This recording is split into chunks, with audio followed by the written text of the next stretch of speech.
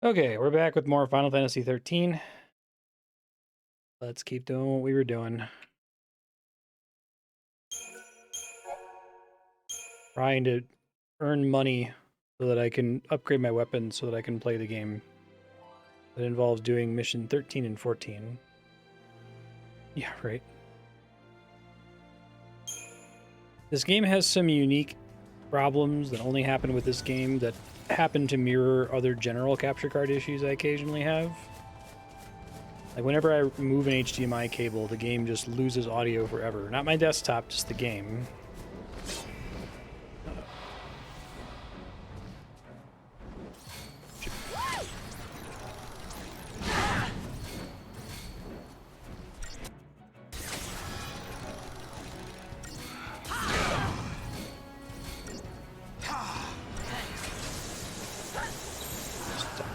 It's not worth it.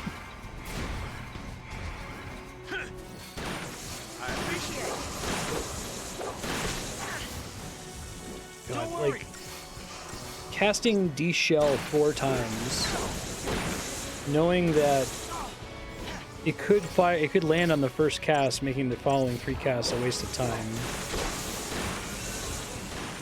But also knowing that like swapping, forcing each action to go early also wastes time. Oh god, it's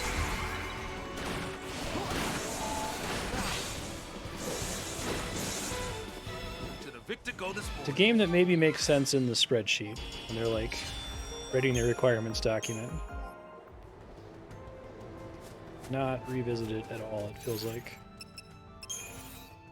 So I need to go. Really wish this map didn't rotate like this. It's not good. I think this is northwest, confusingly.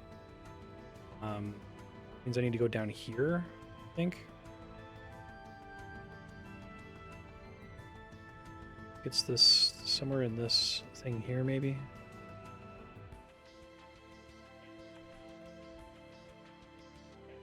Maybe not.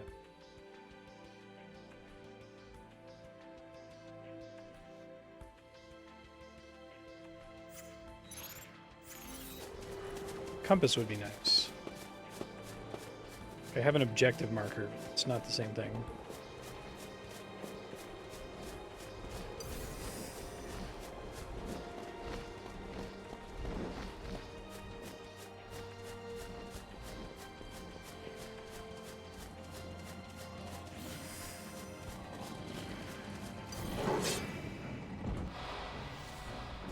Oh, well, I didn't mean to do that. Bad. Not so fast. Appreciate it. Out of my way.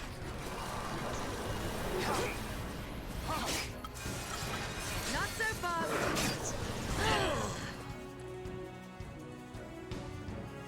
You kidding me?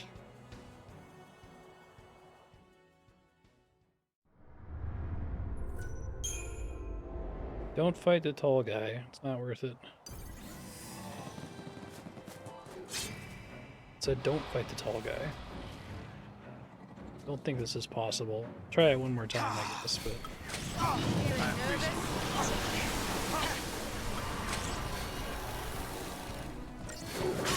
Left yourself open. Adamant tortoise? Okay. You can't be serious.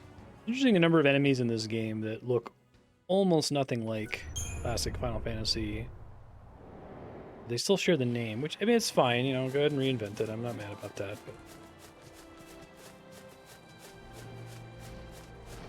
Definitely gives me, I know that this is not the story of Final Fantasy 13, but it gives me that, like, Doki Doki Panic, You see that? Dino Planet, Star Fox Adventures feel, where it's like, was this something else that got made into a Final Fantasy? It has some things that are Final Fantasy-y. I guess the crystals.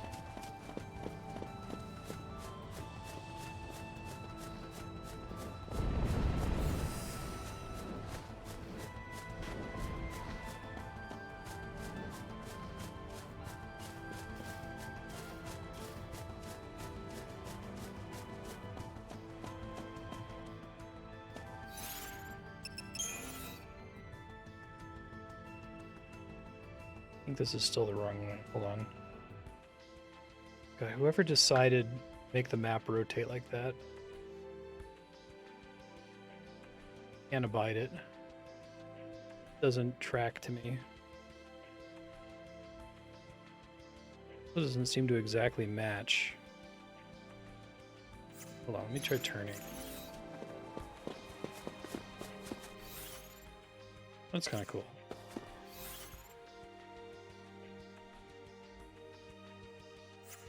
Almost facing the way the map wants me to face here. That's wrong.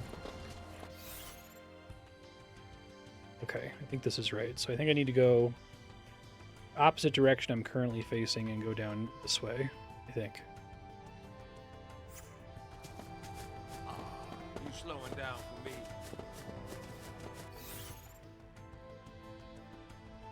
So disorienting.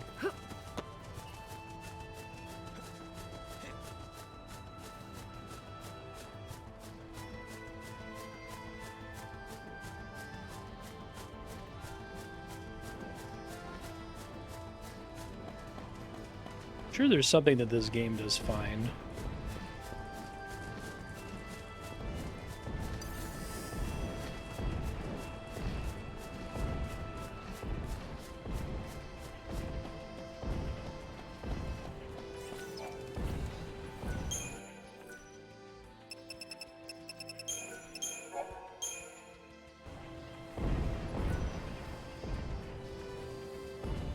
Boss music.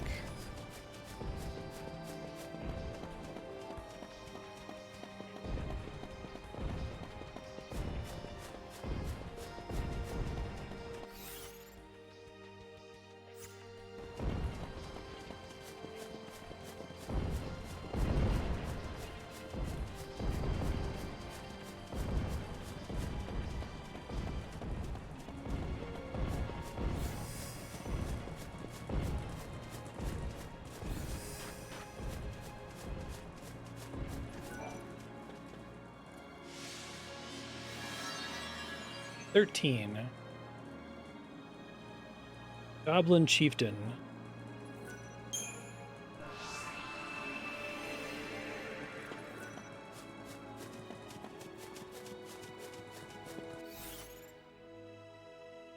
Continues to be the only game I think I've played where what appears to be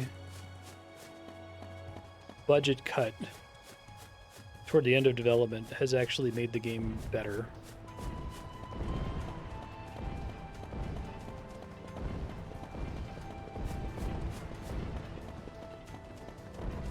I think the devs ran out of money to keep making like hallway cutscenes, so they just made this big Calmlands area. This is where apparently everybody agrees the game begins. The 24-hour mark or so.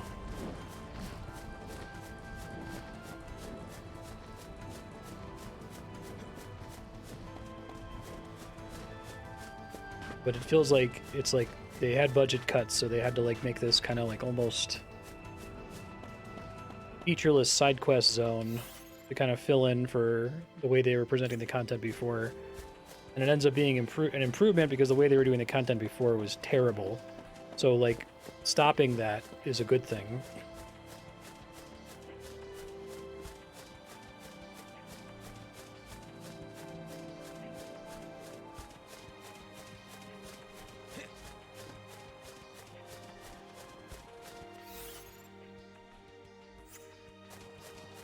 Like, have you ever seen those movie edits where they don't change anything and they just like shut some characters up?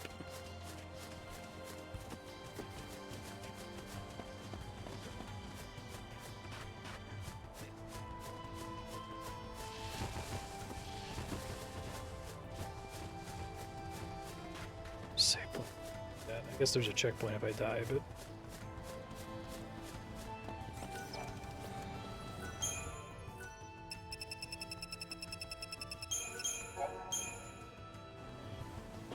I think you could read this as an intentional...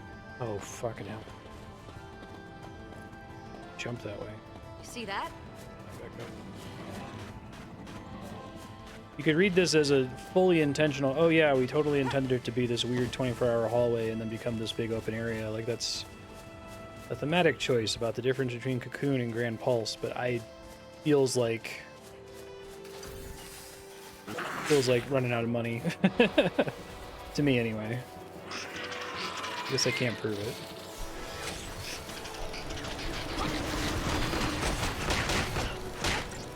You're nothing. It may be that they did their best with a shitty situation. I'm willing to believe that, I guess.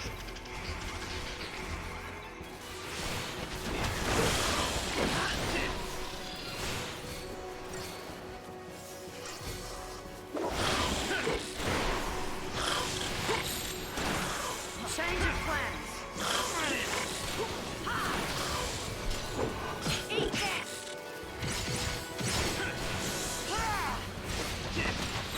Follow my lead.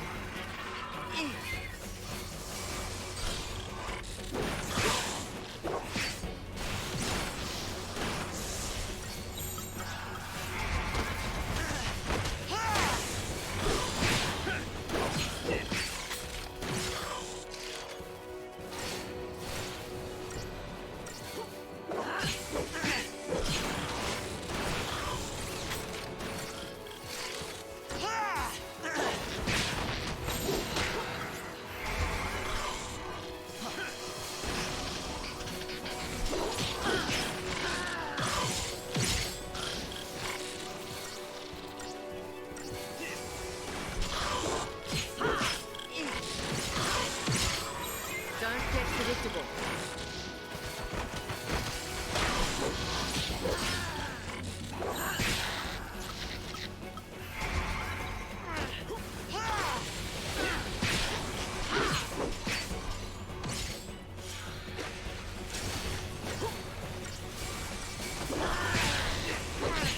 If I can think of a novel or like film equivalent of this game. So much effort gone into so little.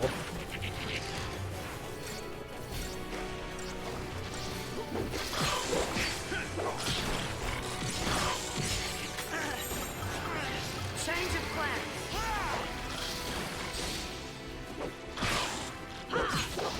Hoping to get to the fun part of the game today. A few people say that this part is actually pretty fun at points. I enjoyed that steam cleaner boss for a few minutes before I realized it was unwinnable. Promise I'm not out to have a bad time here. I'm not trying to actively have a bad time. Could be part of the energy drain is because I haven't just... It might be easier if I just said this game sucks and I'm gonna hate it forever. Instead I kind of have this idea in my brain that there must be something salvageable here. Sending me all the signals if there's something salvageable.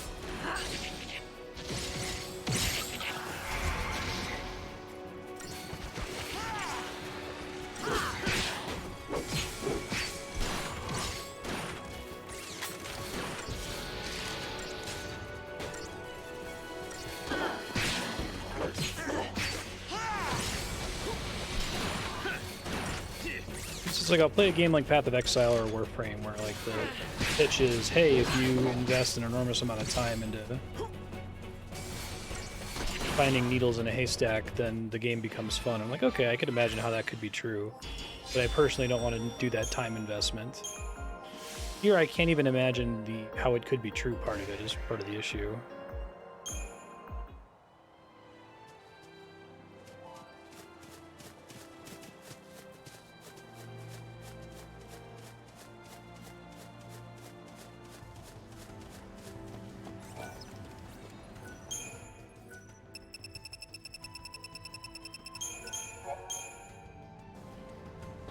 Next one I think is somewhat close to here. 13 and 14? Oh, 14 is actually a little far.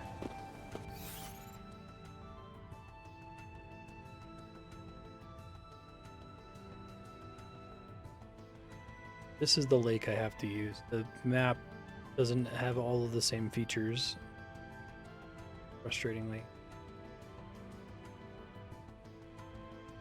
See this guy? Let's see.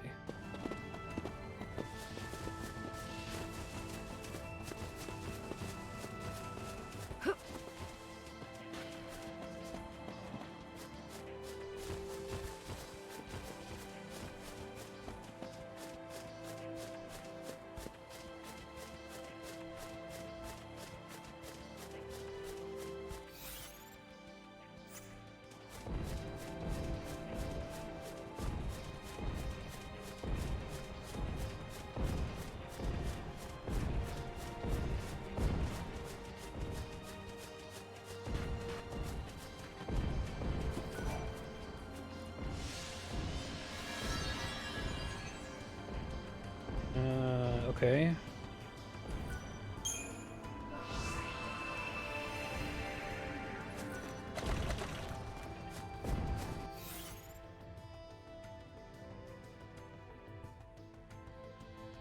Exactly one side quest.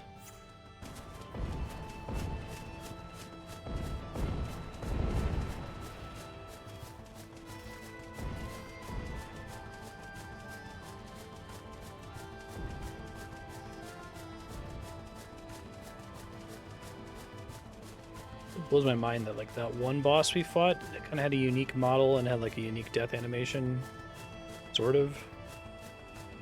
Then most of these are just trash, notorious monsters, I guess.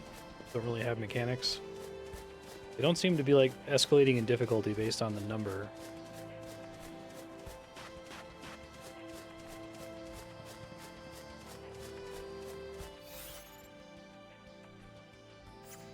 We're in there.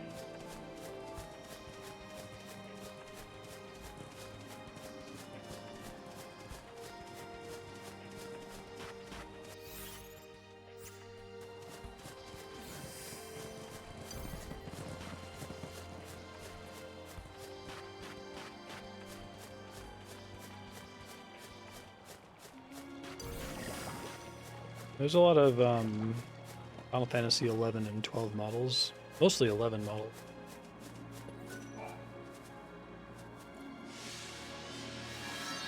Okay, so that opened this door.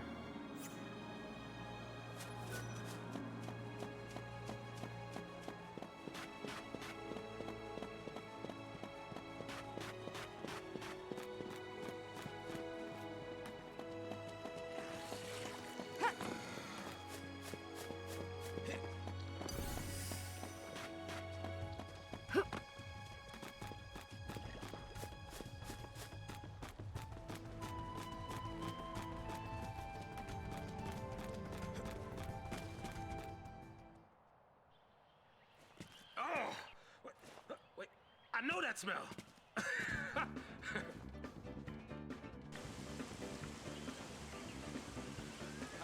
I knew it. Hey, you! Are you kidding me? Oh! Wait! Whoa. Wait! Hey, what we got here? New friends, huh? Why don't you go say hi?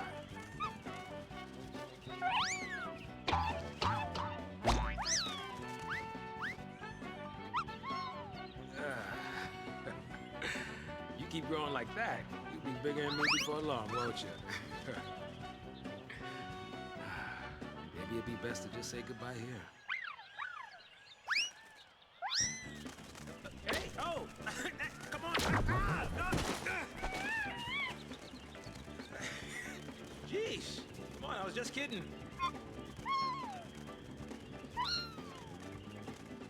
Yeah, I know. You're sticking with me till Dodge wakes up.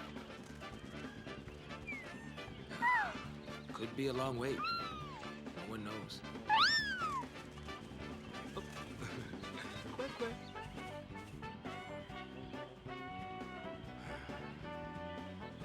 Hey, what would... Oh, wait, you watching me or something? Say something. Or something. Wait. Didn't want to interrupt. And, you know, I didn't quite know where to begin. You don't have to begin anywhere. What happened to Dodge? Wasn't your fault. But Saz... You got more than enough weight in your shoulders already. It was my fault at Day, letting Dodge out of my sight like that. That one's on me. And you're just gonna deal with that on your own. Is that it? I'm fine with that. I even don't think that's have to. interesting. I got this guy. And you? You got Vanille. You weren't alone. That kept you going, didn't it? Listen to me, trying to act all parenty. Well, don't give up. You're getting the hang of it. Really.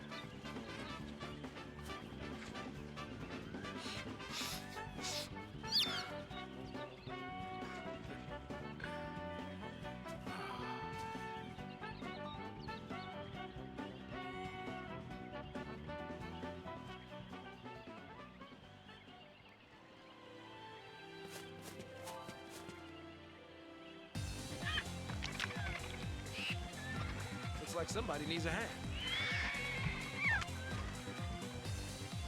Huh? Hurry the what up?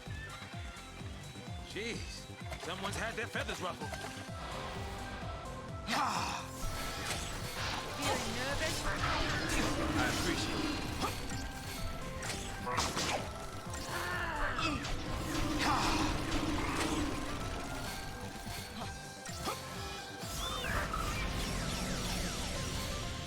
I appreciate it. Thank you. Feeling nervous? Follow my lead. Yes, long animation when I need to hear this when I'm doing that.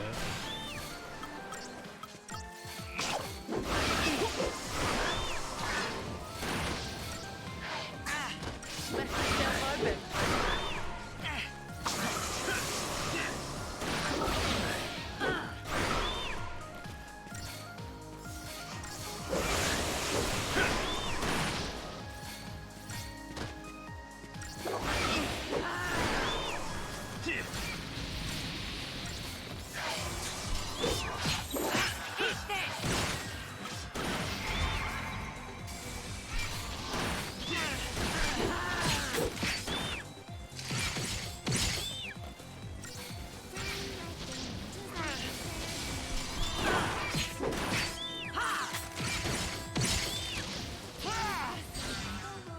Just like I planned it.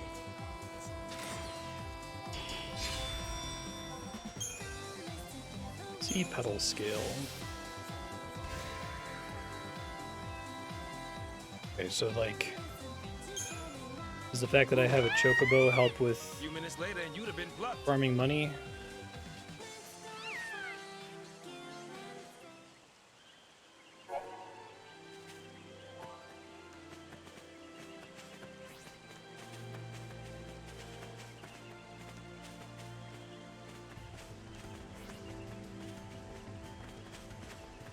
Okay, so the buried treasure is good money, maybe? It's all about how you approach it.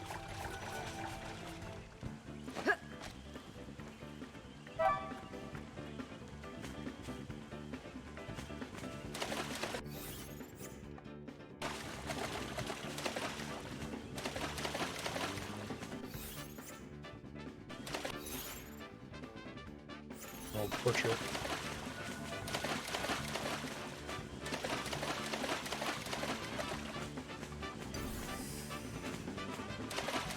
So, is that limited? Or does it like respawn whenever I revisit the map or something?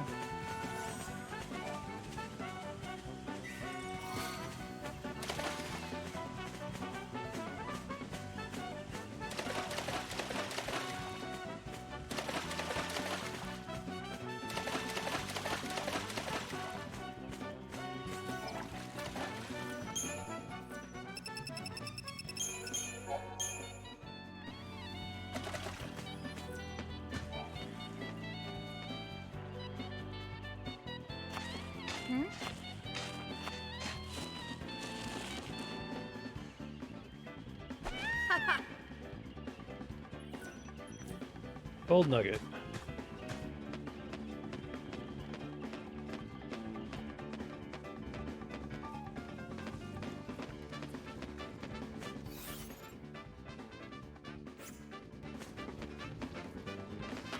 Plan is to try to max everyone's weapons. And then once I've done that, then I'll just run around and do seath stones and explore and play the game.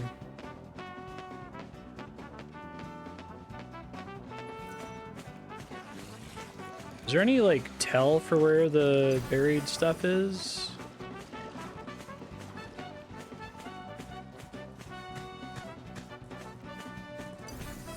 Really?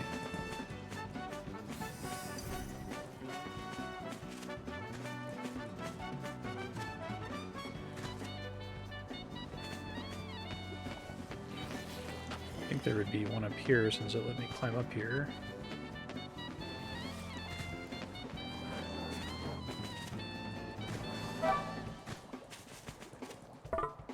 So the exclamation point means that there's a dig spot nearby.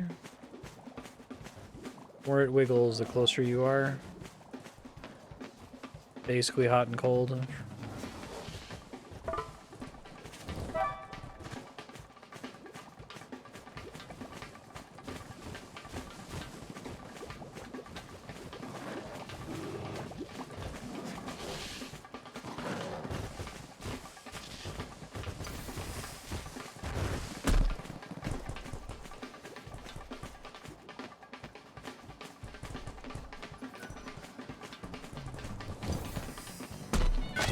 Worried it's to involve right where that enemy is specifically.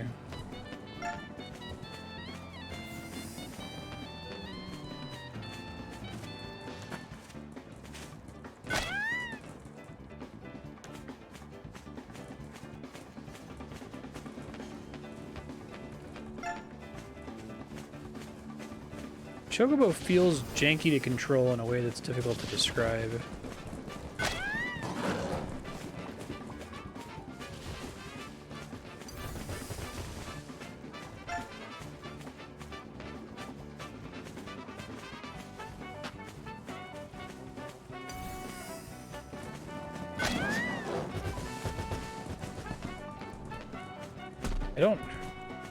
I'll go look for a different one. This one, I feel like it has to be exactly where that behemoth is.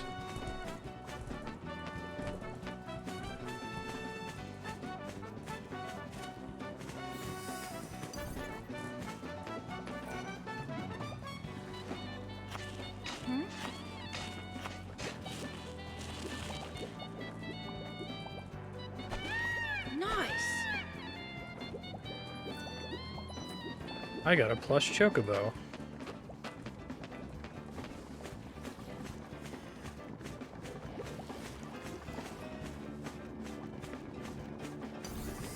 The question this game frequently makes me want to ask is why, though, like...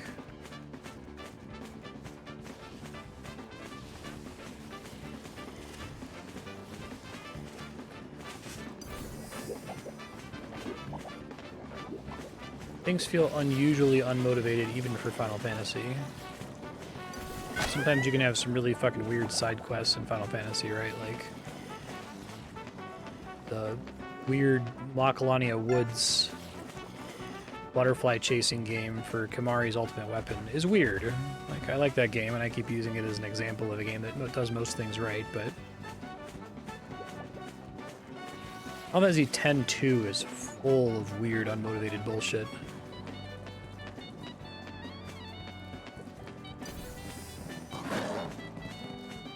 It's just the thing you can sell? Okay. Alright, Freeman R stones.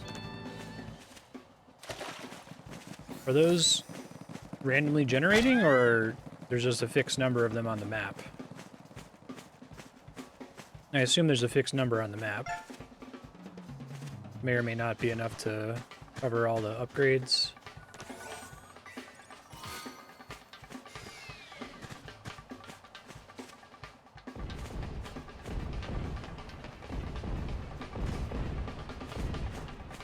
How huge and annoying this Calmlands area is. It's bizarre that not only are chocobos optional, but they're like buried behind a weird sequence of quests.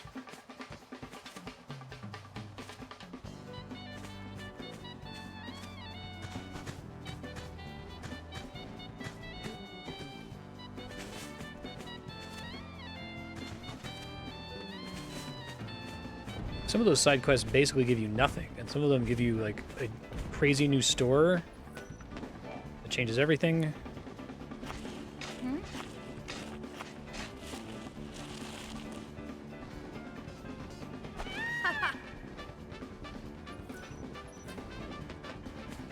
Do you know, Ravanon, if the loot regenerates when I leave the map or something, or if it's fixed one time only?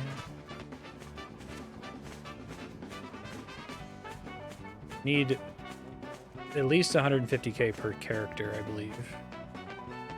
Oh, that's just to get to the tier 3 weapon. That's not even a max.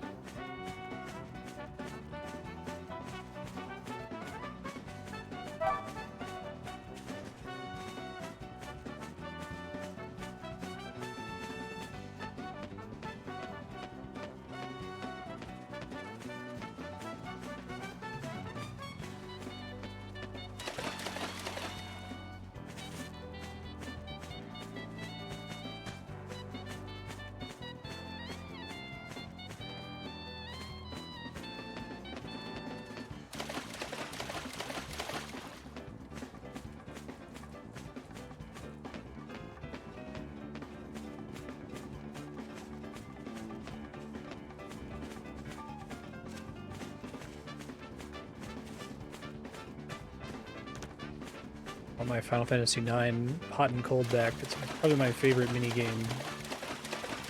in video game history.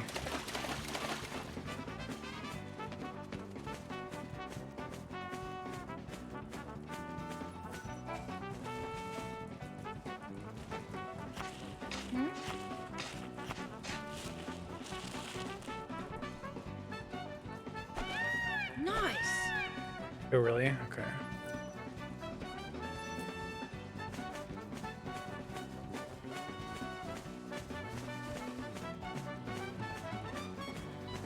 I'm pretty sure this whole region was like thrown together really quickly.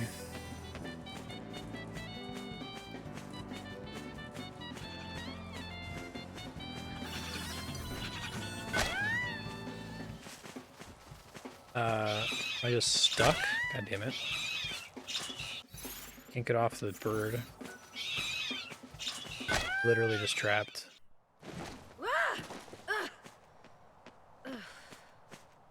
But they all spawn around the map now and I can pick them up that way.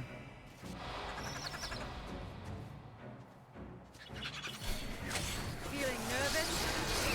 Enough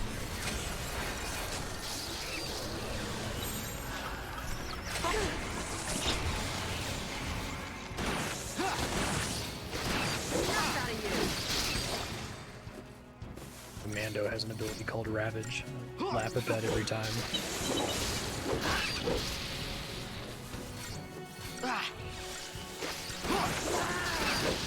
I could see that being true.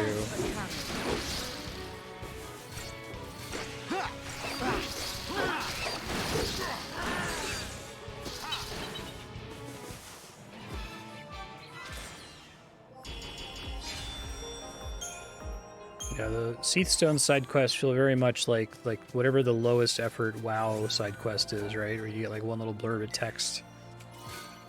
Except they're weird because it's not just, oh, here's some money or XP or whatever. It's, here's a fucking gigantic game system behind one of these, and the other ones are just money or XP or whatever.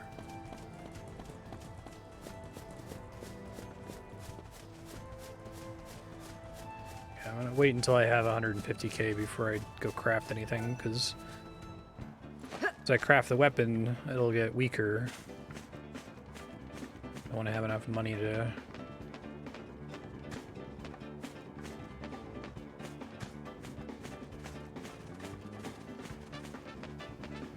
Sure. Yeah.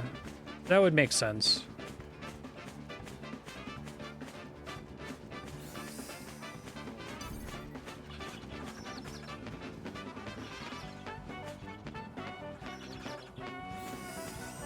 I feel like I'm being jaded about the big walking adamant tortoises. Like, I guess I've played decade of games since this one came out. Then again, Shadow of the Colossus came out way before this, right? Yeah. Big empty tech demo, some pretty flying stuff, double vistas.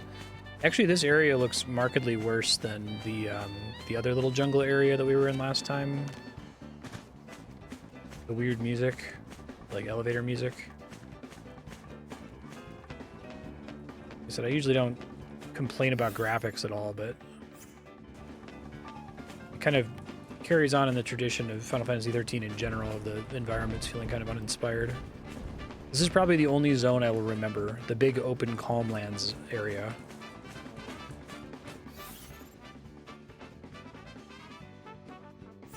So I need to do a zone transition to cause things to respawn.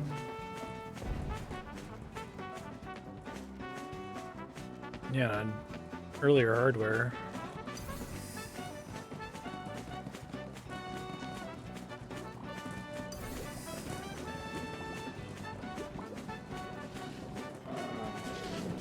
Teleporters are green Seath Stones.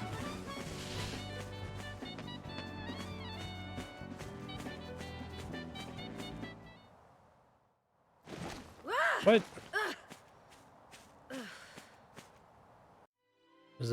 Do I lose the chocobo when I teleport too?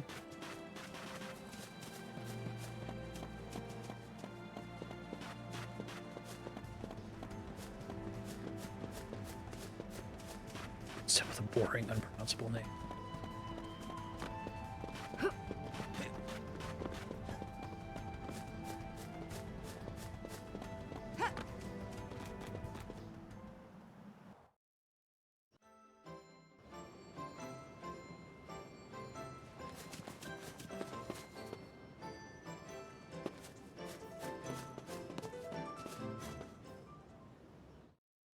There were a bunch of PS2 games that were doing the whole big open area, big NPCs things. Like even like the Kingdom Hearts games on PS2 have a bunch of really big things.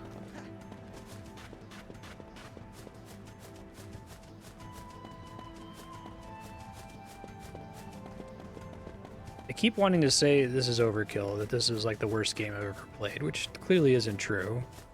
Played games that are objectively worse. But I need to find some other adjective that implies, like, the severity of how bad this experience is, for me anyway. It's worse than Persona 3 at its worst. It's worse than, you know, the slowest parts of a visual novel.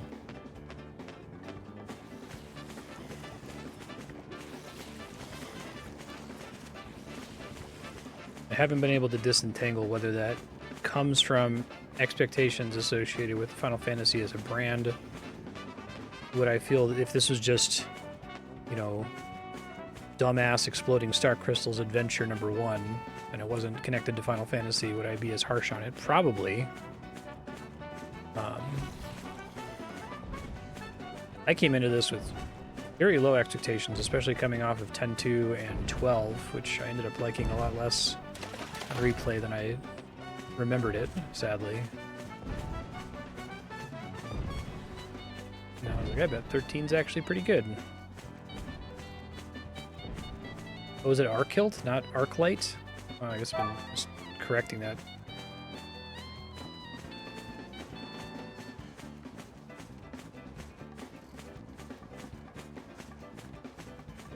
Maybe it's not that it's the worst game I've played ever, but it's provoked one of the most profoundly negative ongoing reactions I've had to a video game. Not just streaming, but like in general life, you know? Like there are games that are truly terrible, like offensively bad, like Sonic 06, where the main emotion I'm feeling is like laughter. Or some other kind of like joy.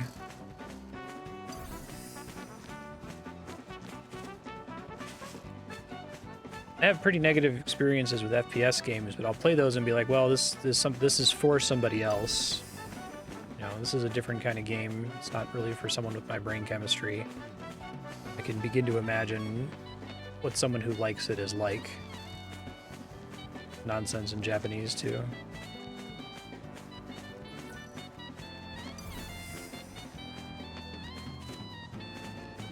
Will this thing not proc as diggable if I'm being aggroed? Hard to tell.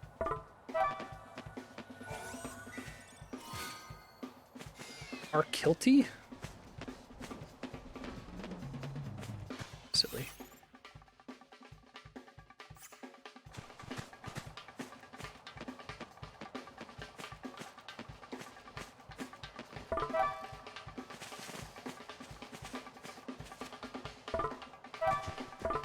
That's the sound of the dig warning going away and respawning, okay.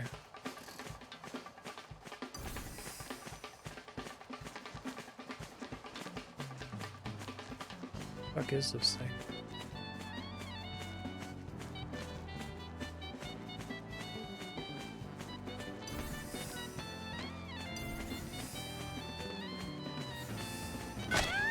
Can't win me over with Chocobo Hot and Cold, my all-time favorite minigame.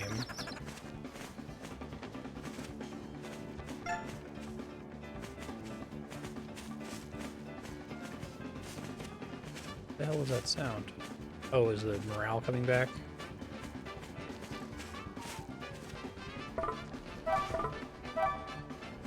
Those, like, ledges are sticky, for lack of a better word. You get too close to them, the chocobo just like jumps up them, whether that's what you wanted or not.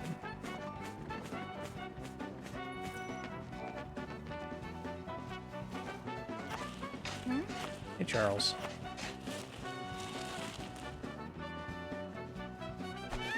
Nice.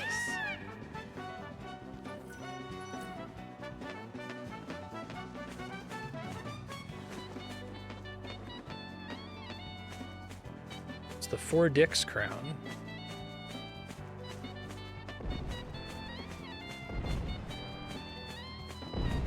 This is also just so weird to me because, like, this feels like if you were late in development and you needed, oh shit, we should have chocobos. What do chocobos do? I guess they have that hot and cold digging thing? Okay. Well, we don't want to actually, like, place dig spots. Unless if these are all authored dig locations and they just respawn every time you leave, but I assume they tend towards randomized loot.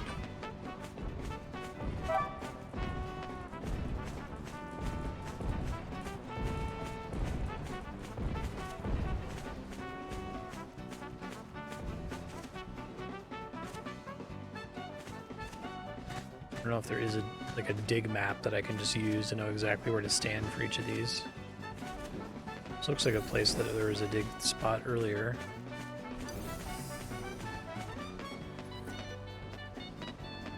Are the dig spots usually on dark ground like this, at least?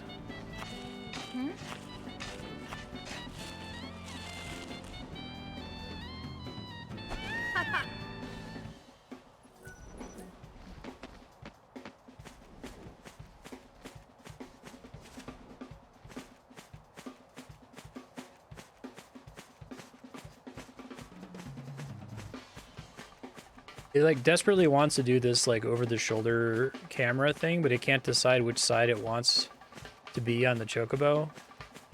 It's like really disorienting when you're trying to control it.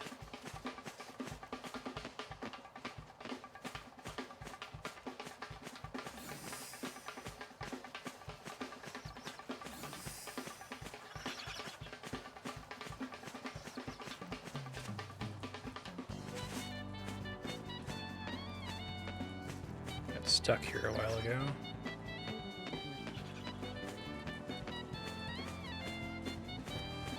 Might stop at a save point and see how much money I have now.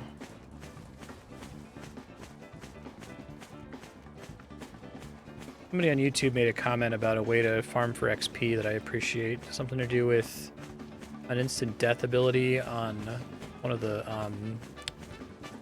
behemoths out here.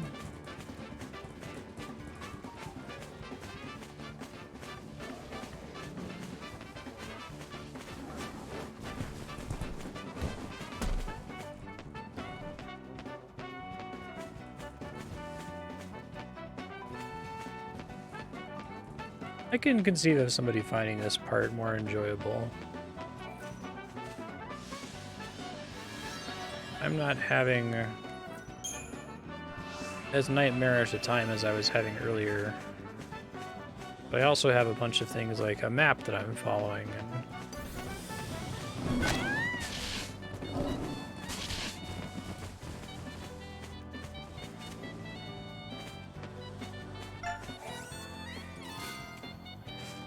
nuggets. Took the calm land.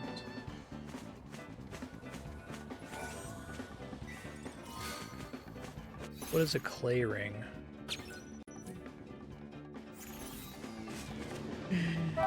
Why can't you be normal?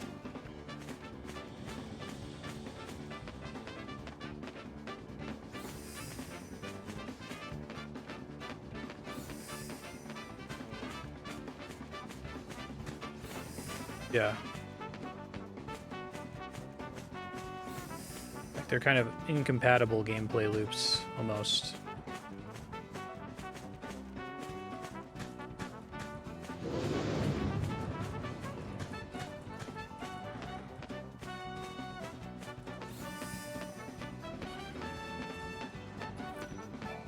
I think it's always in the dirt area. That helps a little bit.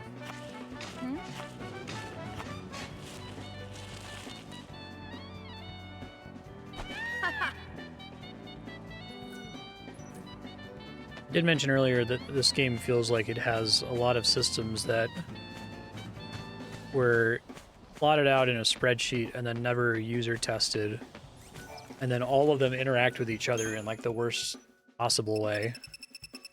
Oh, I can't even craft when I'm on Chocobo back. Chocobo run away when I dismount. Yep.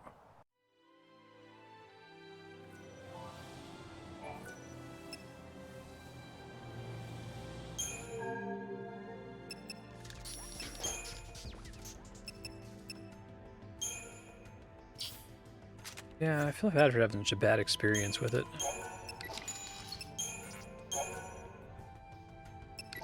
So this stuff, I want to save all of it, but Moogle Puppet plus Chocobo is strictly just money. Dusklight, dude.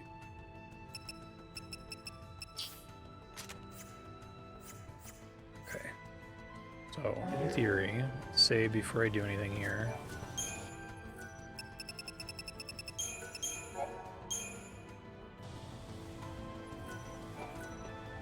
There's a set number of spawns each spot. There's a table to pull from. Okay, so we need to do fucking Fangs bullshit. 3 2 reactor things. Those are in a different shop, aren't they? That's right, R&D, I think.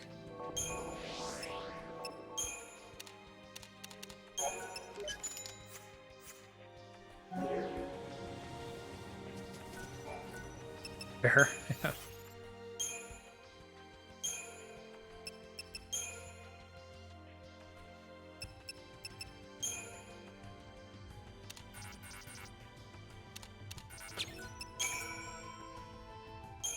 God. Supposed to have enough.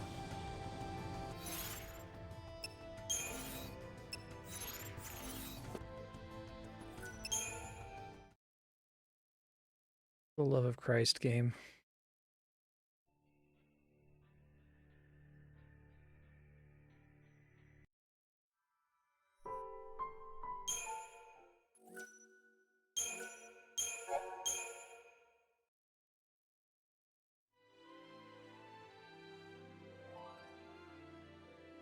Supposed to do 36 sturdy bones, 34 superconductors, 22 sturdy bones, 3 ultra reactors.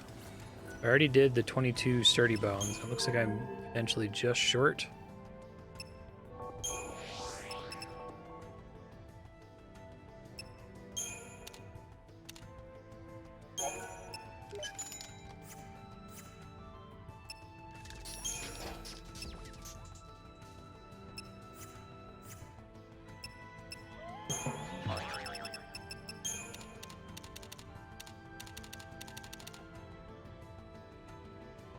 These are like dirt cheap.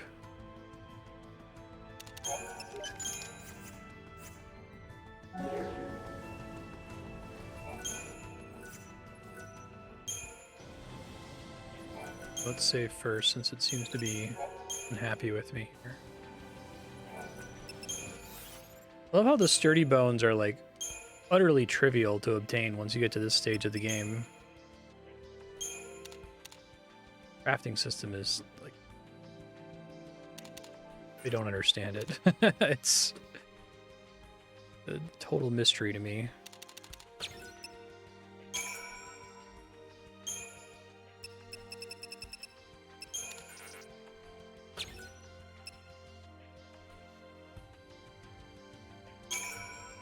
Okay. So now I need to upgrade you,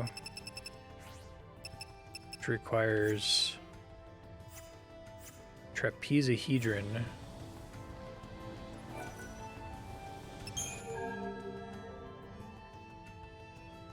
It's on purpose. Why? So, I always need a trapezohedron. I always need to spend 2 million to get the next weapon tier. Just period. So, does the game expect me to spend this as part of the normal playthrough?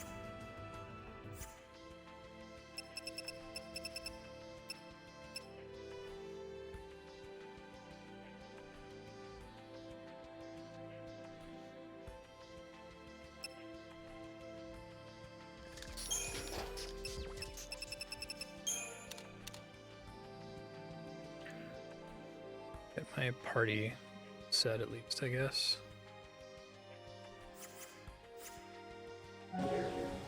I do not need it for not post-game stuff. Okay, so if I'm just trying to get starred tier 2 weapons, that's fine.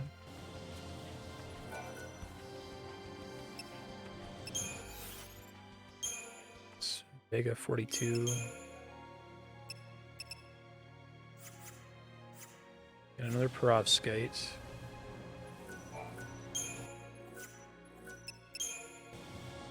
Maybe it was more important for me to have gotten a better first tier weapon since they converge on an ultimate, but you'll never afford the ultimate because it's ridiculously expensive. Okay, thank you.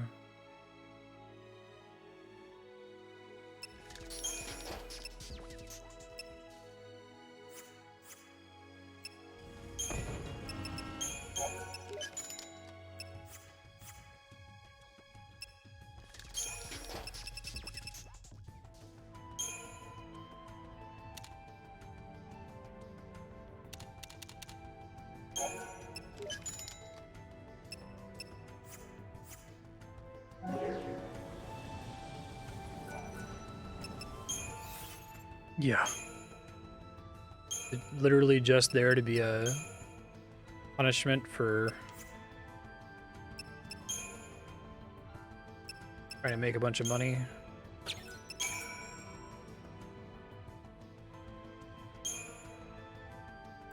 I understand why it downgrades, but it's another thing on the list of why can't you be normal.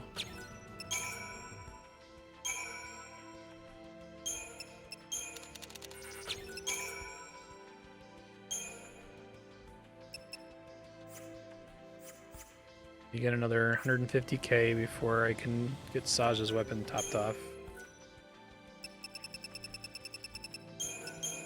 Turtle dinosaurs have a 5% drop. Aw.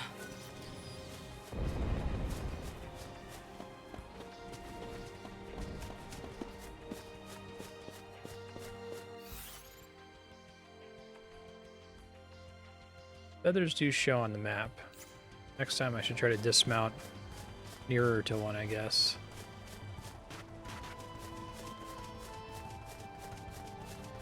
That big guy in particular.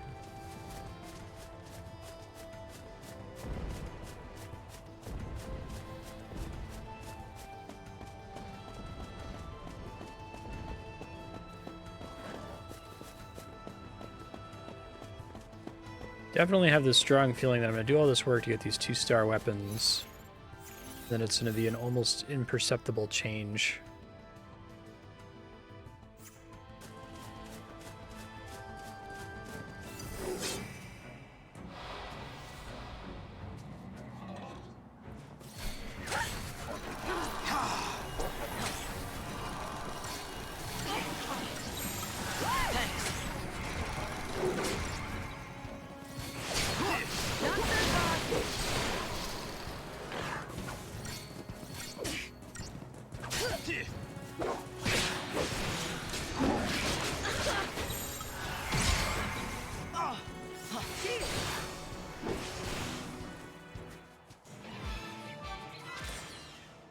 I spent so much money on making Fang and Saj's weapons better and almost died.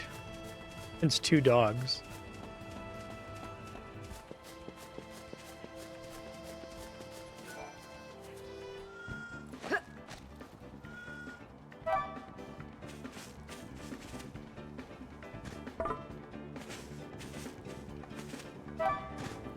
I hate that you can't accept multiple Seathstone quests at the same time. It feels like that's an artificial way to make this take longer.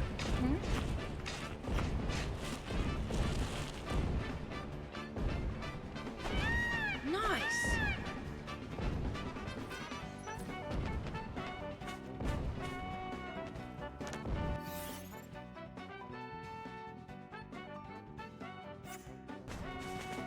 Try to head to the next Seathstone quest. I may as well do those while I'm running around looking for dig sites. That was the thing I was hoping was going to be fun, running around doing these goofy, notorious monster quests.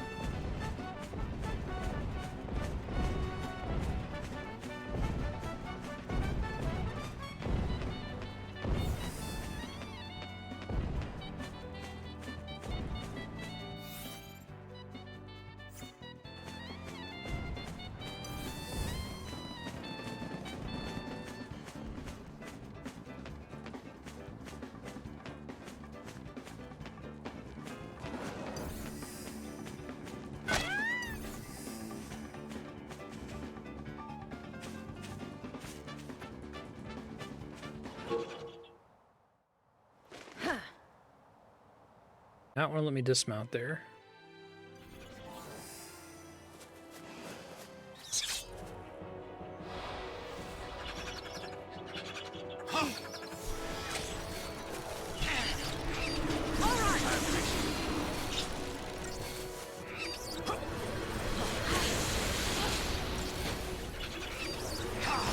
I wish it put little status effect markers like over their floating heads or health bars or something, not just when you target them.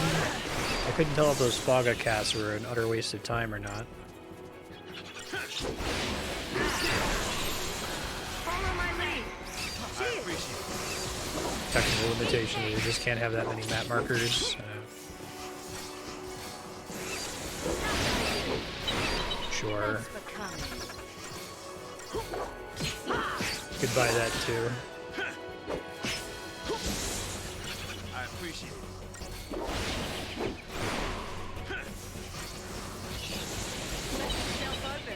Could have been worse.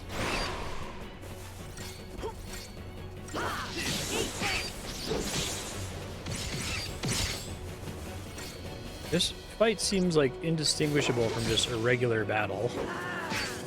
That's true for a lot of these Seatstone quests.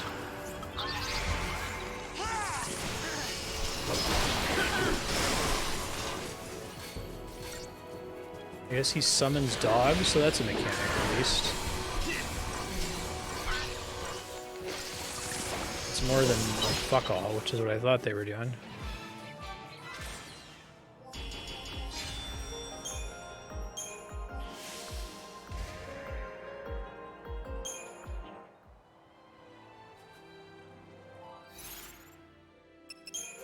Some of them have that weird rank text. It's like, am I really that rank? Like, what are you talking about? Doesn't seem like you're being serious right now.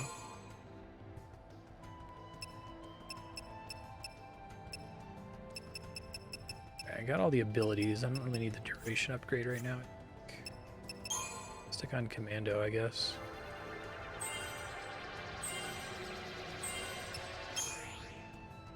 Oh, this thing only makes sense from like the speed of the nodes traveling if you're like pressing and holding the button. Means you're not making choices.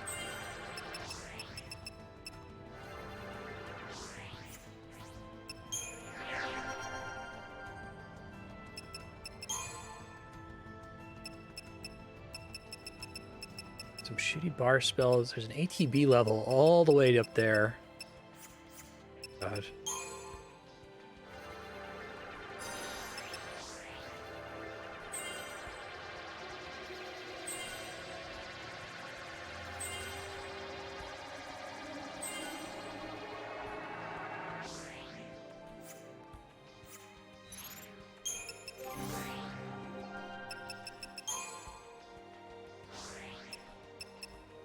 Trying to pick up Kiraga.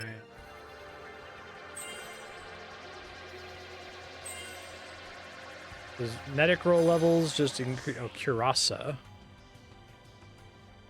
Restore HP to target proportional to amount of damage target has taken. Like in that battle up to that point, so it like becomes a better heal the longer the fight goes on for.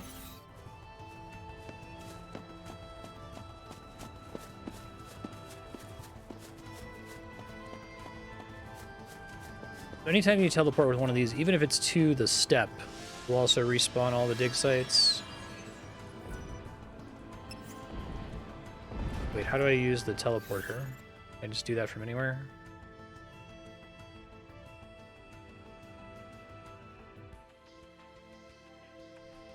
Or does this not count as a waystone? Different shade of green, I guess.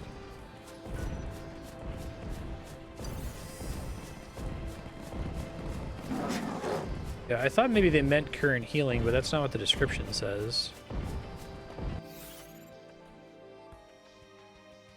I was confused.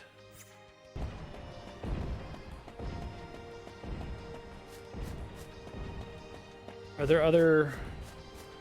Which of these numbered missions in that map you sent me are also waystones, so I can just have a thing I can teleport between to get the dig spots to respawn?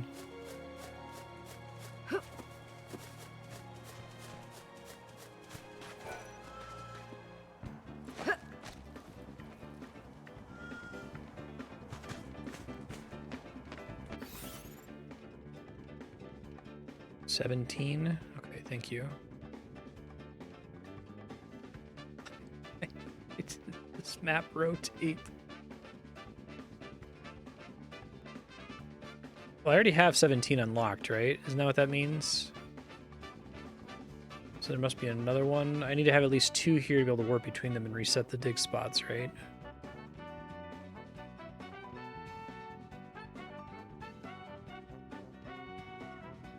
Dormant Seath Stones are the ones I haven't started yet, right?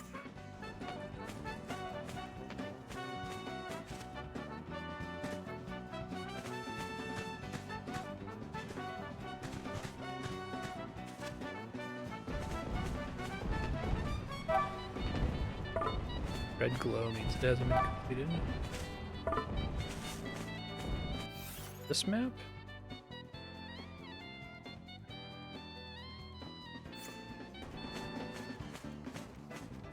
I think I've only ever seen one with a red glow, and it was the one that, like, blocked access to a new area, if I recall correctly.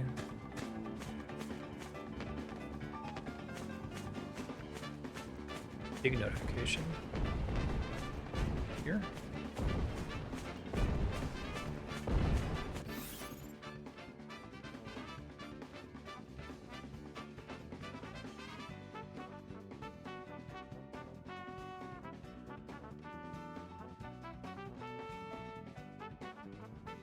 See anyone? None on this map then, right? I don't see anything red there.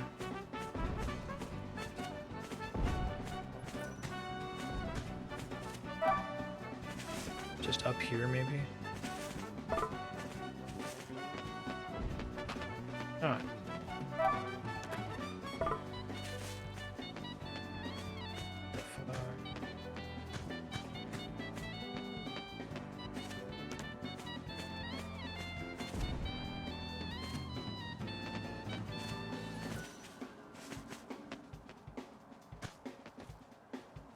Yeah, I think I already did that one, right? But I need to have a second one in the step. If I'm understanding things correctly, so that I can work between them to respawn everything.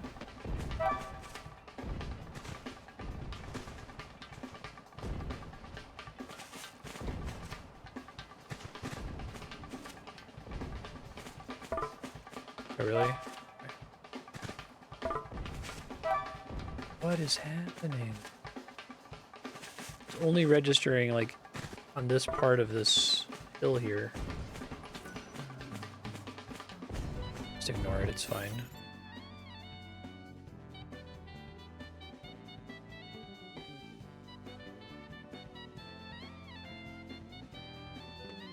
This guy, right? Guess I'll go do it.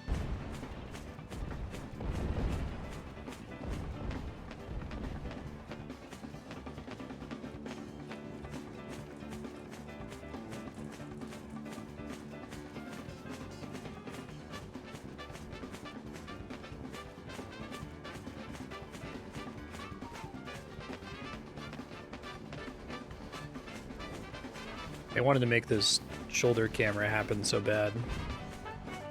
This would work completely fine if it was just centered.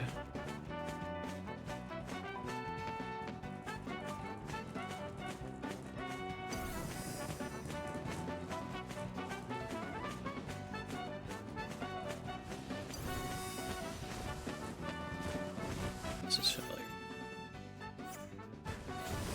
Brick path is the wrong way. We want to go all the way around here. God, I hope so.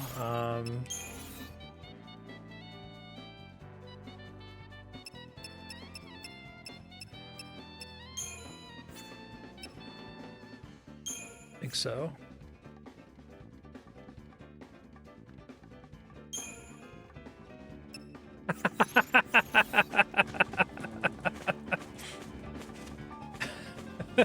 Forgot about that. Oh, battle speed. That might make, you know, grinding a little bit more. Nope. Nope. Normal and slow. Fuck you.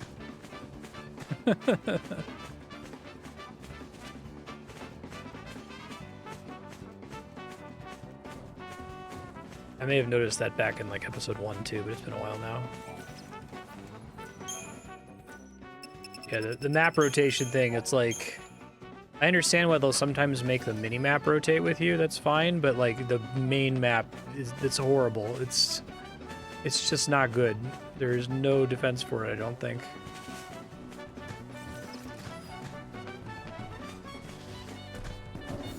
I think these are the guys that the YouTube commenter recommended I farm. I need to have a specific ability to do that profitably, I think. At least you can accept the mission from Chocobo back, right? Like I keep saying, this game, the times you praise it is when it could have been way the fuck worse.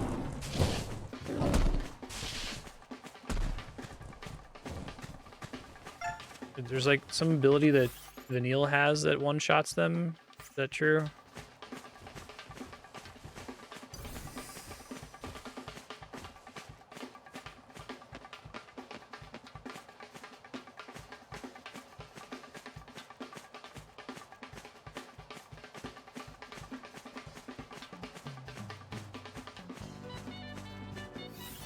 Oh, okay.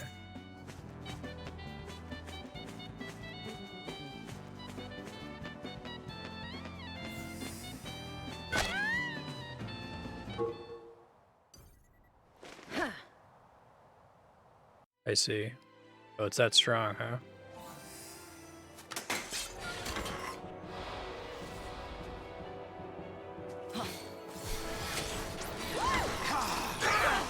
Oh my god, what the game does not make sense. I'm fine with there being a notorious monster that's like way stronger, but it's like so all over the place. Like, so many of these are just like regular fights. That was nastier than anything that big like special cutscene rock boss did. You kidding me?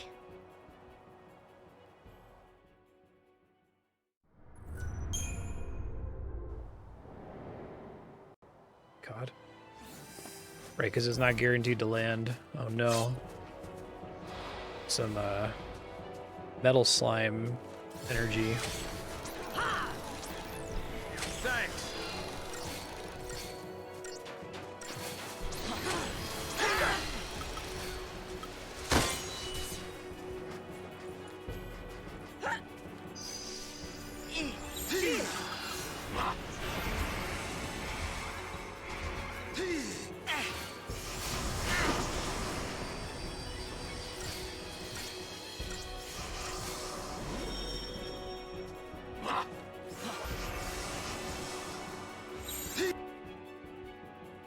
You know almost everything, okay. Appreciate it.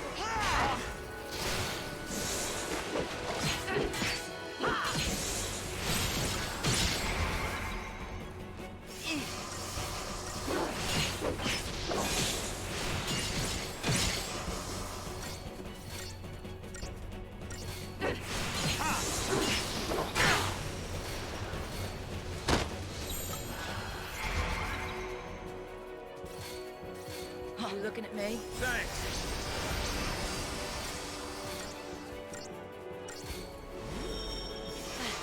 Thank you. Here. Cheers. Sentinel might be one of the worst things in any video game. They basically tried to turn the defend command into an entire class. And it's not clear that that's what they did.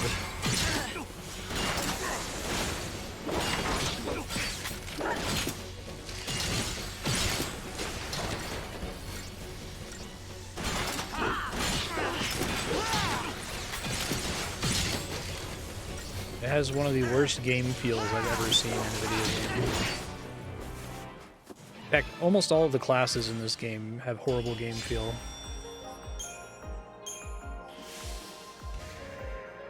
I think it would feel better, I've said this a few times, if I was hot swapping all of their paradigms individually throughout the fight.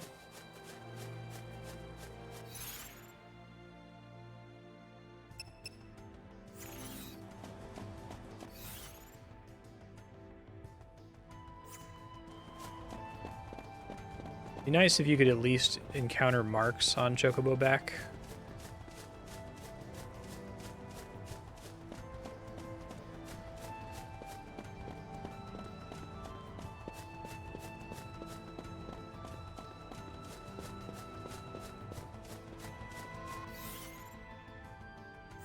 Like there's not even that many Final Fantasy games where like the appropriate response to the enemy charging a telegraphed ability is to defend. There's usually something better that you could do.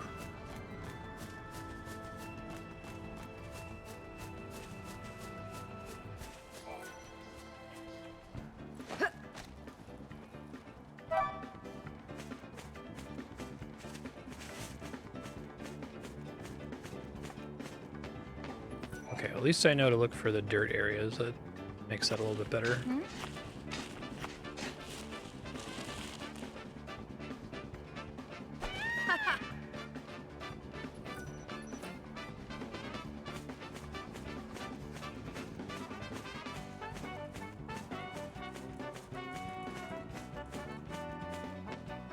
Yeah.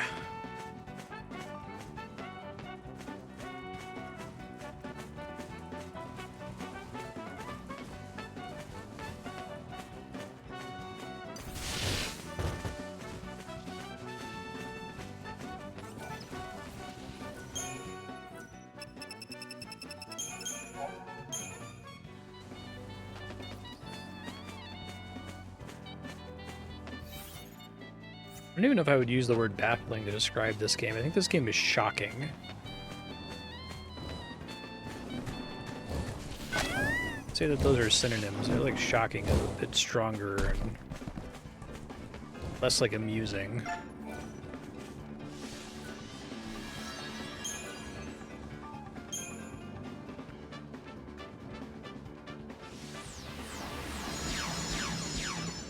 No chocobos in the Archaeopolis or whatever, right? Assume.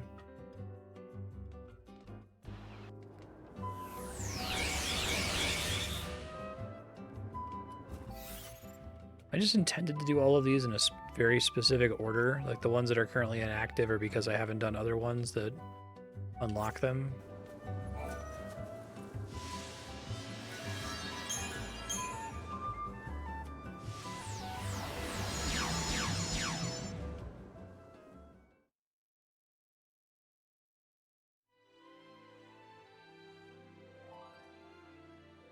Just gonna look it up. FF13 Seathstone order.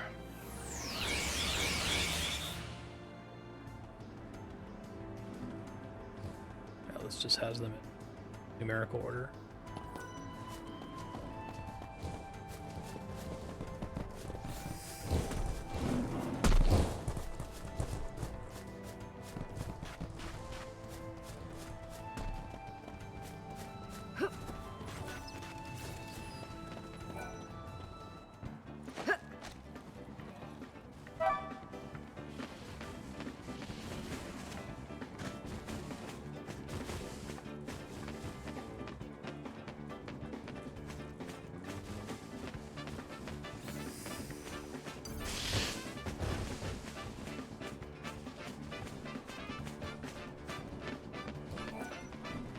This is much better now that I know to look for dirt.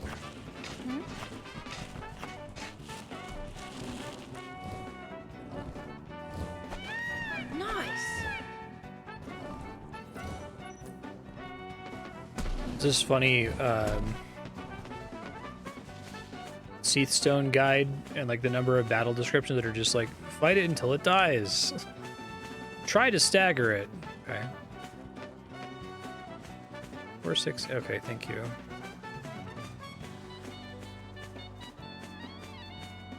Four is just on a totally different map, I take it.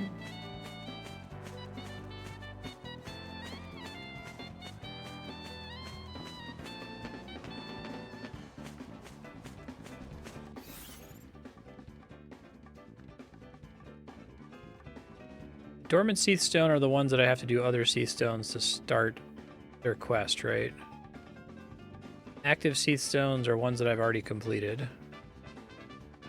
So blue Seathstones that aren't slightly flashing are the ones that I can do, right?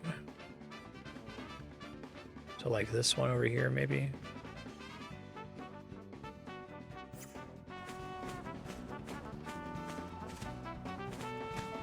I see it now, okay. God. It's a map.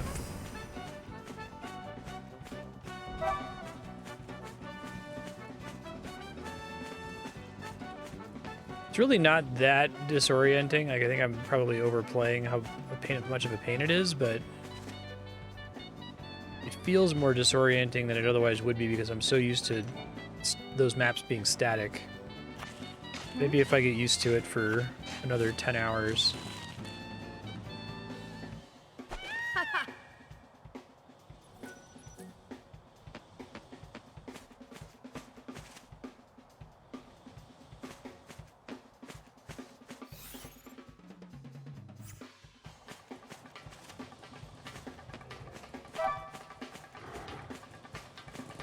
I love that there's a lot of like false depth to this Calmlands area too, where you get here and like, oh my god, there's so much to do here, but it's like, no, it's like, it's a bunch of behemoths, turtle guys, and dog guys, and some flying guys in different like combinations. Occasionally there's some little enemies. Blue but slightly flashing. Right. That feels like this game gave me the really expensive dig stuff first. It's like the first hit of heroin. Okay, so the ones that are dull are the ones that are complete, and the ones that are slightly flashing are the ones that have something new to do. I guess that's probably better than the alternative.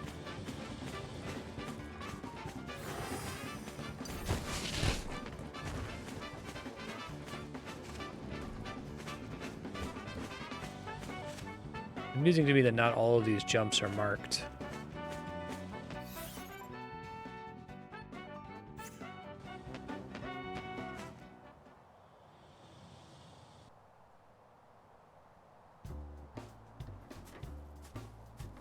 Huh? What's that? Oh, hey. Oh!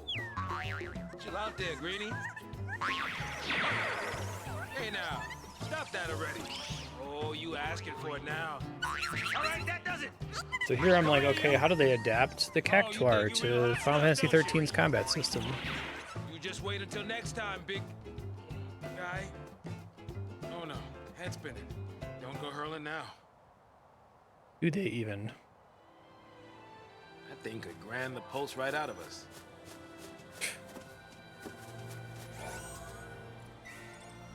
It's so big I can't even tell how far away it is. Can I catch those somehow? Oh, right, I got stuff that I wanted to look at earlier, but I couldn't check it from Chocobo back. Okay, Clay Ring is a boring old resist earth.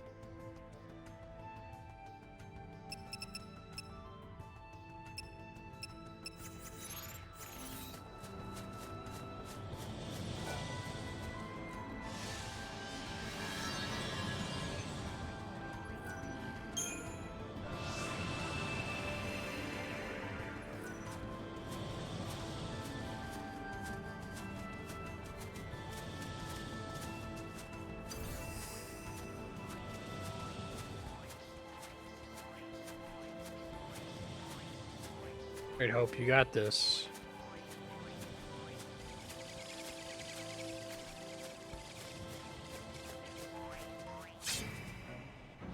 Time to die, everyone. I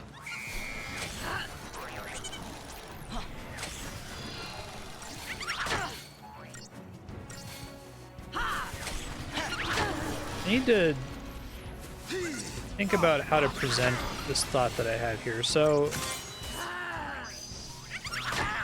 I shouldn't need this game to be full of like classic Final Fantasy monsters and stuff like that. And I know it's had some of them that just looked weird. Like, okay, I guess that's a bomb or that's an adamantoise or whatever. This is like the first Final Fantasy enemy in the whole game.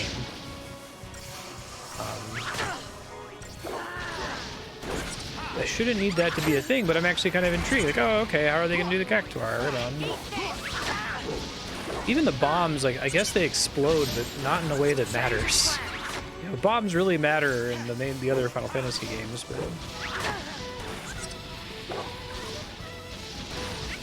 He's getting to the point where he's almost dead and he's in 1,000 needles and... Just a game over.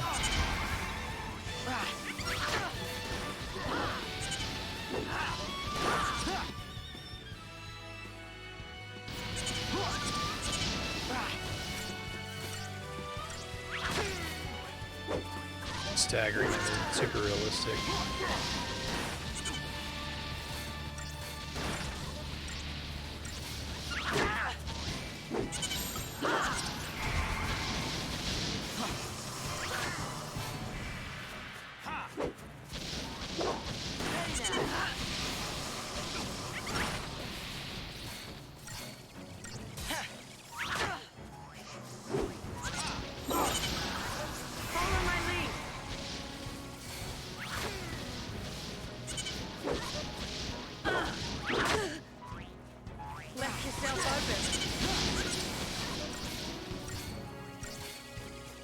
He's been 1,000 needles, right? He didn't just run around, because I guess 1,000 needles...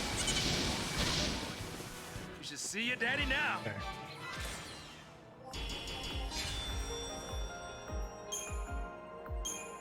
What was the point? It didn't drop it. Does it have like a rare drop or something?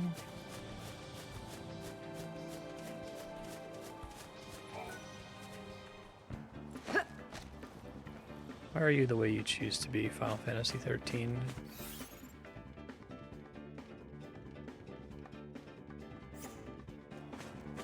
Oh, this is literally going to the same area and to fight the same enemy as the one that unlocked Chocobos in the first place.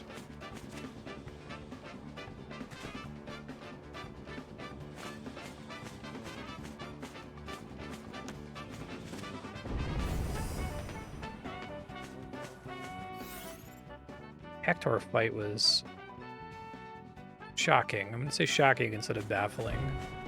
I don't know if anyone will appreciate the distinction, but there's one in my mind. Like, it felt like it was like a weird Easter egg. Like, oh yeah, this game's based on Final Fantasy, sort of. Oh, no, it's just going to kick you a bunch. I'm not going to, like, have it do any of its classic things of, like, give you extra AP or unique loot or... It's just, you know, one of the JPEGs in the JPEG folder, one of the models in the model folder in this case.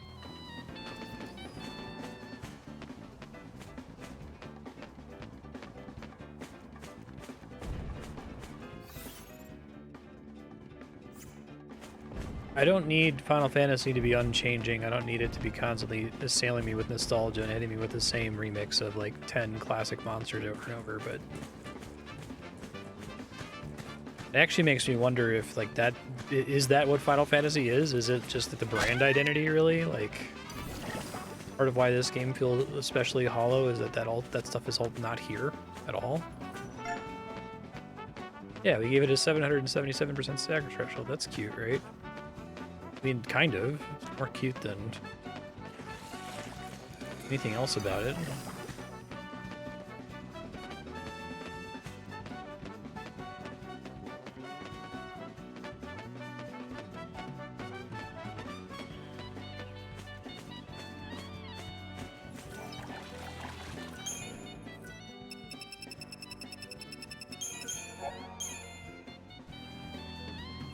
This game doesn't feel like Xenoblade Chronicles X. Maybe that's a helpful... I keep using Final Fantasy X as a point of comparison for how to do a JRPG well. Maybe in trying to understand what's so crazy about this game and what makes me want to scream so much, I should compare it to Xenoblade X, because that's an interesting game that just has too much scope and everything's too little butter over too much bread, you know?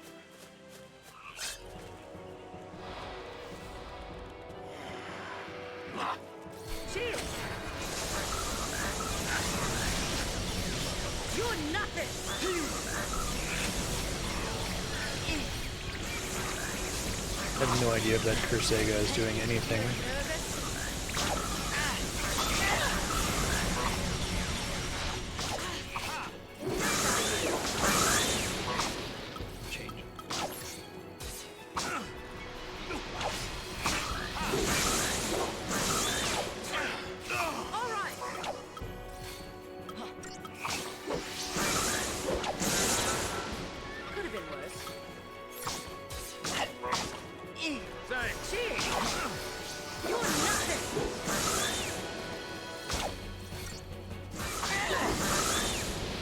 kill as many of them as I can as fast as I can. Target less. There we go. Hope died again. Of course he did. There are no high potions in this game. Like the only way to improve item healing is through the doctor's code or whatever.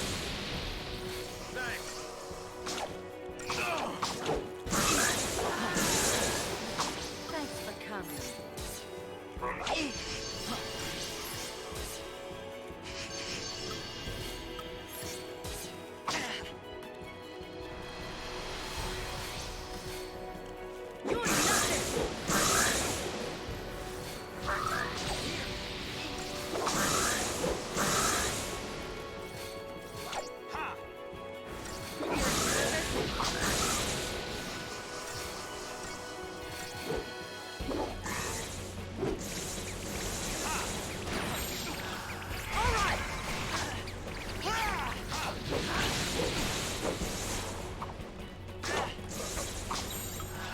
Couldn't have switched off diversity.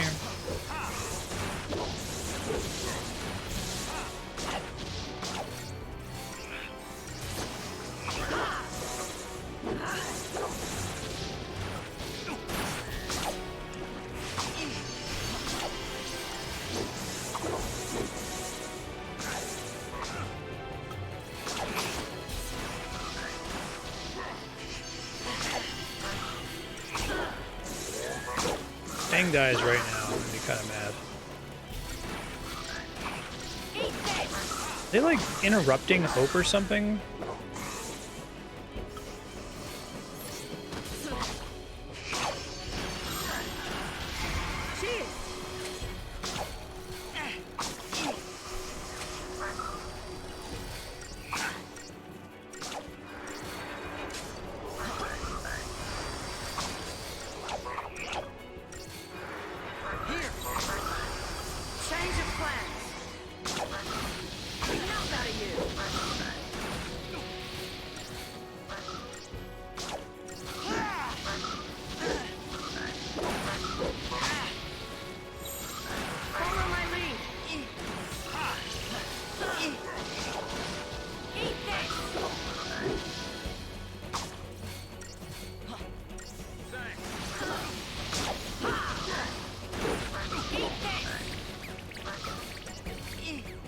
Hardship tickets. Spawning enemies, basically.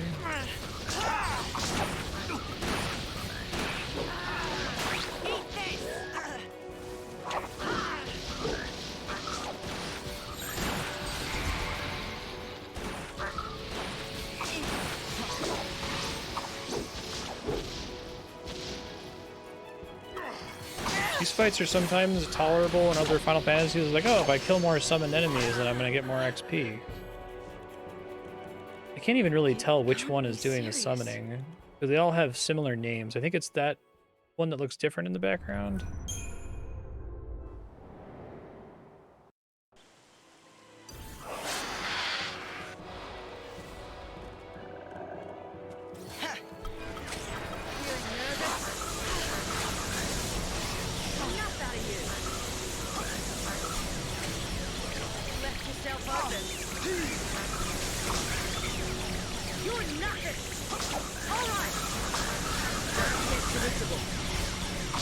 I'll let him finish buffing. Telling you, the game feel of dying during the paradigm switch animation is so bad. It's almost unparalleled. You can't be serious. It shouldn't be there.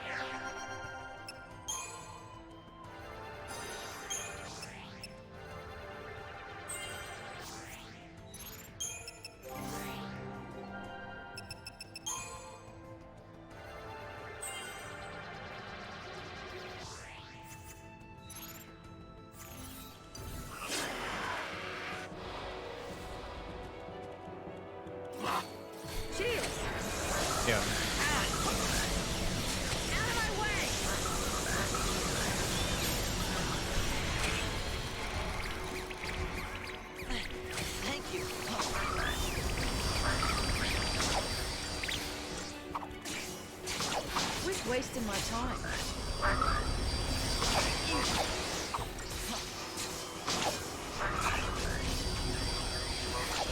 Should you get Provoke at some point? I swear, Sentinel is the fucking worst. I don't get it. Don't want to lose, do ya?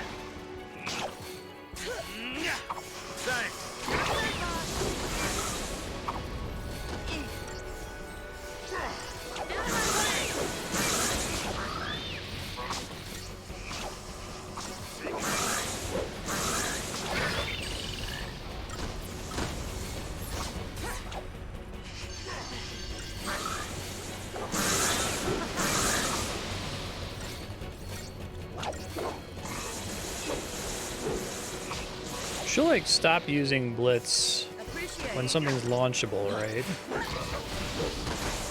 Even if that's bad DPS.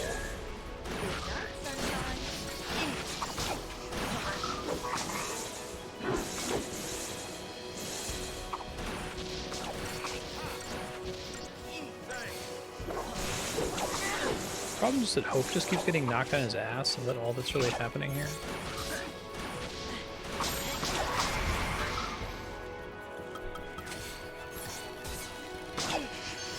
Cheers.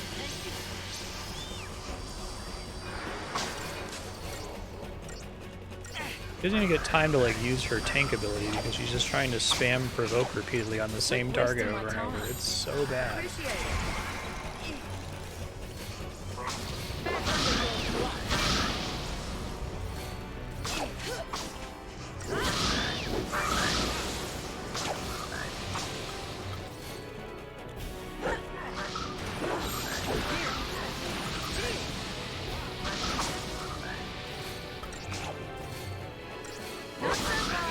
Appreciate it. Back under your rock.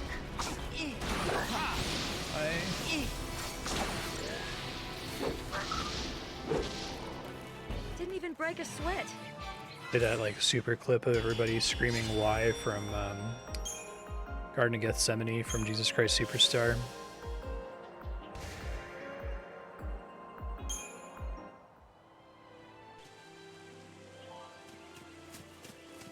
Okay, well that's done.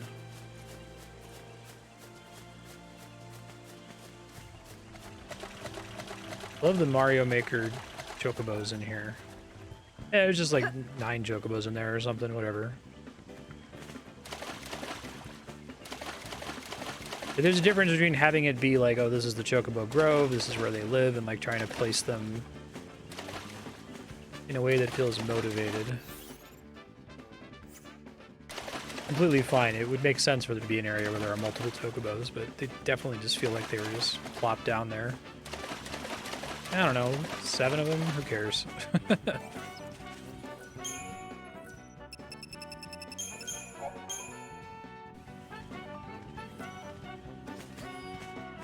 Right? When did I get challenge? Have I had challenge this whole time?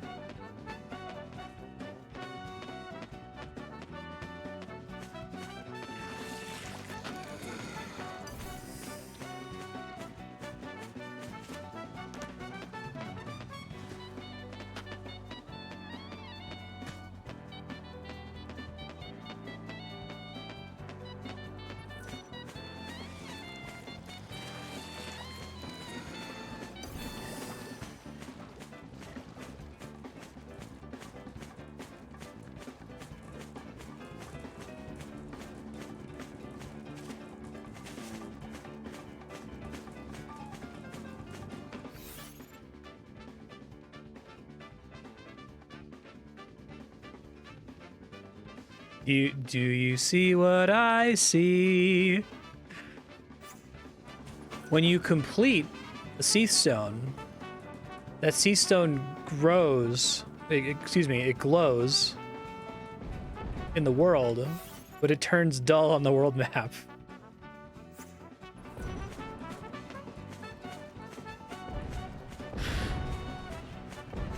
I think I'm just gonna die from playing this game. It's not gonna give me like a heart attack or something. I'm just gonna die. And you're not like gonna like see my corpse or something. I'm just gonna like, you know how they say that like Jesus just like ascended into heaven, I'm just gonna like go straight to hell, just disappear.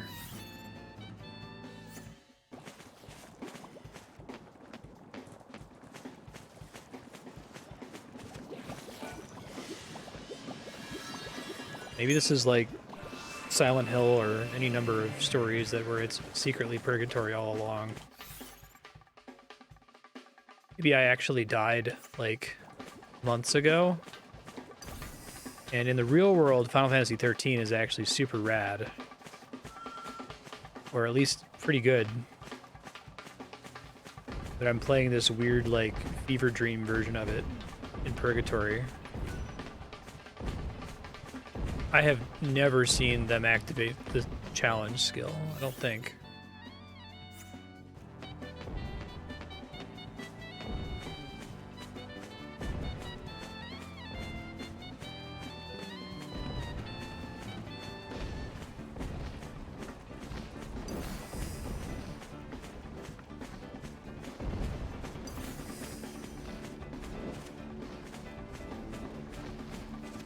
I feel like the dig pop-ups aren't happening as frequently now.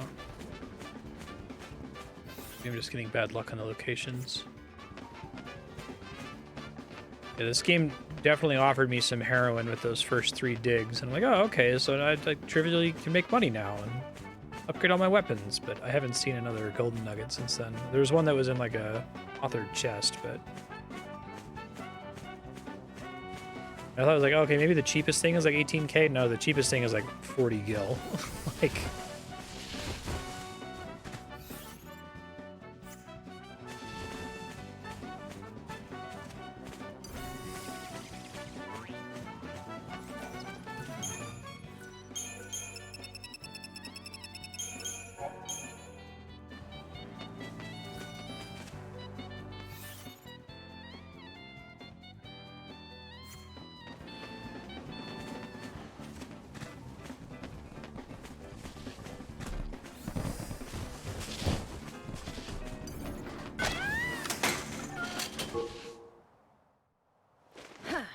I think so far there has been one unique notorious monster model. I think it was that rock guy, which is why he had a custom death animation. Pretty sure the rest of these I recognize as palette swaps. I guess it's normal, that's what notorious monsters usually are, but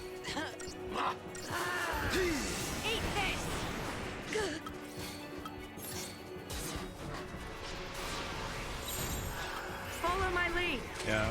Okay, that's not too bad. Probably better than trying to get money from enemies. I feel like this game's approach to enemy money drops is also fucking just bizarre. Like, why? Why is it that everything is worthless, but then every so often you run into an enemy who like drops credit chips that are worth 3,000? Like, that may have actually been the most profitable thing to do, to just stay in that chapter for like 5 hours and just farm those guys over and over. But also they gave trash XP, so I guess not. I hate how effective Commando Ravager Medic is. It's very brainless and gets you through a good chunk of content. I mean, Hope's about to die, but who cares, right?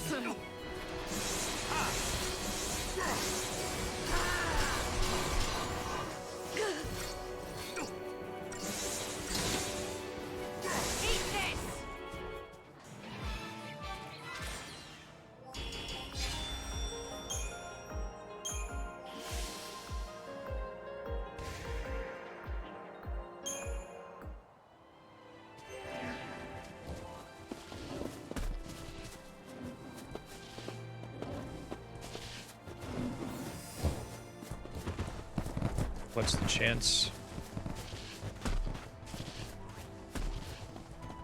Glad they at least have some kind of rare drop. Is that the only purpose of Cactuar dolls, to sell for money?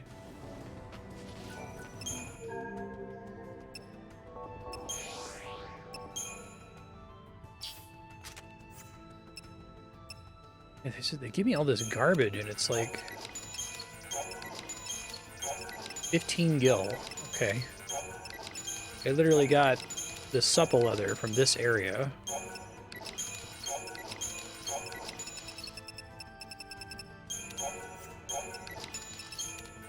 I'm not going to use the word worst game ever made to describe this. It's not fair, but it is the worst crafting system of all time.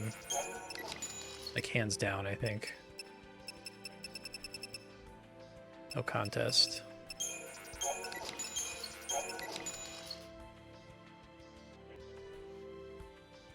I have enough to buy one thing that I need. I feel like I'm not even getting significant rewards from doing the Seath Stone missions. I guess maybe doing them is unlocking other Seath Stones, which maybe have interesting things behind them.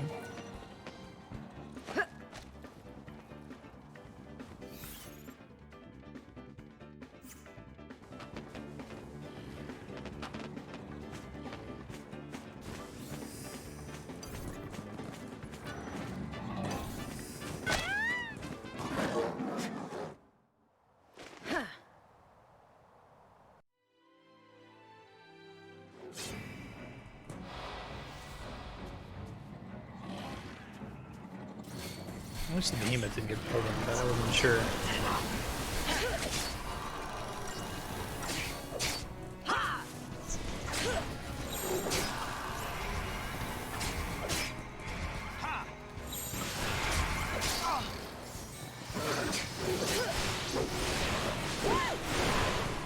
Process seems not super great.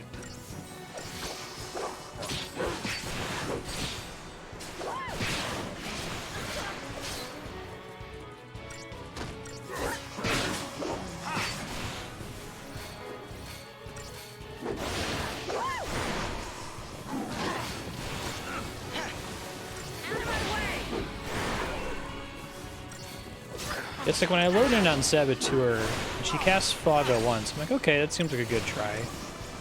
Then she casts Fogga again, I'm like, oh, God fucking damn it, like, I know you're trying to do that, but like, I'd rather her... Maybe I'd like this game better if I could control their gambits a little bit. If I could say, try to do this, if it fails, try to do this, or whatever. Just, it doesn't seem like it's worth microing them, right? But also, they seem to be really bad on auto battle sometimes. Gigantor.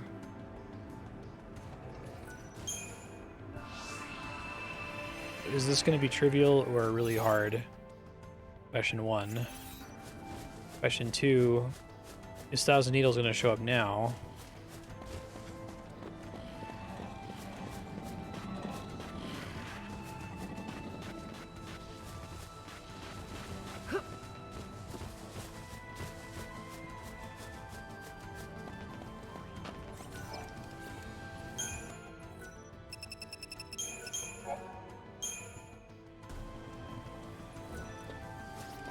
Not asking.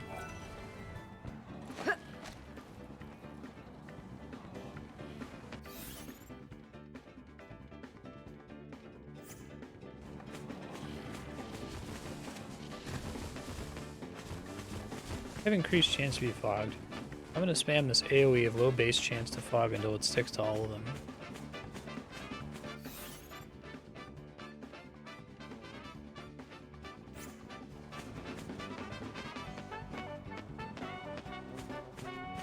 I don't know if any of the roles feel good to be like playing as. I already demonstrated that Medic feels bad because you're too weak. You die too fast. The game ends if you die. Sentinel feels the worst by far. Ravager just feels like auto attack, like. I guess Ravager and Commando feel the least bad, but that's not saying very much.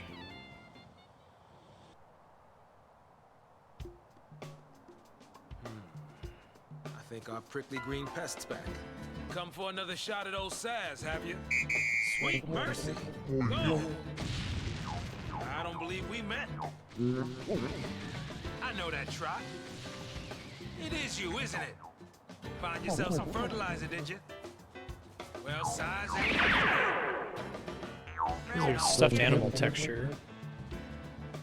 outrun by a cactus twice. Totally fits in this like open green plane too.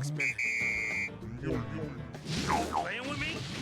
I'll wipe that smirk There's off so your much more face. effort into this Seathstone quest than like 90% of the other ones.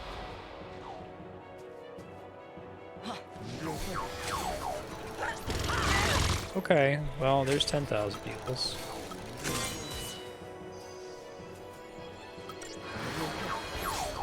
Find discounts here soon.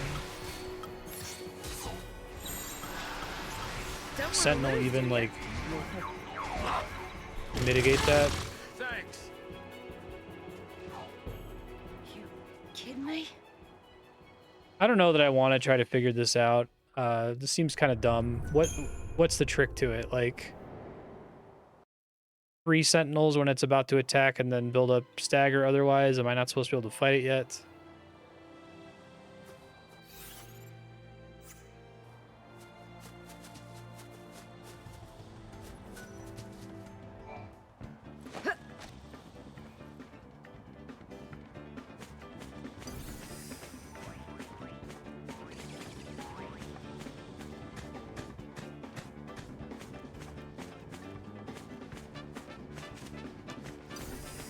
Okay, so this mission is just wildly harder than all of the other missions.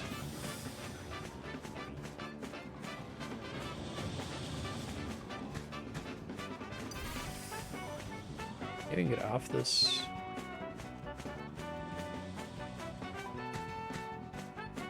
Oh no, I might be stuck having to fight it. Saved recently, didn't I? Oh, Jesus Christ. I don't think I can get out of here. Don't get predictable.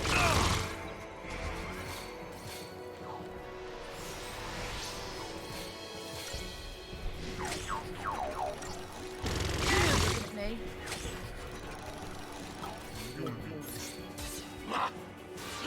All right.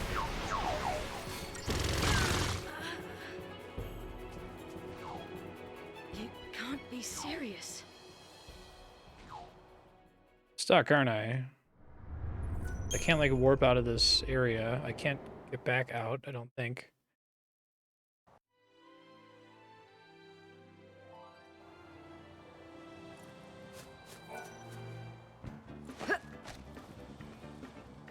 Yeah, I'm missing a place that I'm allowed to climb out somewhere.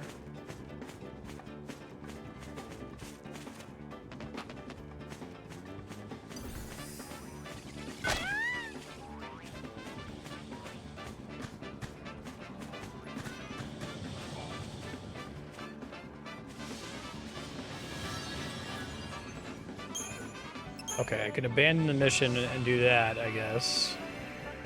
Dumb as that is. Is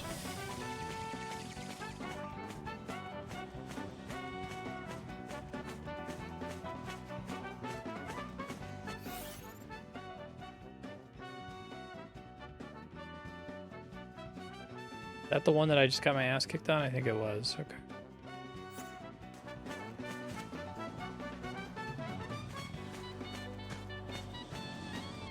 I'm not even getting a significant amount of XP from doing this, I don't think. I feel like the only reason to do the Seathstone missions is to unlock the other Seathstone missions. Each individual one like doesn't really give you anything, right?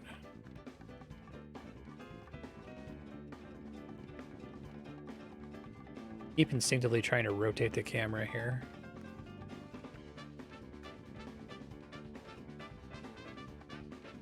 There was another flashing one over here. Oh yeah, there it is.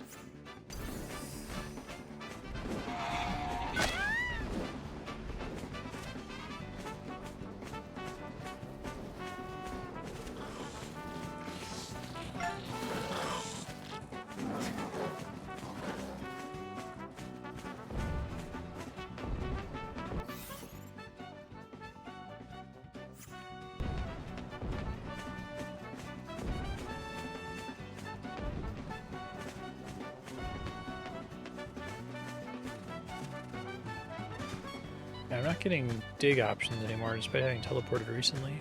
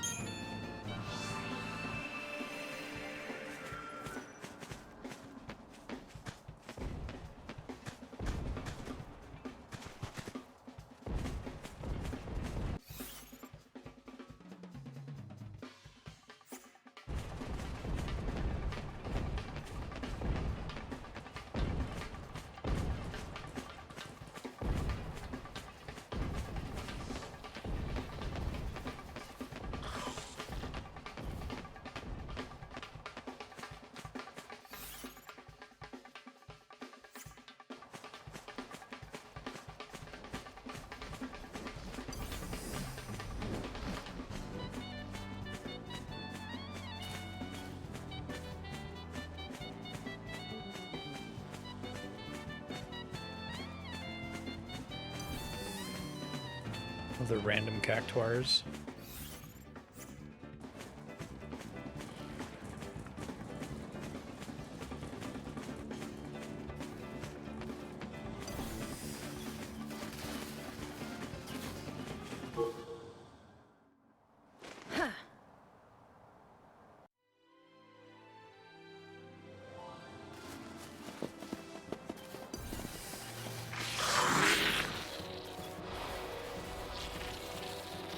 Okay, thanks. Oh, this is just the Goblin Chieftain, but again, now he has like 3 more goblins. This is the second time we've gotten 2 of the same notorious monster back to back. Stop casting D-Shell.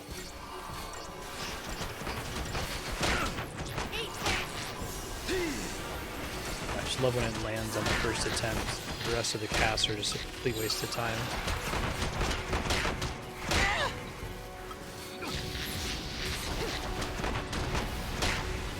Died to the paradigm switching station. Alright. Say goodbye.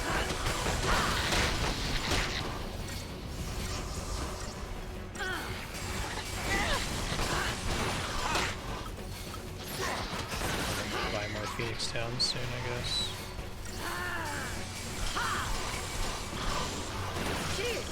Goblin enhancements.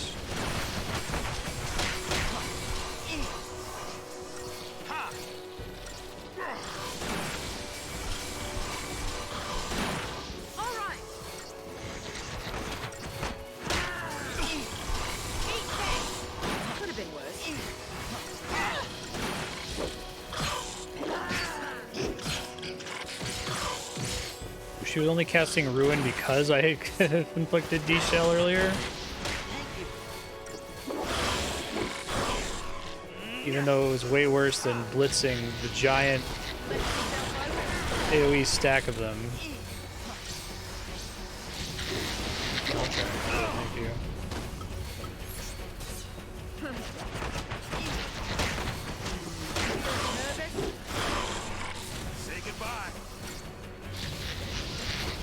Literally, them being de-shelled was making her even dumber as a commando.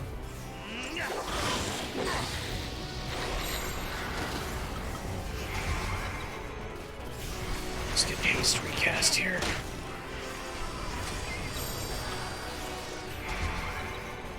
Say goodbye.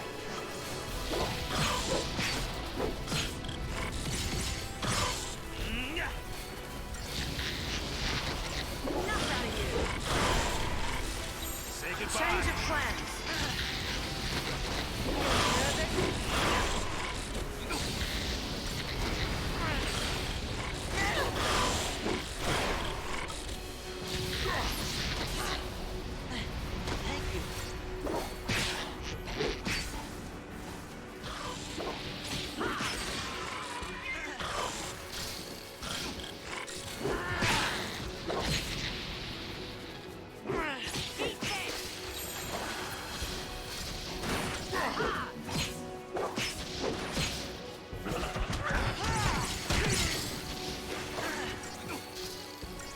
It's kind of another problem. This game, I feel like I've had the most fun when I'm fighting like a single target, which is weird.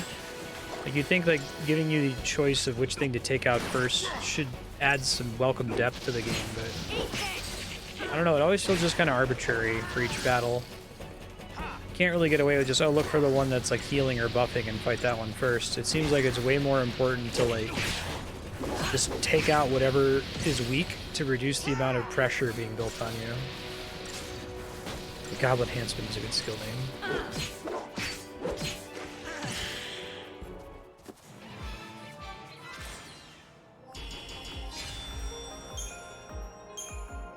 You have so little control over your allies. Survivalist catalog.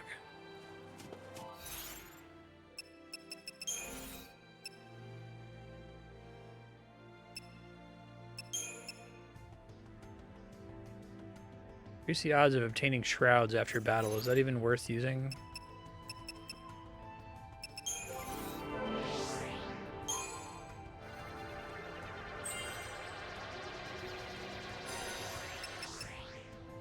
I don't think I've ever had a game where I'm in the level up menu and I'm like angry. Just the process of leveling up. Even like sometimes seeing, you know, like bar water.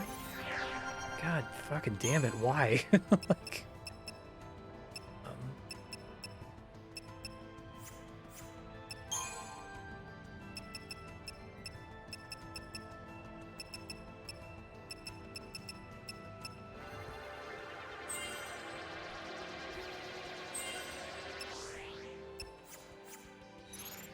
word of the day for me is unmotivated. Things are the way they are for what appears to be no real reason. I feel like medic roll levels are way more impactful than a lot of the other kinds of roll levels. If it's like increasing the flat amount of healing that you do with each heal spell. Okay, so this is the one that I cannot do. So we gotta go do the stupid ones in the other zone. Which are through here?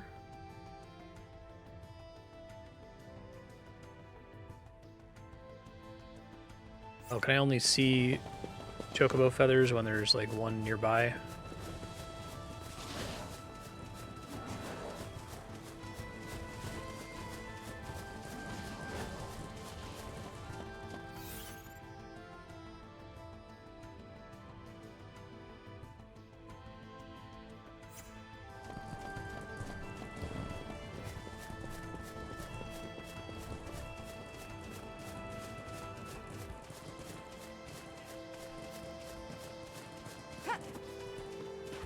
I feel like some of the more annoying enemies out here, like the behemoths, assume that I have like a specific paradigm loadout or maybe a specific ability. It's not gonna be like, oh, one day now I'm gonna have a 10% chance to beat them if I pay really close attention.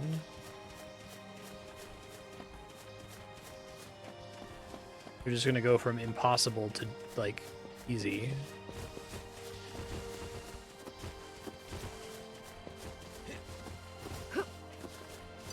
Flowering cactuars just have a random chance to spawn or something.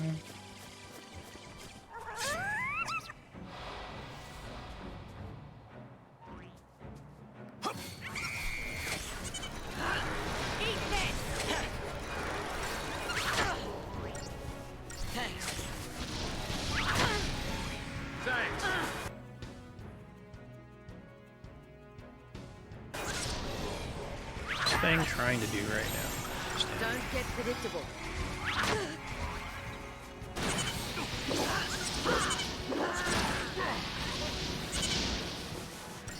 Ready now.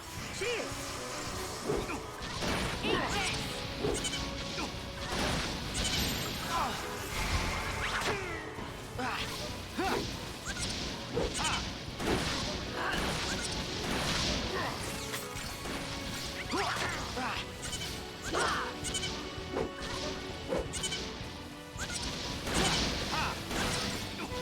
You know, I think another problem I have with this game is that the whole like chain system muddies the waters on the effectiveness of everything in the game. Like, you can't kind of passively get a sense of how strong different classes are and specific abilities are, because it's super different based on the amount of the chain.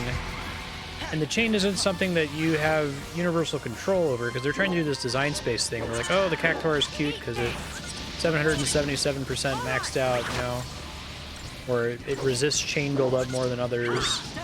I don't know, I think it's like antithetical to being able to develop a natural intuition for how strong different abilities are.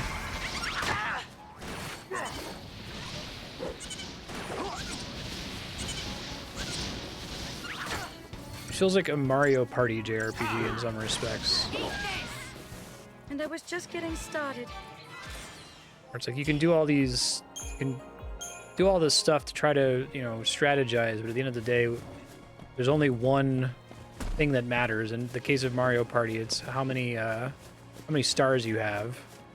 That completely ignores everything else. There's like one super game loop that overrides all the others, you know? It's like the problem with Shin Megami Tensei, where getting a preemptive strike is more impactful to your success in the game than actually like playing the battles out.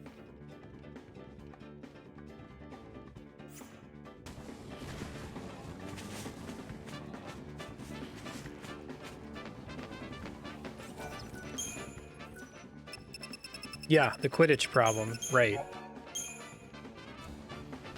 Exactly. Okay, you have all these complicated, like,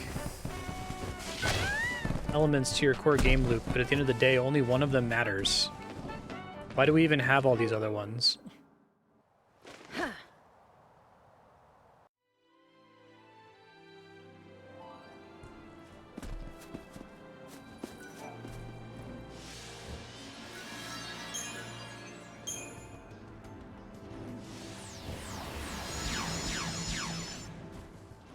I was saying earlier when I was trying to articulate my thoughts on this game that the stagger bar is the health bar practically a lot of the time. Sometimes it's not, and I guess that is interesting. Like, oh, okay, I guess I should double Commando instead of double Ravager this guy. But...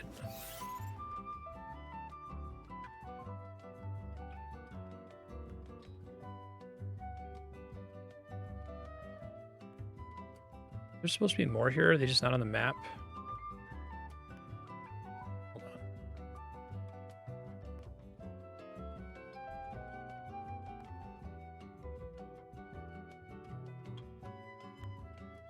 7 and 6.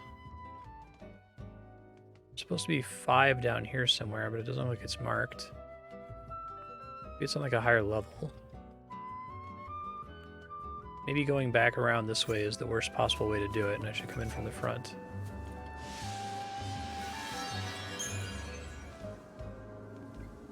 Right. Yeah. Sekiro plays with it in a way that's interesting. Map transition that isn't a zone transition. Okay.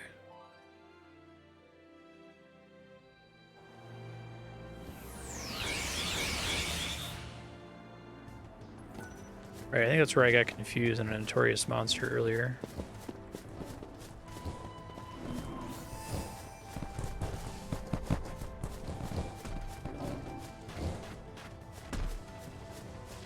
Well, I know I can't do all the Seath Stones because I can't do the Gigantor.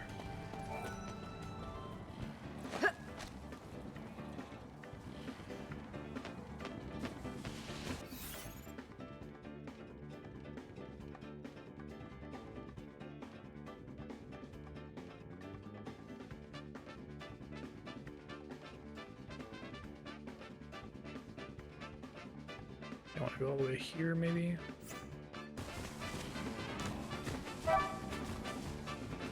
So, just feels like a waste of time. Is this a waste of time? Like, I feel like I should just continue with the story. I was hoping to get more interesting unlocks and stuff and interesting boss fights, but for the most part, it just kind of seems like shitty MMO side quests that don't really pay off. Maybe it makes sense to do them all if you're gonna, like, go hard on post-game things, but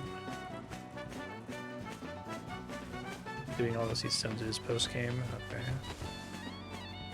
It's helpful to understand at least.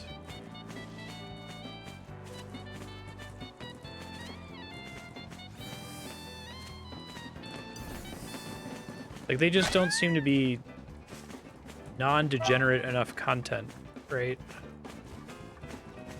Like, for every Gigantor, which is the one interesting piece of content that I mathematically can't attempt, there's like a dozen shit palette swaps that are not that much more difficult than a regular random battle.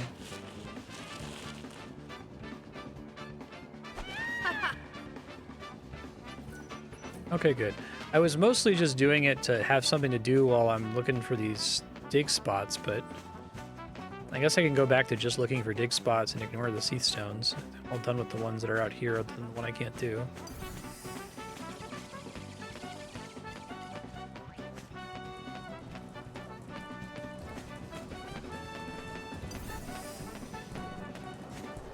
The Seath Stones are like this game's, I guess, Final Fantasy X monster arena.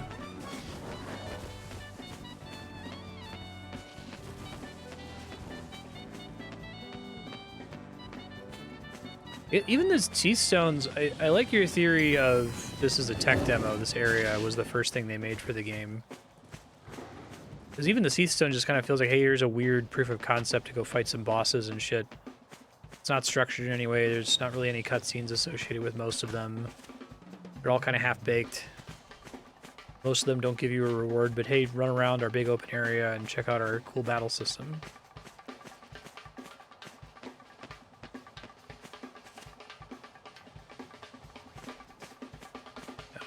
I'll do something that's interesting or high value if it's mathematically possible, but...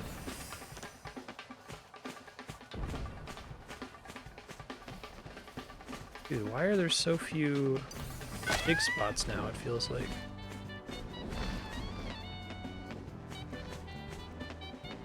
First loaded in here and I feel like I had like tons of them everywhere. I should stop. I keep pulling up that map like instinctively to try to reorient myself, and every time I pull it up I get more confused.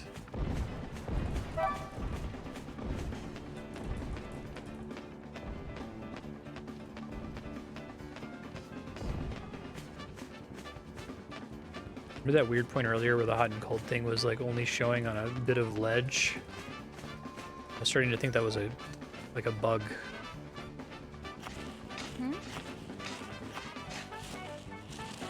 I'm gonna try to get one more. I'm gonna try to fully upgrade Saj's weapon. He's actually practically attacking a lot of the time. Guess I can leave hope in the dust for now.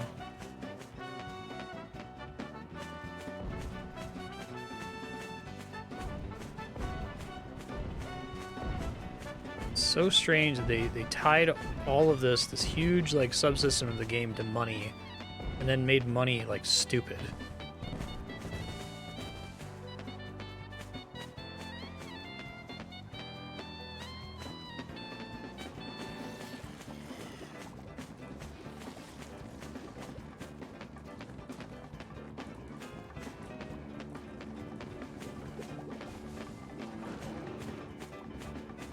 I don't want to think about like what is my ideal game in terms of like an elegant set of subsystems that are all interacting with each other in a way that's really cool. Bunches of little mini games and menu things and crafting systems and economies that feel neat and they fit in together well instead of whatever the fuck this is.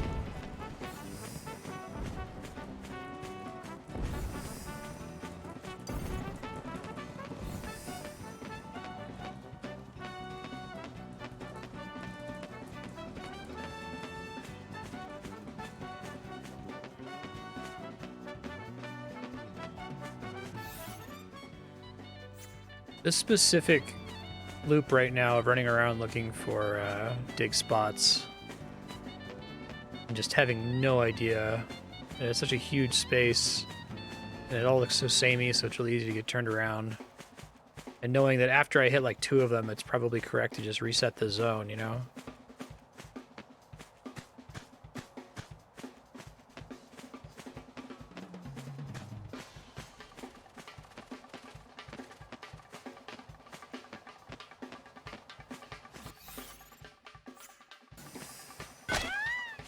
think the best explanation I have is that I died, and the real version of Final Fantasy 13 in the real world is okay.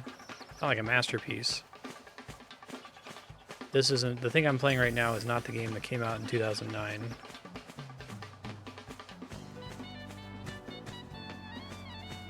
Instead of fighting weird sex zombies and pyramid heads like the Silent Hill protagonist, this is purgatory. Okay, this doesn't seem worth it. I feel like I'm over it. I'm just gonna continue. I'm gonna leave this stupid zone.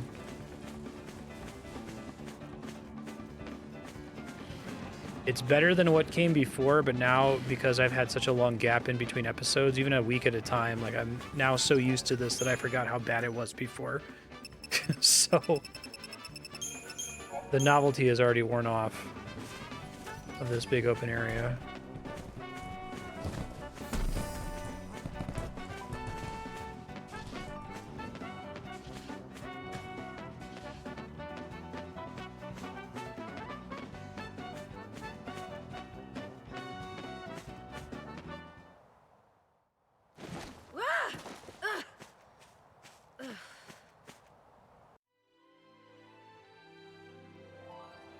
No, it has to keep me guessing.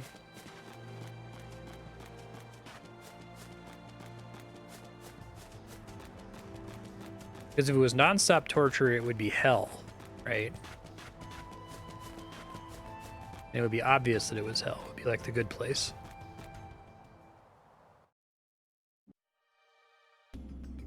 This game lives rent-free in my mind right now. Like, all week, I'm thinking about what the fuck is that game? Why is it the way it is? Who did this and why? Why does it exude this weird confidence? To be fair, I've been talking about it exuding this weird confidence for the whole game, and I feel like that's actually starting to go away now in this stage. As soon as we got to the Calm Lands, it feels like it's kind of showing its seams a bit more.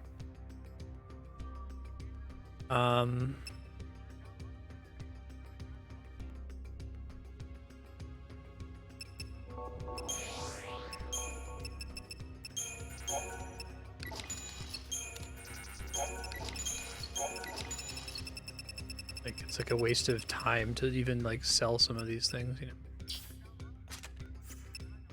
There's so many trivial misplays. Selling any of these is like a huge mistake. Huge mistake. Probably need to upgrade their fucking accessories and stuff. And I can't, like... There's no point in buying 2 ultra compact reactors because the way the XP system works, it's pointless to use 2 unless if you have all 3.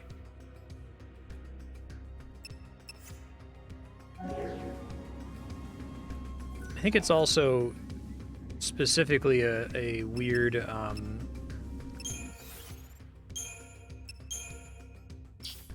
can use my words here. It's a weird Square Enix thing. They kind of had this bizarre we can do no wrong attitude. Random Wind Eater?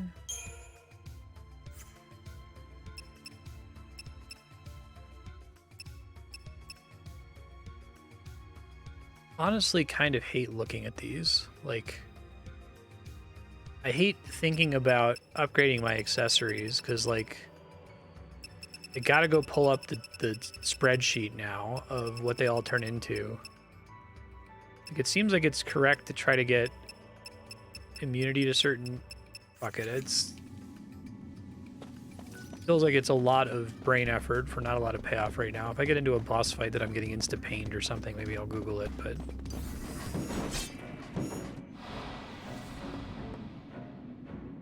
Okay. You're nothing.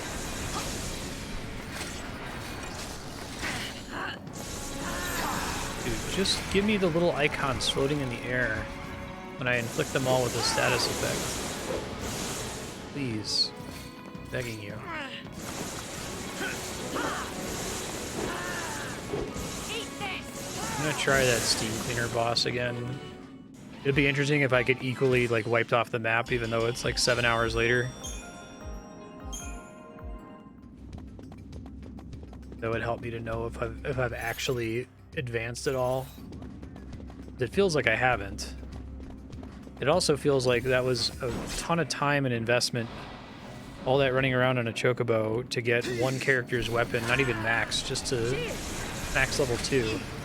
So like if for some reason I got a Kid Fang out of my party, I'm sunk.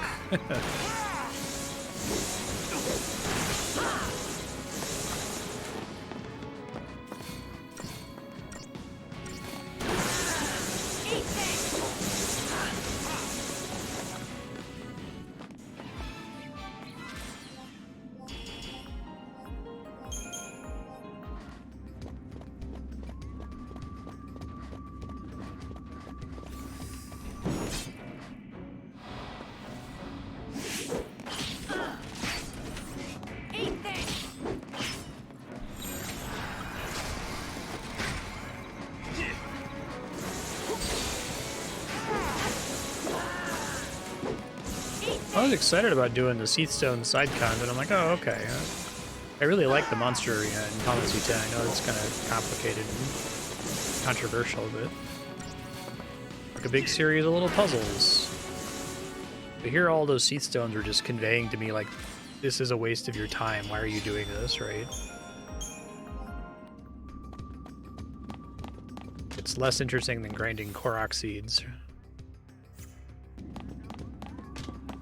I'm gonna try the steam cleaner boss and see what happens. Probably not worth it.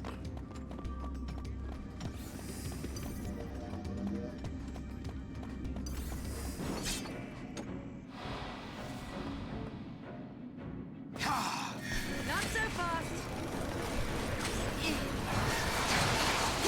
Back under your rock. Don't get predictable. How about some of this?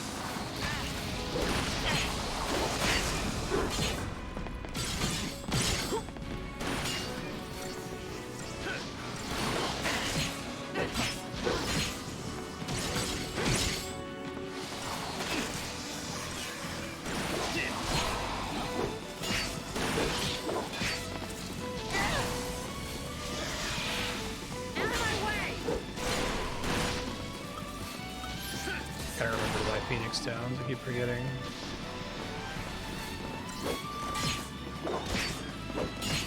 I'd run back and get them now, but the enemies respawn.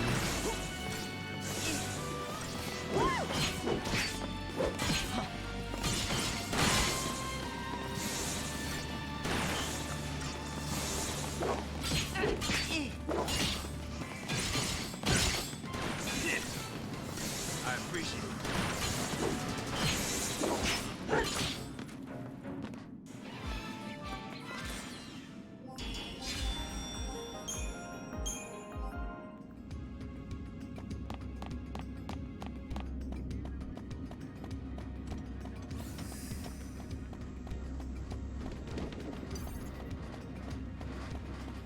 A lot of really negative things to say about Persona 3 in particular, and how I hated how there were these bosses that were like basically a do you have the diorama wall, right?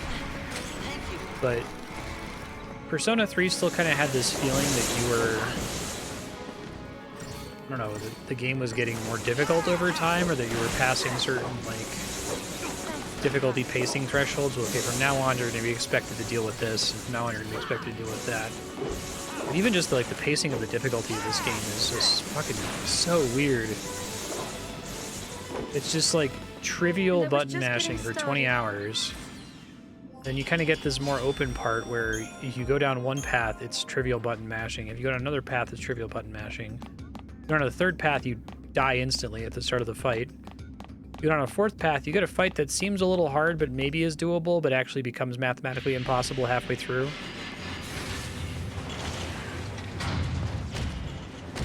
Anyway, like, it would be fine if the game was structured in such a way that you knew that you were going to the mathematically impossible thing. But I don't feel like it's, like, telling me in any way, hey, if you go this way, you're gonna struggle. If you go this way, that's kind of the intended path. Even something as simple as just putting like a star rating on some of these things, you know? Here. Boring as that is. Kingdom Hearts does that. Go to this world, this is a 7-star difficulty world. Like Persona, I never want to play Persona 3 again. Yeah. It's making me feel better towards a lot of those games that I would shit on a lot because I didn't realize that they were accomplishing something very basic. And just making you feel like when you're playing it that you're like overcoming adversity over time. Some of these weird out of nowhere difficulty spikes that make no sense.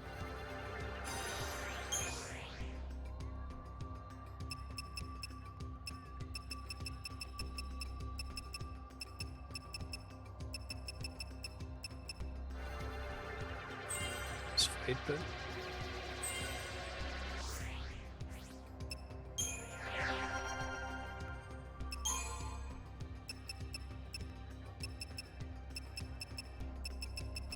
I hate that these nodes are divided like this, like so arbitrary that you're gonna get Eroga so much later practically than Firaga, you know. I guess if you sit and grind as soon as you get to chapter 11, you just get all of them at the same time and it doesn't matter, but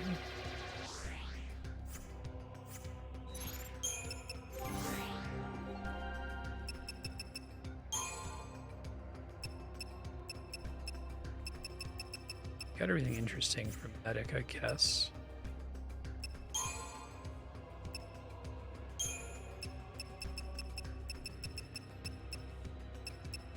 Bravery and Faith would be nice if someone else who can cast those, but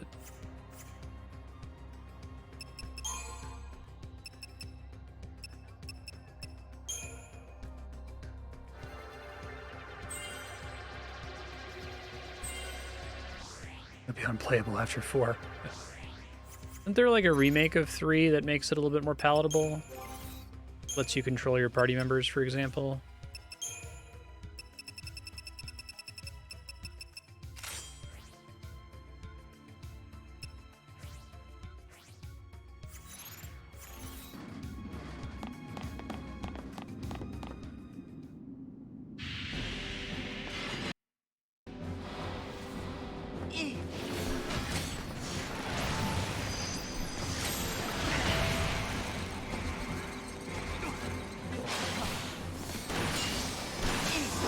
Rasa really feels like it's kind of bad. Like it's like tier 1.5 if your character's almost dead. I feel like that shouldn't be how that feels. I love how I just did 7 hours of grinding or something, and I come back and I'm actually struggling more with this fucker. What even is the math of this game? I don't understand it. I guess I was doing this, I was activating like an Aegis Sol before I started it, but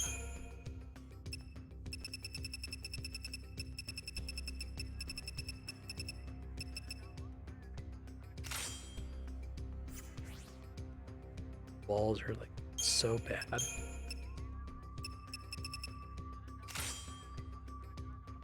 What is Tetra? Protect Shell Veil and Vigilance at the start of battle. Okay, well that's just strictly better than what I was doing before, so.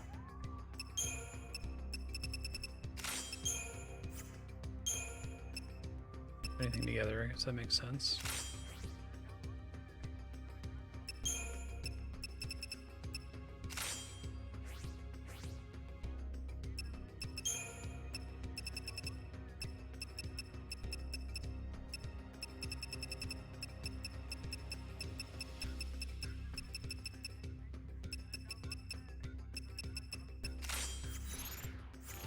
Try doing it without using a saw.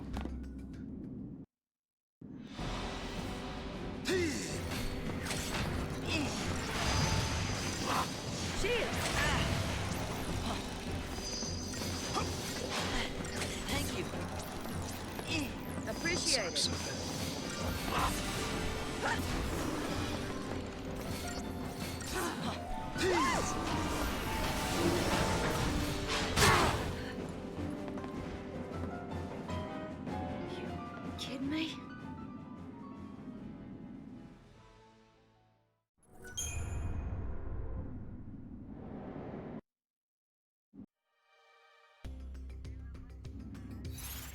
Give this a couple more tries.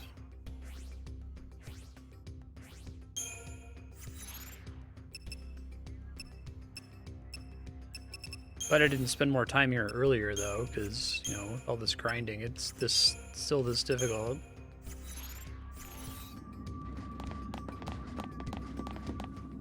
Go ahead and get my haste off and something else.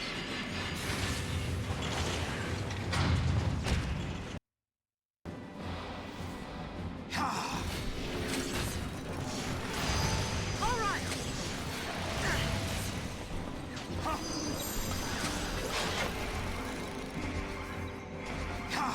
Cheers. Steady now. Yeah, it also seems bad for the main character to be a sentinel because the defensive benefits don't seem worth the fact that now you're more likely for the person who causes a game over to be the one you need, you know? Change of plans.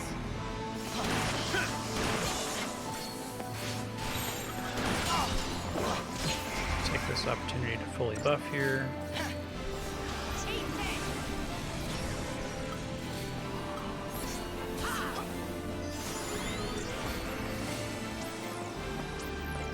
Don't cast Deep Protect. At least do Deep Protect, D-Shell. Right.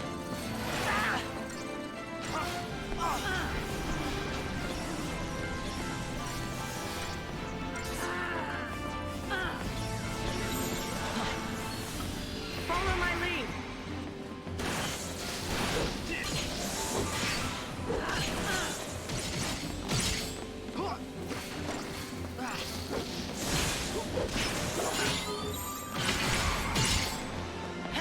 I appreciate it. I guess I need to get Saboteur running with like a healer somewhere. All right. No difference.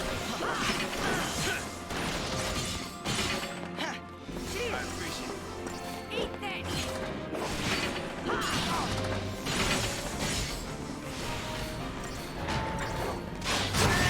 Jesus Christ.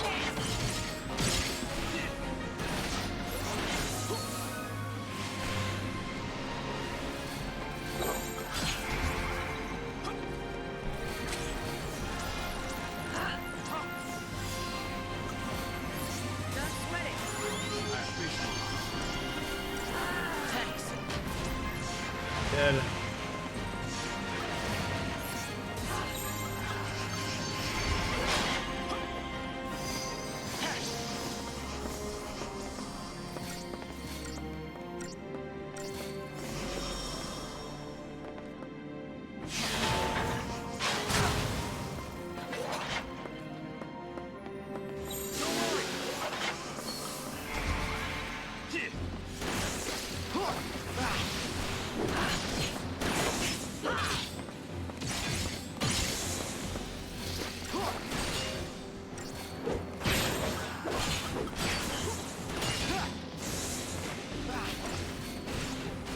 Let me get more stagger before switching to commandos.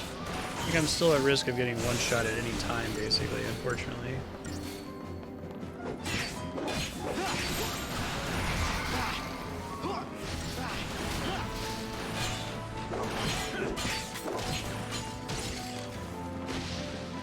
I guess now I'm doing more damage than last. I think last time I fought it and staggered it, I did like a sixth of its health maybe, so this is better, but I don't know if I survived past this.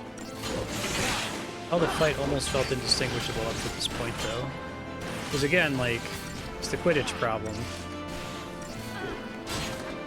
Everything else I was doing was a big old waste of time for the most part, it felt like. Don't get predictable. I appreciate it.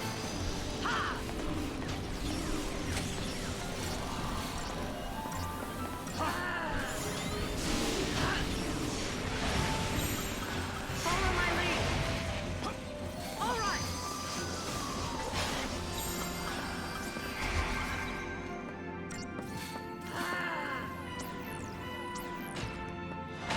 And Don't get predictable.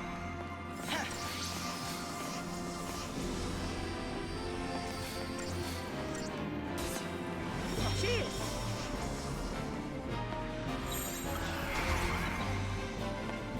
All right. Eat this.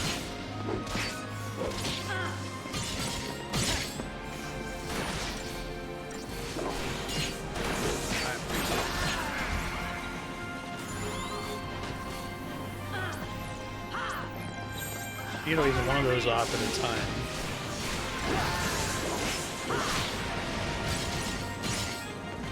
Why did that attack do no damage that time? It usually hits everyone like a truck.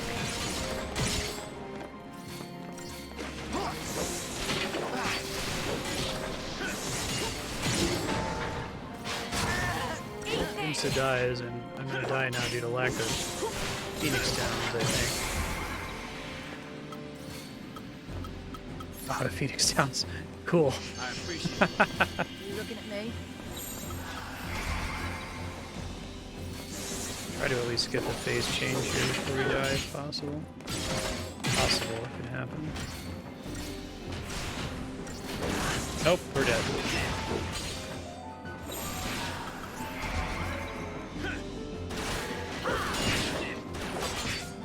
Maybe we win here, although we don't have as big of a stagger percentage because we don't have hope anymore.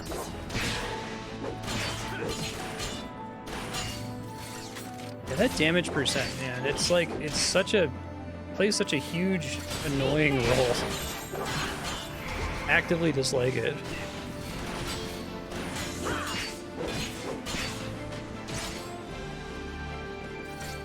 I think it's supposed to end up being like a game feel thing, that you like feel the rhythm of whether you should be Ravager or Commando, but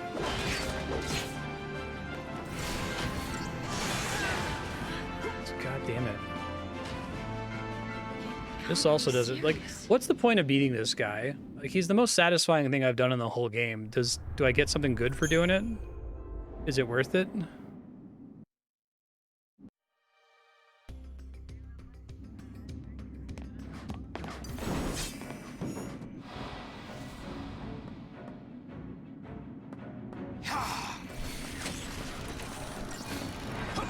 What is it?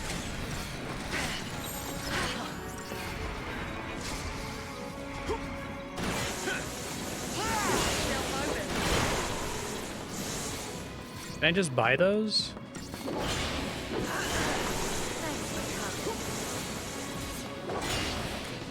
Could have been worse.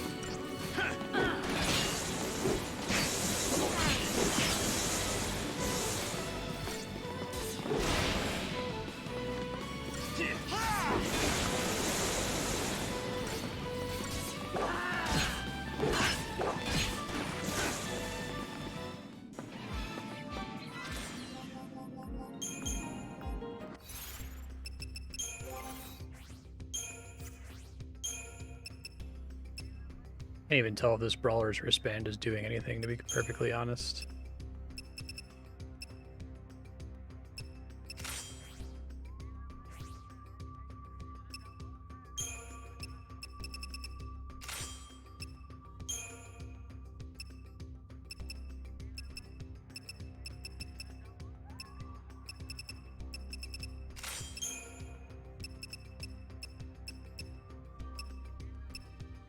Was it more than 400 HP?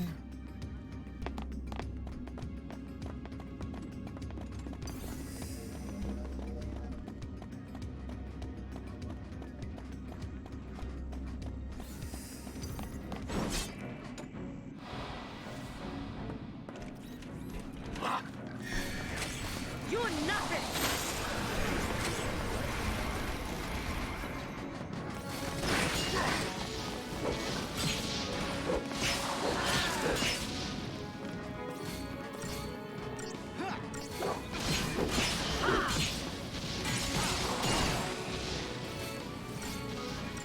God, what's the Orc Halcom armlets? Thanks for coming. Let yourself open. You're nothing!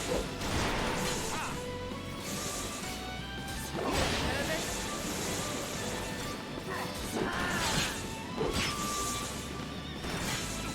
Eat this! No problem.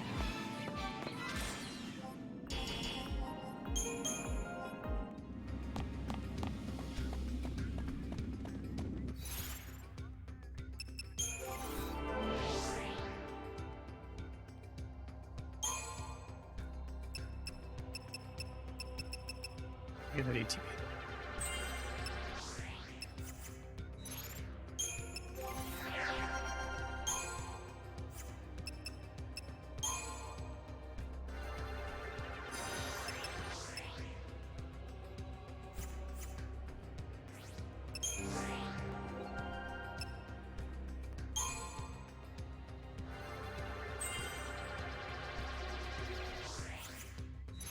I think they needed to do something to indicate the cost of the abilities on the line that is drawn between them. I was complaining about this earlier, right? The sphere grid puts the cost, it hides it in how many XP you need to get a sphere point to spend on the grid instead of putting it actually on the grid itself. Yeah, I honestly would prefer that it was just a list. Just a boring old list that told you the costs. I feel like it's actively worse than that because, well, for lots of reasons. One, it's busy for no reason. It's hard to keep track of where everything is. It's a lot of busy work to interact with it. It probably would be better if there wasn't even a list. It just leveled you up normally as you gained XP. But there's the problem of it giving you like anti-dopamine because you go in there to level something up and you press and hold the button and then it makes it 3/4 of the way there. You just wasted your time. Didn't get any level up.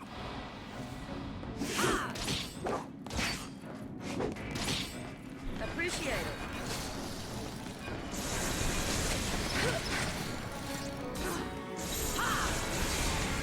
What governs her decision to use Days-Ga versus mass spamming single target days?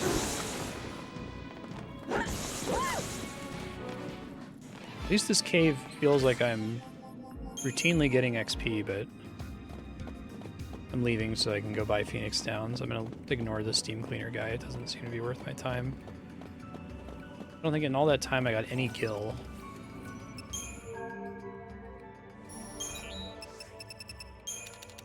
They're fucking expensive. Jesus.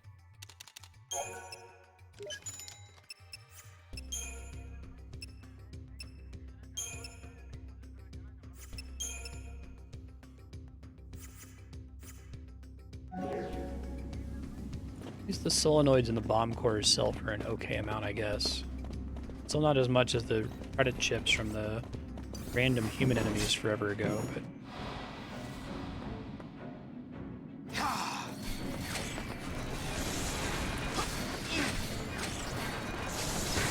We switched to trying to get the ATB segment for Saj so we can get eventually a full haste at the start of combat. Just those scale with the Aurora Scarf.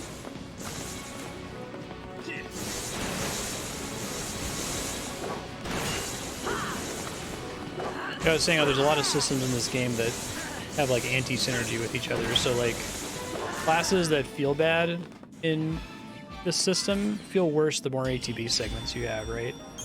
It's one thing if she's gonna cast Provoke twice or 3 times. Another thing if she's gonna cast it 5 times or cast D-Shell 5 times and have it land on the first cast. I feel like the whole thing would be a lot better if it would like try to, once it realized that this is no longer a valid action, it tried to like pick a different action instead of queuing it like this.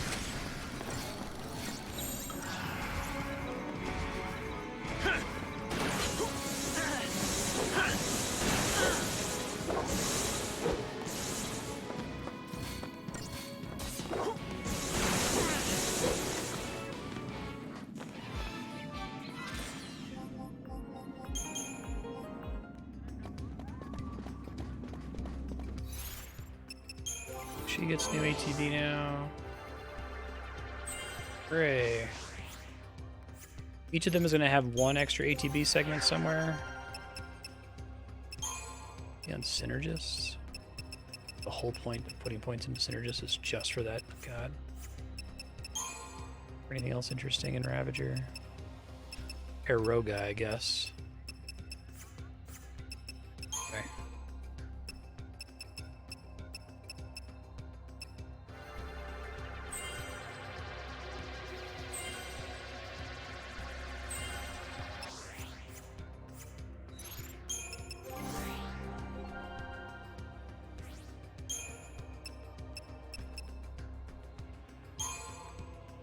Levels here as well.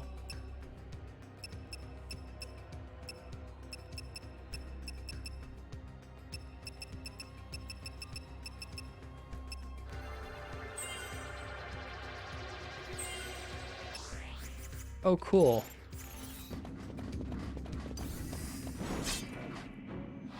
Pretty fucking important.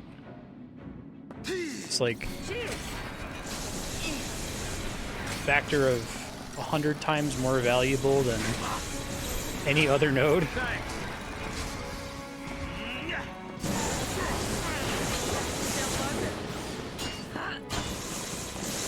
Shit, I would have just ignored everything and gone straight for that.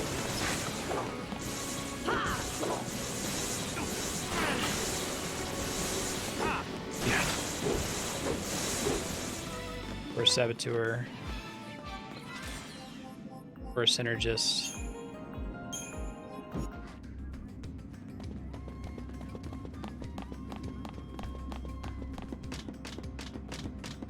I can't believe Sentinel's real, man. I can't believe that they shipped that.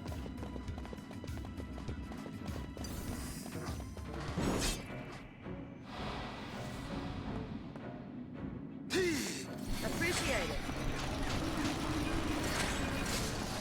There's some underwhelming jobs in like at Final Fantasy V or Final Fantasy III. But it feels like it's a very different story.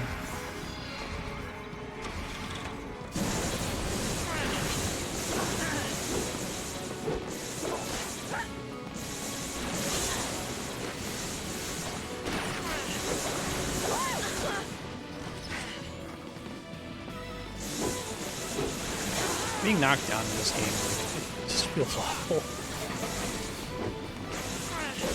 I guess they wanted to have something that was replacing, like, getting stopped and petrified and confused or whatever. Didn't even break a sweat.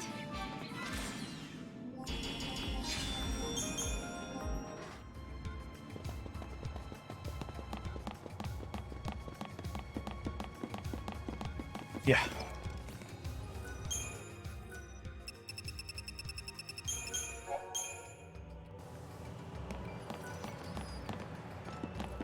Every time I swap into the paradigm with Sentinel, I'm shocked. Back under your rock. Appreciate it. It's basically an occasional party-wide defend button, right?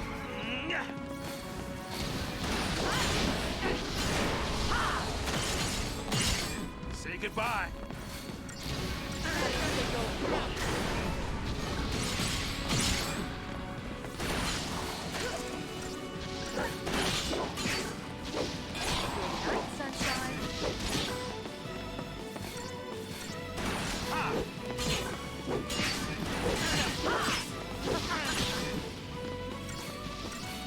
He's like the next closest thing in the game to a Final Fantasy enemy after the Cactuars.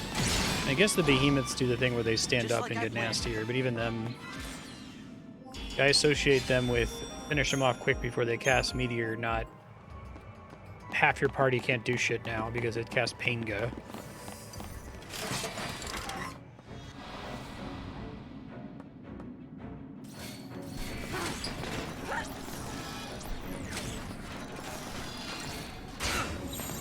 Don't want to lose, do ya? Not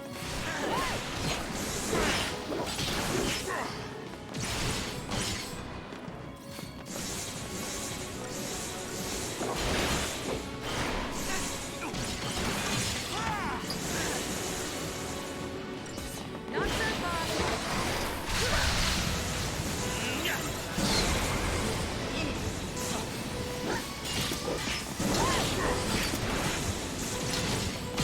Good night, sunshine. I do think there's a lot of enemy interactions in this game where they just didn't think about, like, having two of this enemy in the same battle. So, like, one of them hits you and you're red. The other one was charging the same attack and you're dead. Before you get a chance to switch and get the heal off.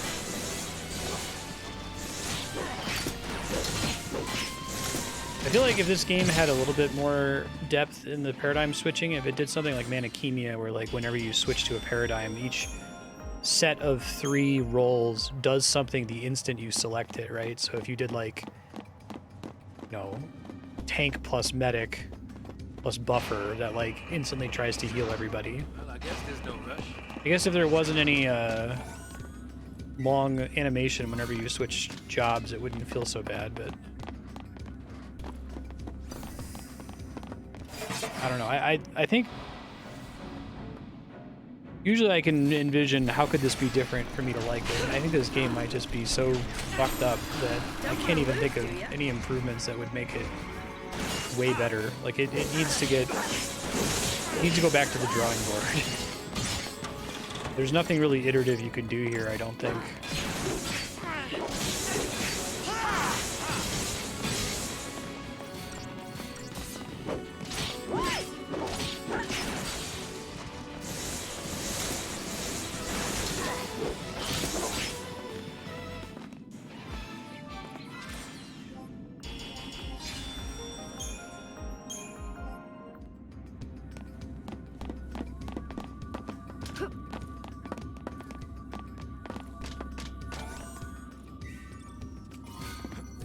Sonic 06 feels like you're peeking into Stay calm and do this. the sort of game that probably gets started all the time and then just doesn't get released because it's not in an acceptable state, but the game got released. This is like a design document that was in an unacceptable state. That not only did it get released, but they actually spent a ton of time on like delivering it as well as they could without doing any user testing. Where people probably sit down and do design documents like this and like never release the game. But my understanding is that's what happened with Blizzard's Titan MMO before it became Overwatch. Thank you. They had this like design document concept. They hadn't even really done any wireframing for it yet. That was just like, you're superheroes and you have to manage both your secret identity and your superhero identity. Because isn't that a cool idea for an MMO? So like half of the game is like being a reporter and half of the game is like being a superhero. And I guess they were trying to make it work in design for years and years and then they just fucking scrapped it and said, shit, I guess we'll use the like lore concepts we came up with to make this pseudo superhero FPS game Overwatch. But our core idea just, it didn't work. It turned out it wasn't fun.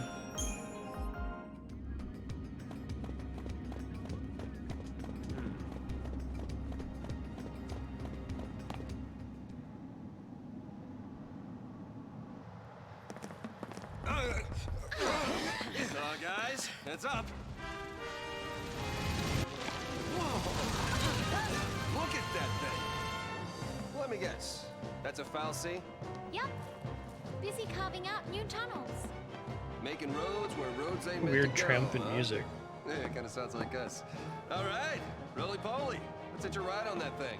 Now you're thinking grandpa style.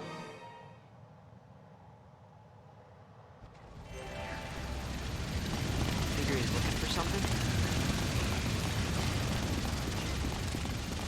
This afternoon, Oh god, sorry. I am off.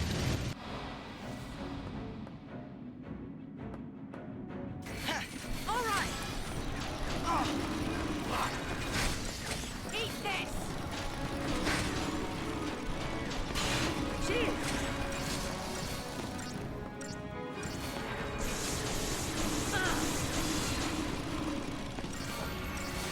Clicked the link and it auto-played a video.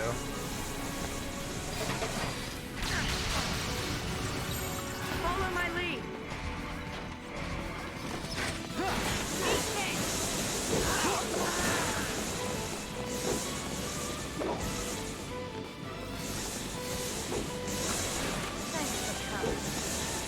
Yeah, I think that Final Fantasy 14 1.0 is one of those cursed problems. Cool idea. Hey, let's make a game where like we treat gathering and crafting as seriously as combat, and that can just be what you do. You know, I just don't think it works in the way people expect MMOs to work. And so now all the gathering and crafting classes are 100% dependent on your combat progression. You can't just fish all you like unless if you beat the most recent expansion.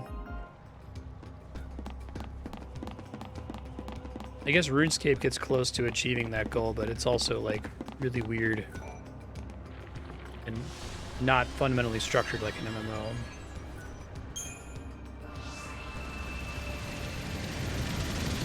I guess I should still do the warp points. Where are those even presented as side quests, right? Like, just fucking give me little warp points when I pass them.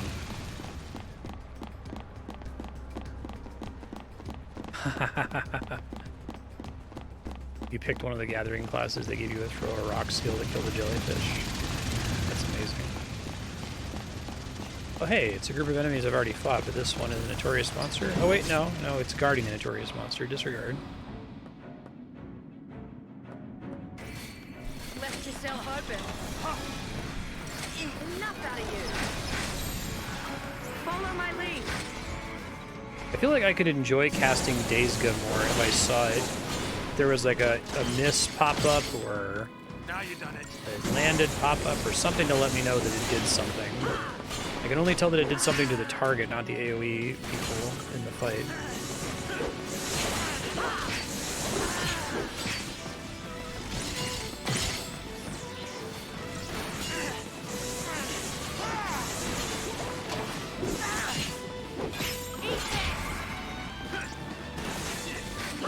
Oh, I hope always draws so much aggro.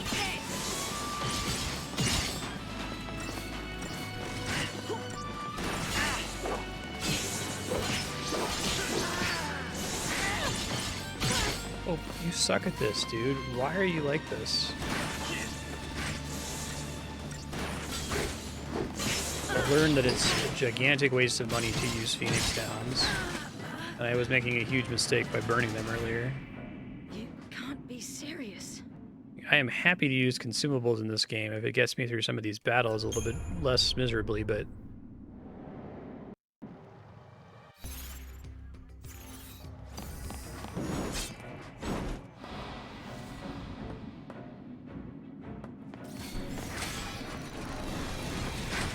yeah, we don't need to be this zoomed in. That's definitely a problem.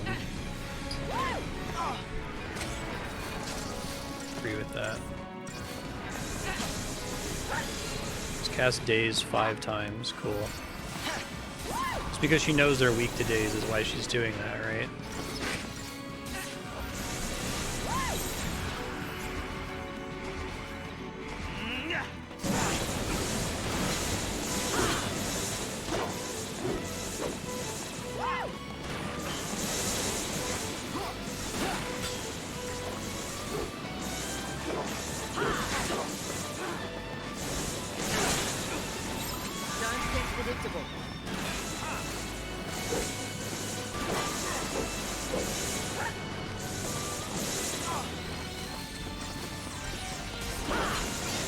I hate how staying on Synergist for an extra round is like a life or death decision 2% of the time.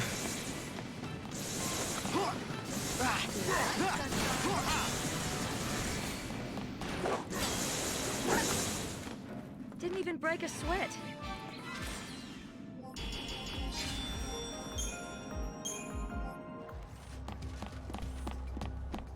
Okay, there's our palette swap group of enemies. I love it.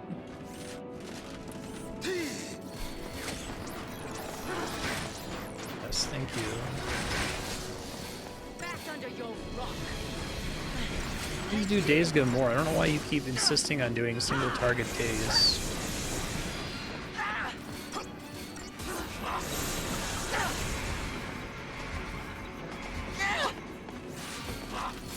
God damn it.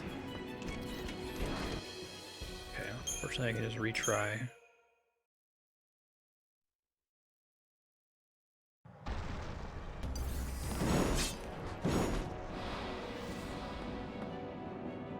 Out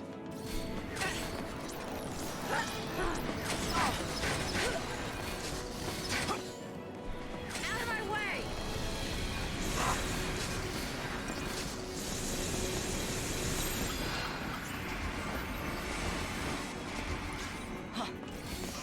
Appreciate it. I feel like Sentinel needed to be merged with a different class. Like it needed to be both Sentinel and Saboteur or something, or like you're applying the debuffs and that also generates threat or something. Time for a check.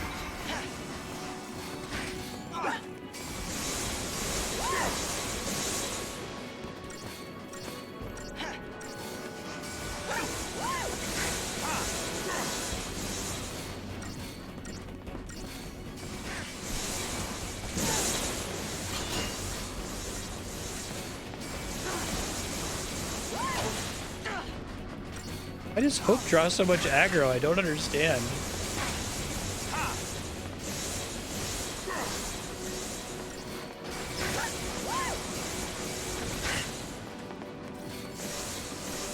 No, now it would make sense the healer draws aggro if you don't have a sentinel, but no matter what job setup I'm on, that guy always rushes Hope. Is it like trying to pick the person with the lowest max health, maybe?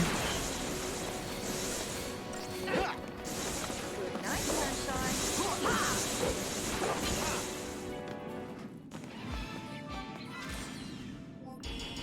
Am I done warp point? Sorcerer's Mark. Earn the rank of Dismantler, which I don't believe you means anything, game.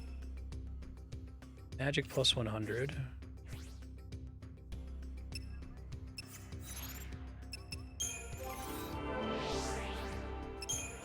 I'm getting people, they're dumb.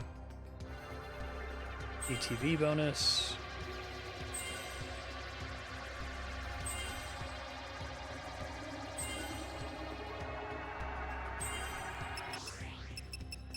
It's closer than I thought.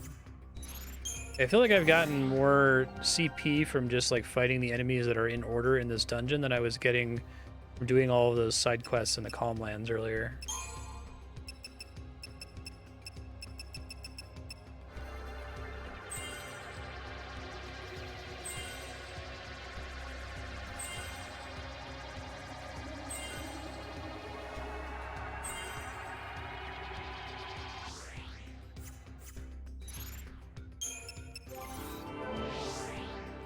The Blue Ball Starium.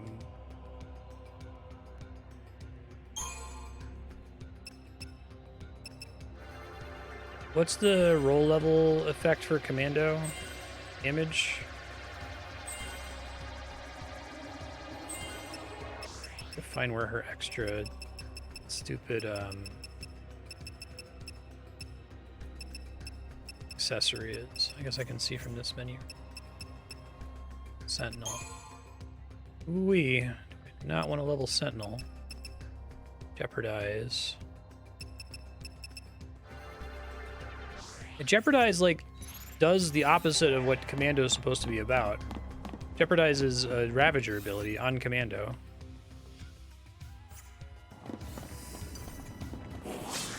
Yeah, exactly.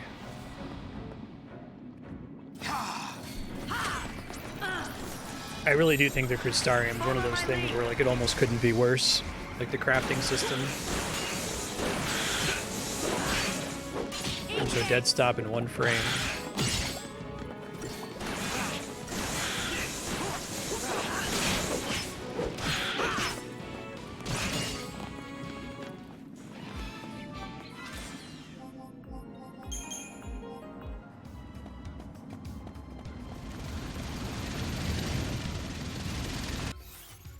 It makes me want to play Final Fantasy VIII again. I think I've been talking so much shit about Final Fantasy VIII over all these years. It gets busted, but it's 2 Saints amulets. Shit.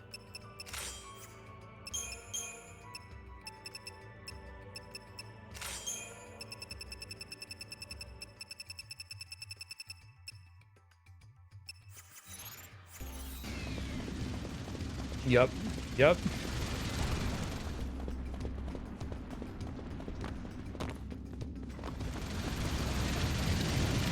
I hope somebody on the Bad UI Battles subreddit has made a Crystarium for, like, clocking into work or something. Filling out a spreadsheet.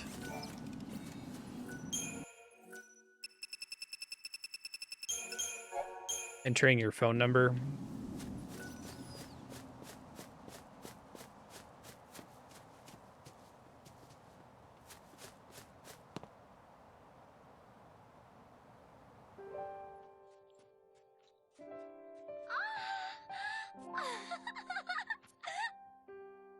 These flowers. You remember them, right?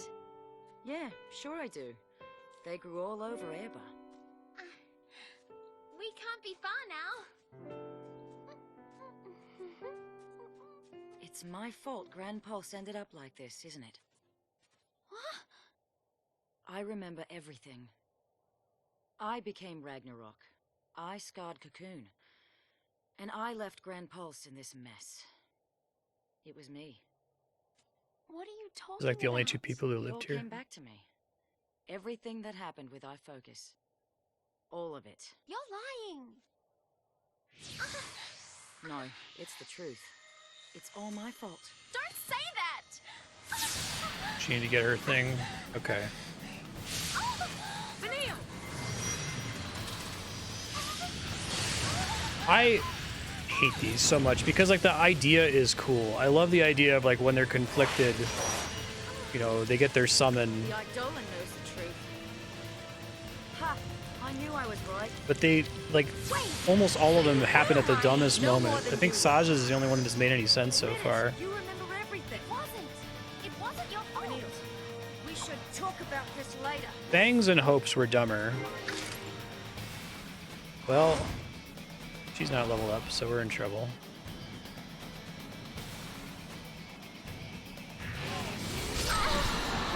Okay.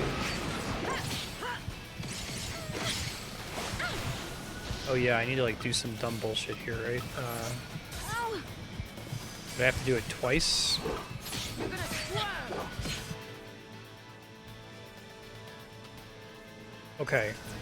You get Gestalt meter for doing things. Got it. This isn't a reset all my paradigms for my main party. Been able to avoid that because I haven't been doing this stuff. What went wrong?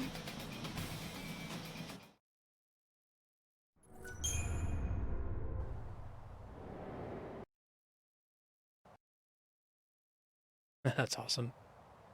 There's some really good phone number ones on there.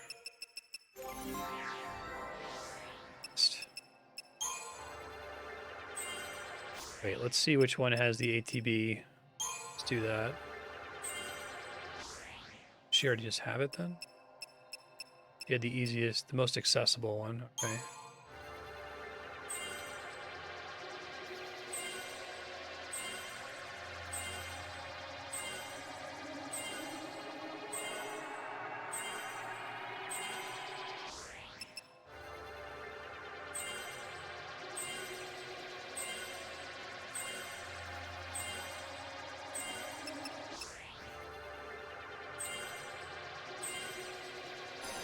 College Creek.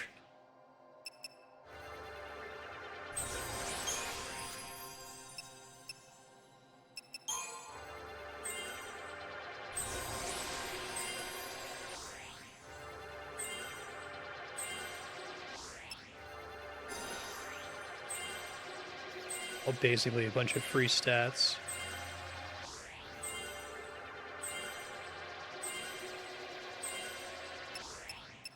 Oh, that was a mistake. I guess getting her more health is good since she died so fast.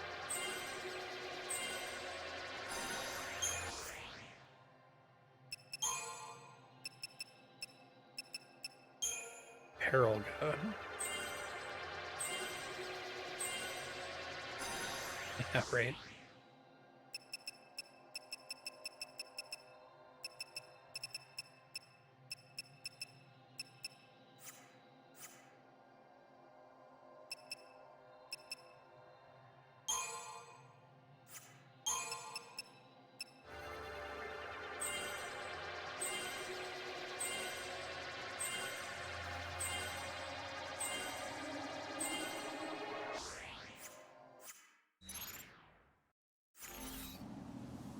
Need a breather? I love how it doesn't even Probably give you a relax your full phone. complement of paradigms when it like gives you random paradigms from these events.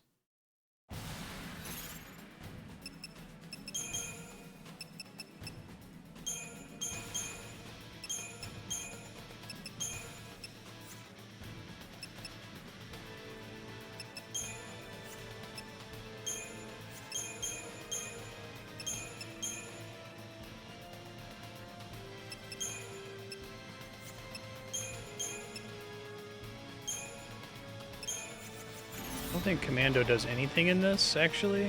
Probably shouldn't have it at all. You're gonna swerve.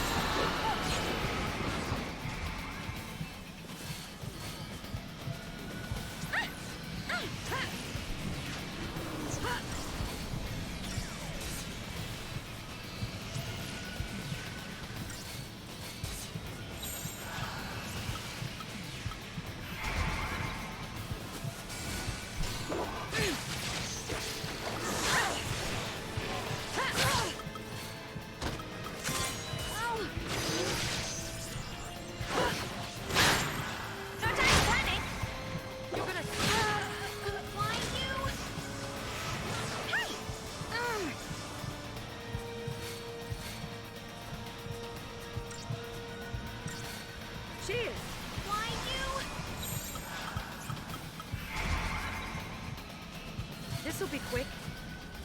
Give it your best shot.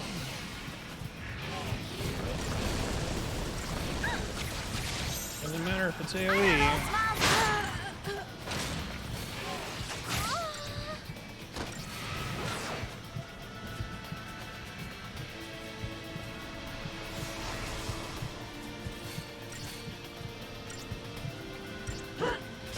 You're gonna swerve.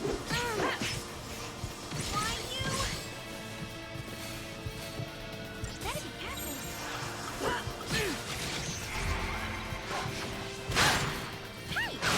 Commando isn't doing shit as far as I can tell. Why you? Oh, she just wastes the cures? Okay. What went wrong? I wonder what went wrong.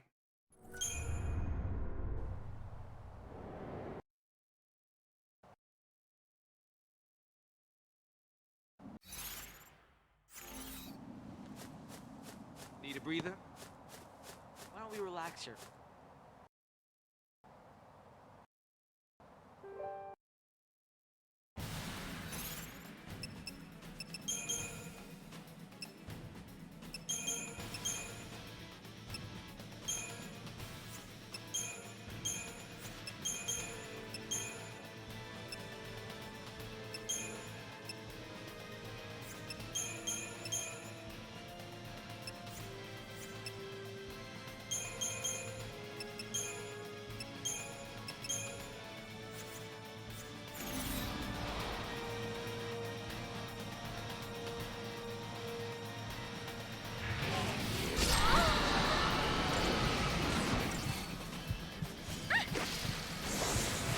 Just raising chain bonus. I love how raising chain bonus is always more effective than all of the other more interesting things that are like more core to their character, like healing or buffing or debuffing or whatever.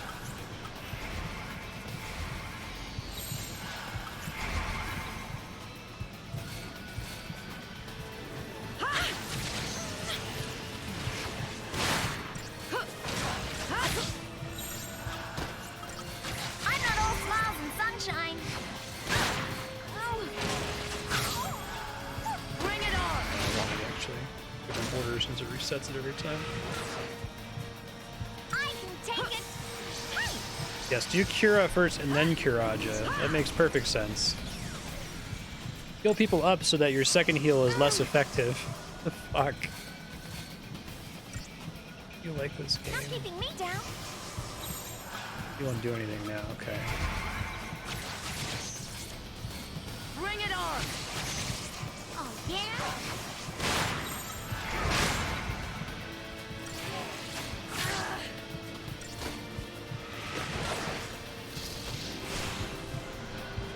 Bring it on. They don't think like I'm growing that thing fast enough here. I guess if I gave like Fang a single level in Ravager, it might make a bit of a difference. You know, that's like crazy expensive. Take this. No choice, I guess.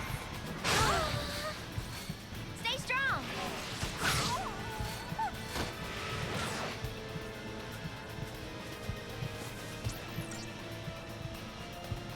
Better be careful. Hey! Double Curaja also feels like strictly incorrect. I can take it. Appreciate it. No time to panic.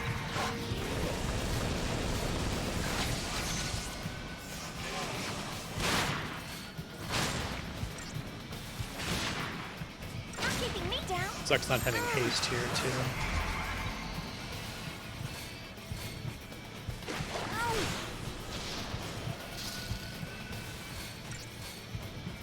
Hermes boots?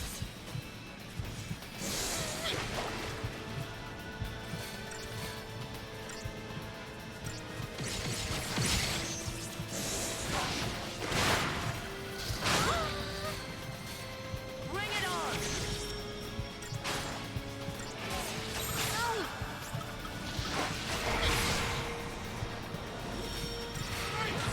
Appreciate it. Why you? Ah!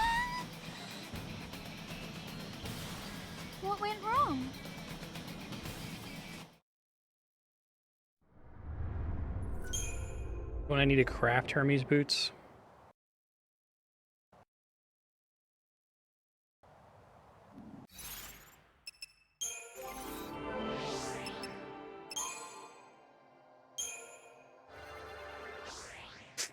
Can't even afford the first level. Oh my god.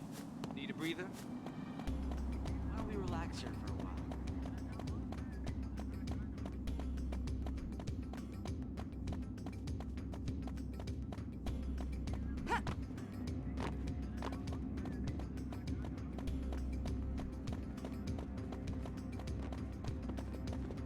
What happened to all the enemies in this hallway?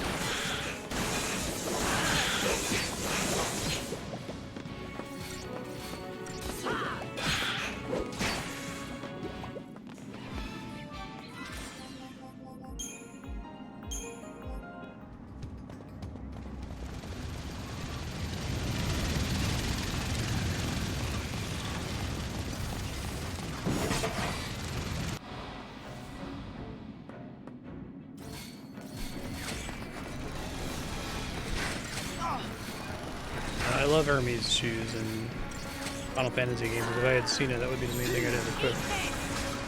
But I assume, like all the other bullshit, it only lasts for like a minute at the start of combat and then goes away.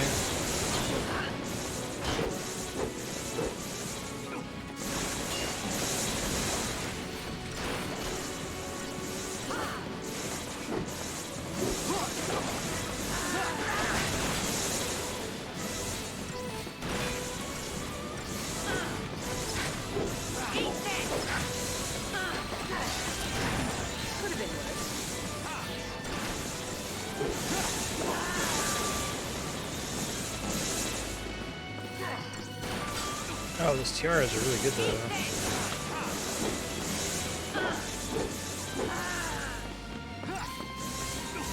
The tiara is not the crowns, right? And I was just getting started.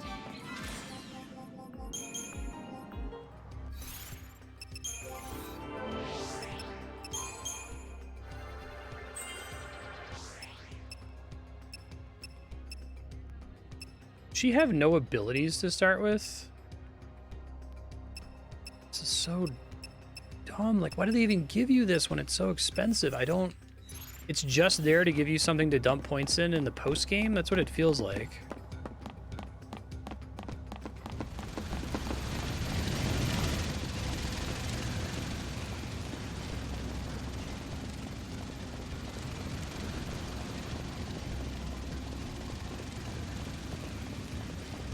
I'll check here in a second.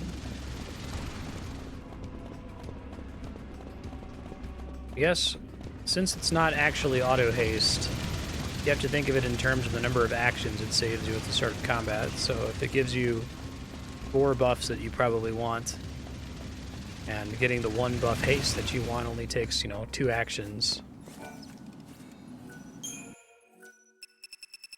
Maybe worth it? I don't know.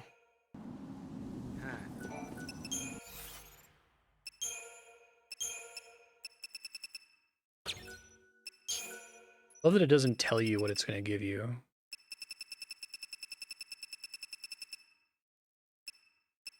It's a green needle. It's literally just garbage.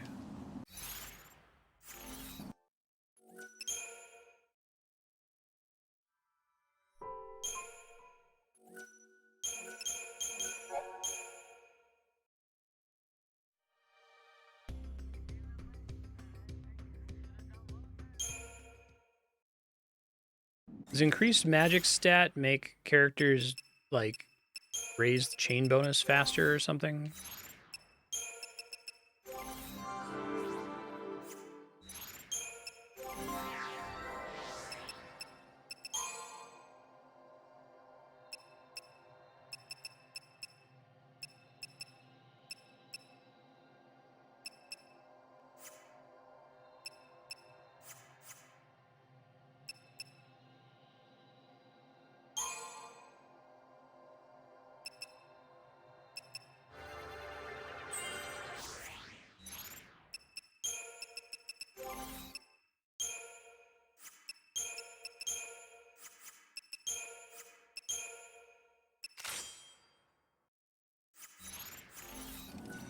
See if that's enough to make a difference. It was pretty close last time.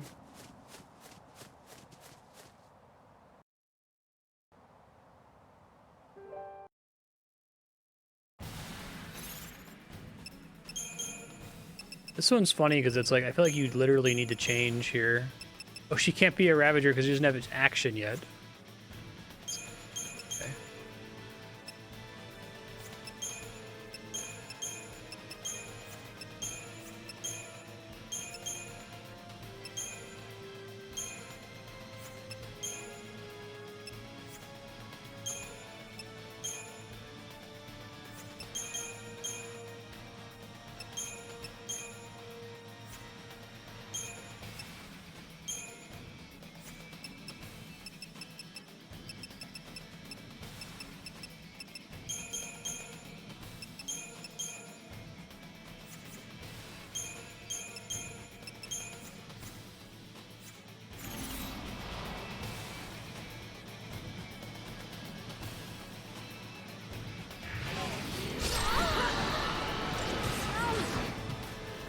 Take this! You're gonna squirm! Ha! I thought the whole thing is like, we're going to give you a bonus for debuffing the boss, but then the boss has status immunities for no reason? It feels like that anyway.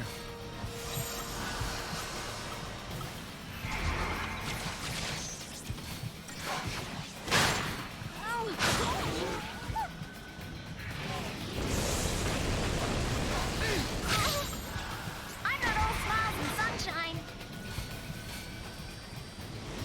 Better be careful. Double Kiraja, good use of your time, Danielle. Not keeping me down. Why you? No time to panic. Hey! Oh yeah?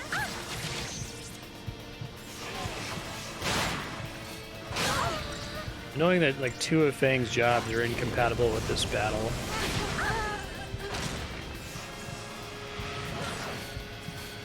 I don't know if Raise, does Raise even count for the Gestalt meter? Don't give up. It does, it looks like it's equal to the tiny amount that you heal the person when they get up. I'm not all smiles and sunshine. This'll be quick. Give it your best shot. Yeah?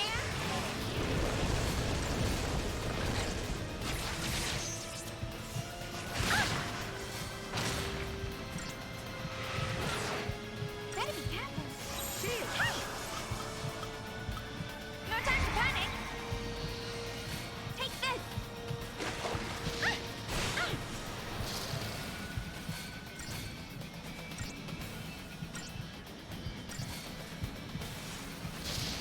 Take this. Keep out of this. No choice, I guess. You're gonna I can take it.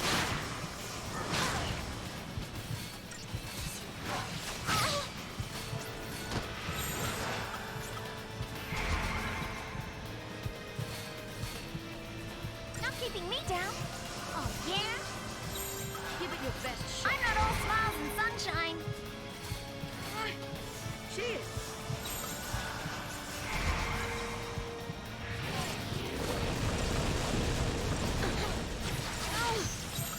Take this. I'm actually doing worse than last time. This'll be quick. Give it your best shot.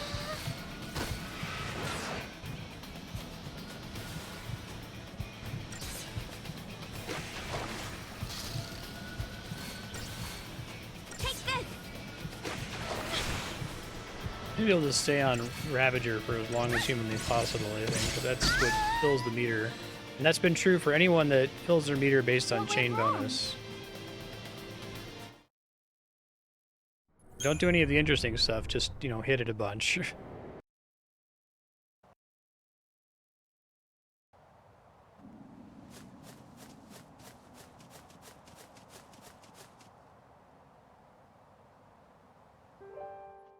What's the use case for Sentinel here? Sentinel, like, I guess it decreases the damage from the big hits a little bit, but it doesn't make the Gestalt meter go up, right? The only thing that can is chain debuffs, so all she can do is Saboteur.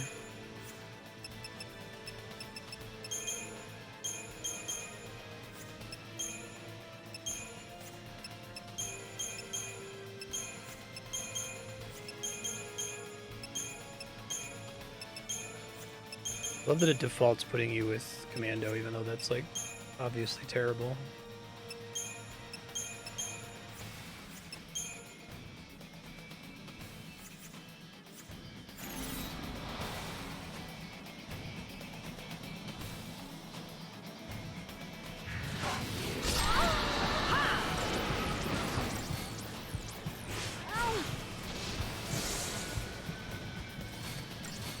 What's she taking though? It looks like all this boss's attacks are like AoE. Like Quake was hitting both of us. I think Looming Wrath hits both of us.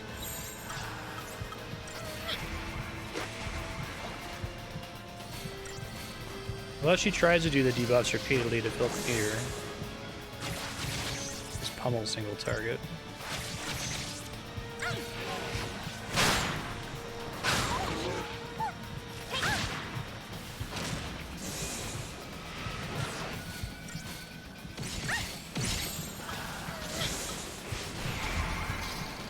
Bring it on! Appreciate it. I can try to just do this the whole time, but Bring it on!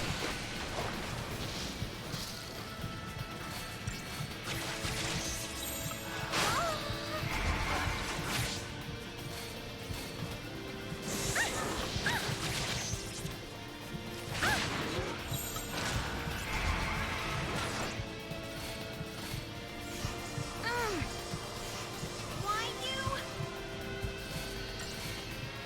why? Does that affect chain percent? I thought that was only affecting damage. I'm not all smiles and sunshine. Why you?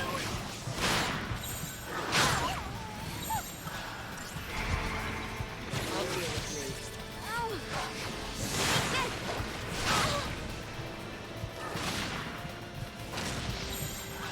No time to panic. I'll deal with you.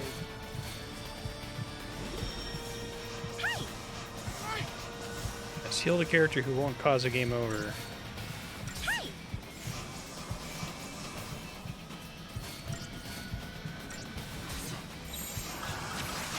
I'm not all smiles and sunshine. Also wish she would use Metaguard instead of Entrench right now.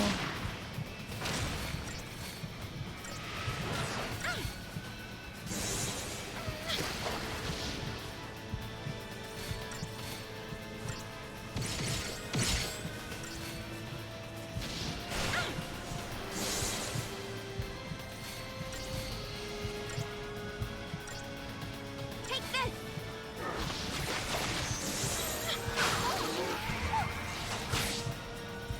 Bring it on! Why you?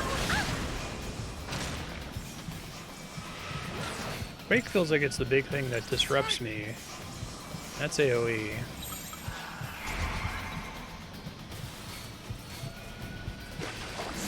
But does Imperil make the chain meter fill faster? What went wrong? Like, I imagine just throwing one additional debuff up there is not as strong as filling chain meter, but I can do it. I was trying to do double saboteur before for that reason.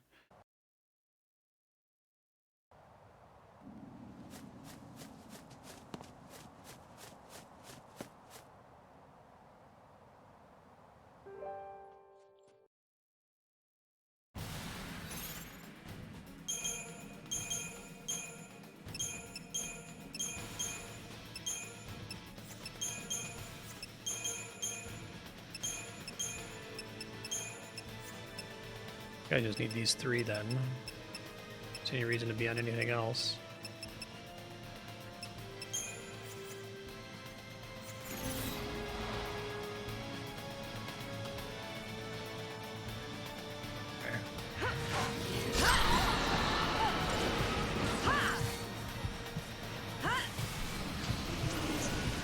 Must you waste time trying to cast poison?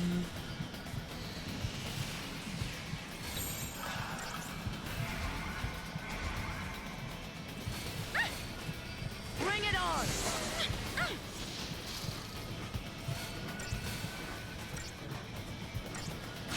Take this!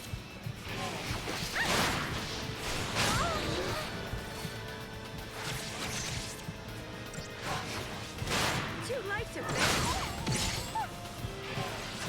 so fucking annoying. I can't do anything about them.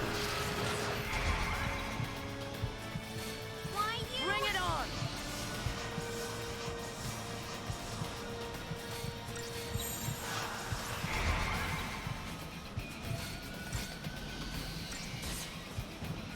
It doesn't look like it's moving that much more, but maybe it is and I just can't tell.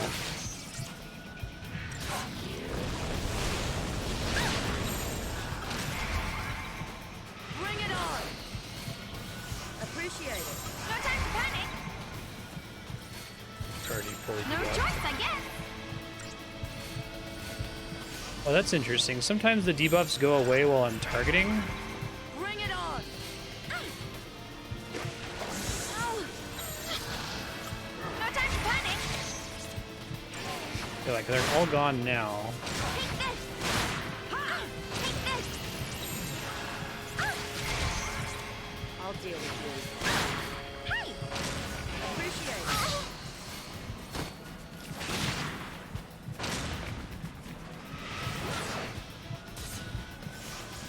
Might be more full than it's been before. It's really hard for me to tell.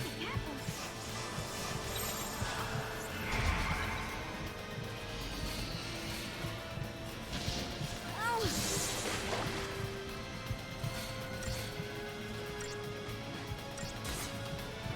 Take this. Oh. I can take it.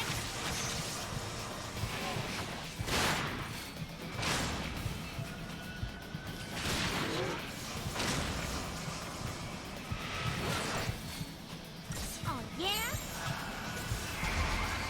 Healing is so much worse than just getting boring old chain bonus.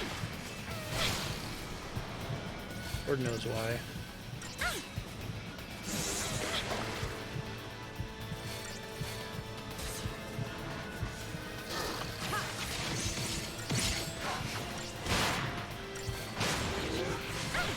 Yeah, when she's not standing in range of Hurricane Kick, she gets way more Gestalt meter.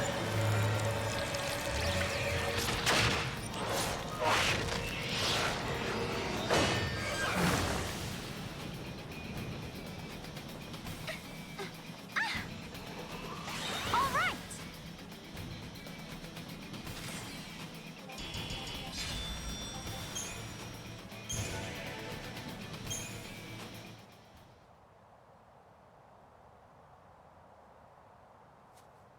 I knew something was off. You've been shying away from our focus ever since we woke up on Cocoon. I couldn't figure it out, but then it all made sense after hearing that story from Rains.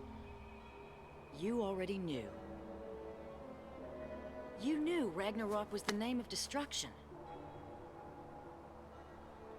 It wasn't fair. You had to do all the horrible stuff. And I didn't have to do anything. That is no reason to lie to me. You think that's what I want? You of all people!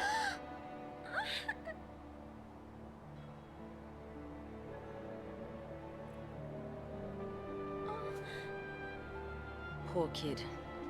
You've had it rough. Fang.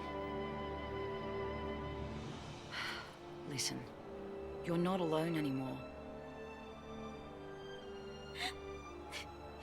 I'm so sorry. Keep that up and you'll have me crying soon. We have a new family now. We stick together. They had You hear bullet me? points for like what they wanted the conflict to be, and they're like, shit, we don't have time for it. Hope just has it after you land. Vanille's just feeling it here for some reason. Like, Saj is the only one that makes any sense at all, I think. Hope had a moment earlier that would have made sense. When he's, like, wanting to kill Snow, but they just didn't do it there for some reason. I don't understand. Oh my god, it remembered my... Wow, I'm shocked. Actually shocked. Every other time it's swapped me out like that, it's killed all my paradigms.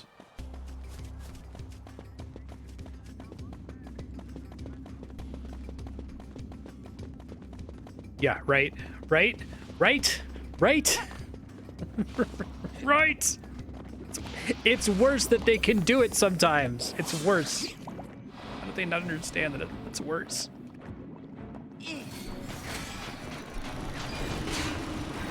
Back under your rock. Don't get predictable.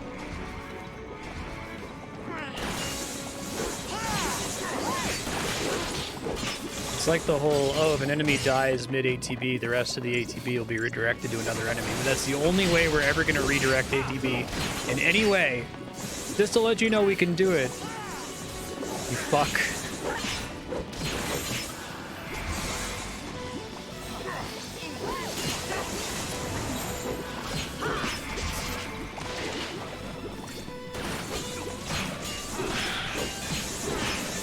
I thought that was like a technical limitation of the game. Idiot.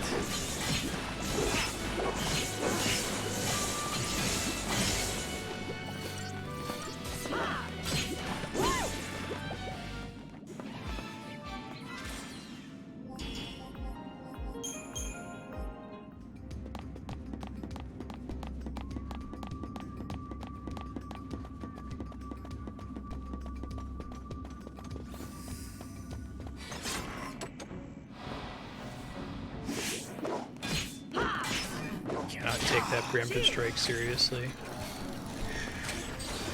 Individually fog all the enemies. That's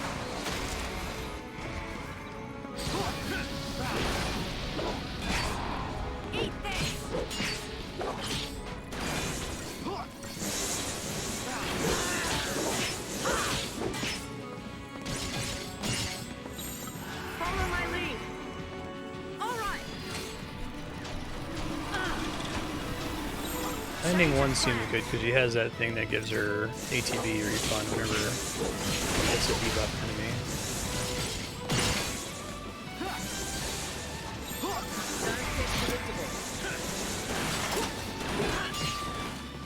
Hardly worth the effort.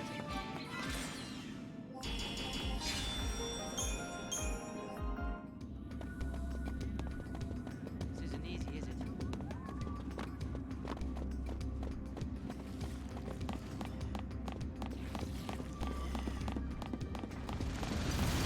You guys are annoying to fight and don't give as much XP as the robots.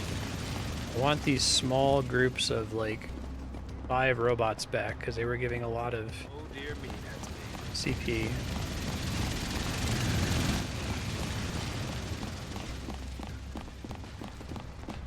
Little roly-poly, like, digging fal'Cie is kind of a cool idea.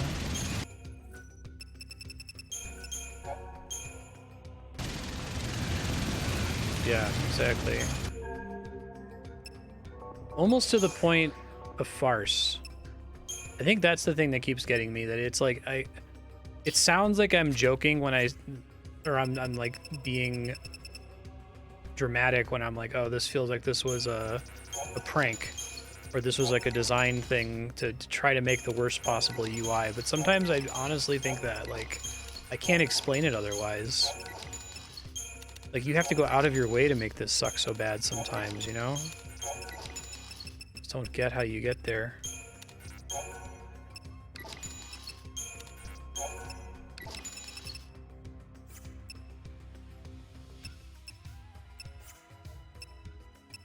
Need 150k. Otherwise, it's pointless.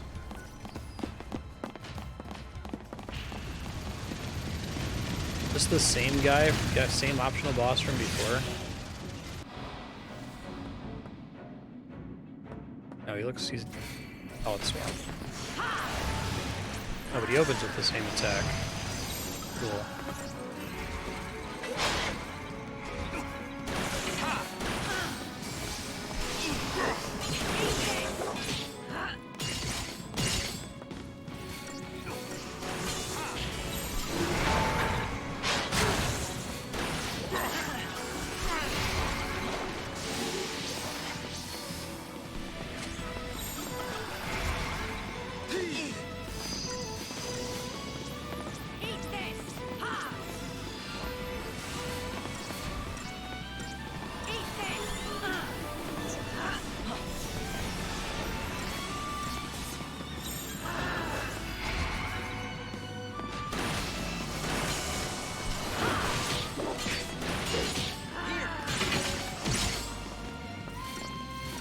This is the same guy, isn't it?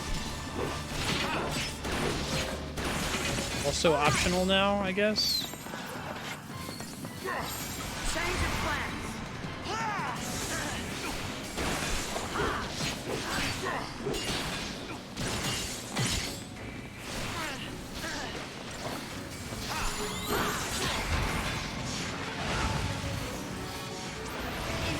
That just misses sometimes, and I don't know if it's like a bug or something.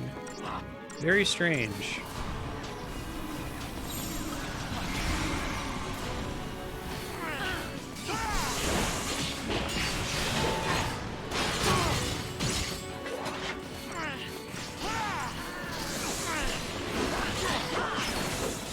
On the stagger now.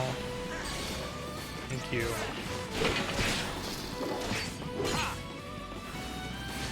Stay on double Ravager until the chain meter gets a little bit higher, 600% or something.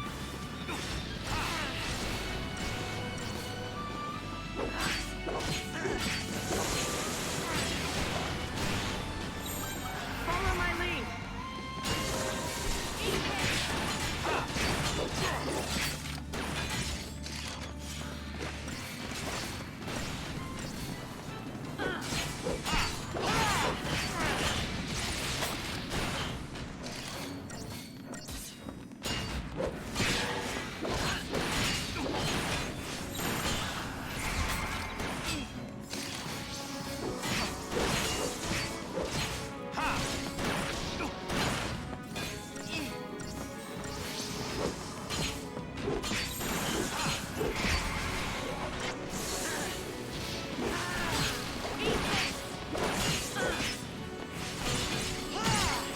Finally gonna beat this guy after like fucking 12 attempts or something stupid. I think the difference was that Hope had slightly more health, so he was able to not get one shot. Literally all that changed. I shouldn't count my chickens before they hatch. I can still die here pretty easily.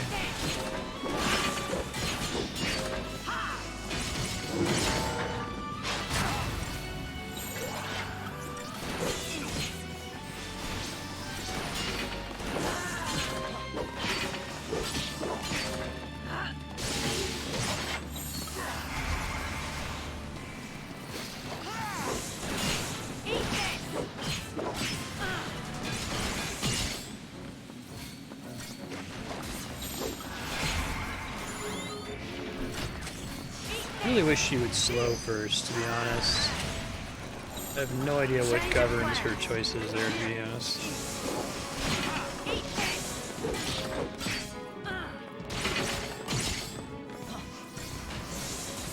I could try to go into abilities and trigger it on tension or something. Launch is not working again. Fortunately, didn't get me killed that time.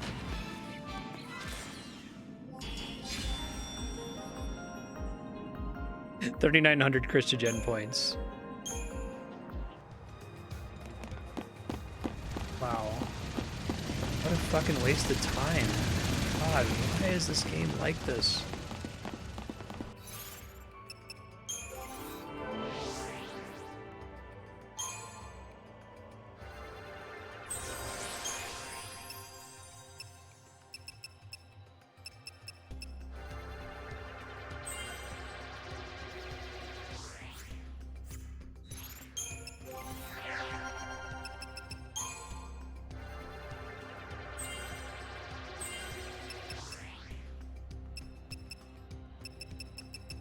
Just one on the ATV.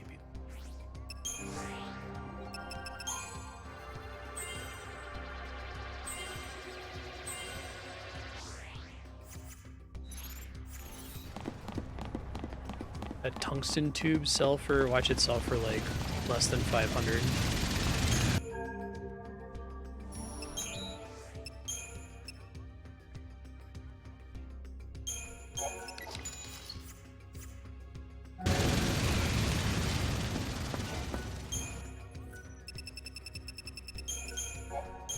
That fight took,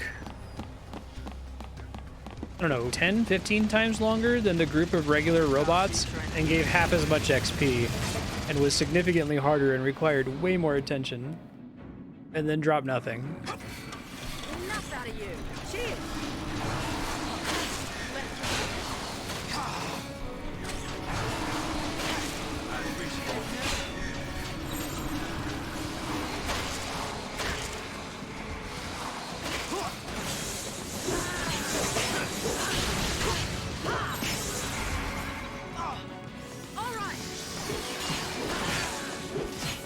Self-destruct.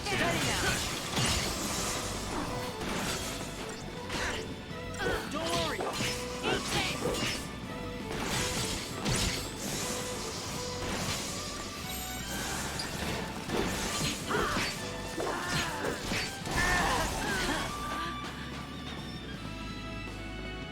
It can't be serious.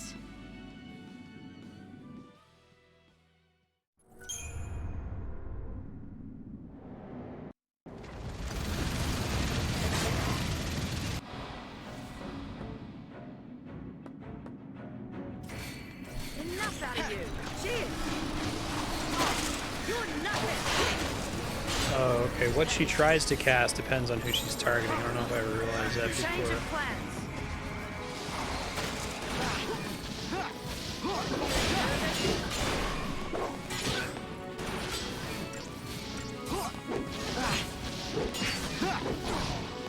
I thought maybe she would still like make AoE decisions based on the entire party regardless of my initial target.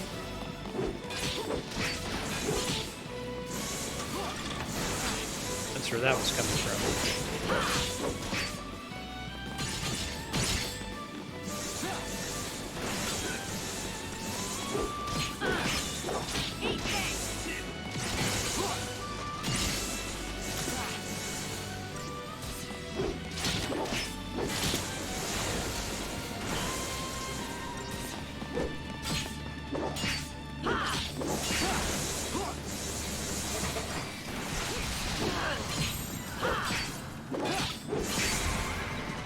All right. Eat this. Yeah, right.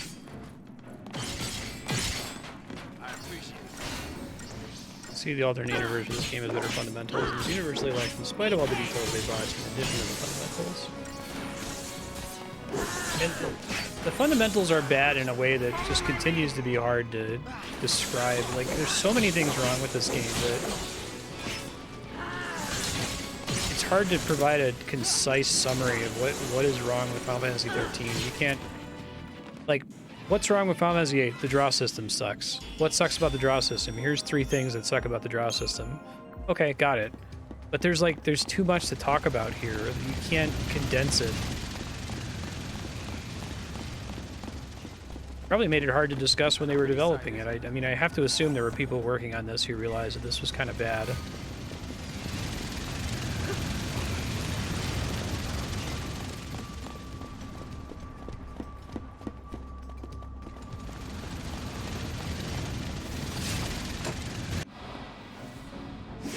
To like write a treatise on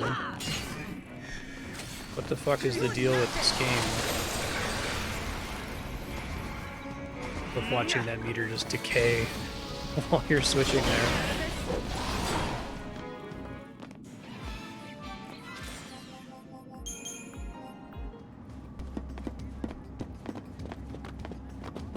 Watch my back.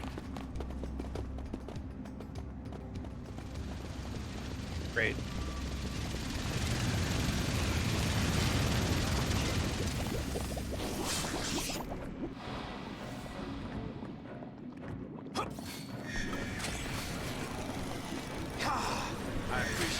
I think they're trying to do this thing where like the enemies are fighting each other briefly, which is neat. It's like flavor. I don't hate it.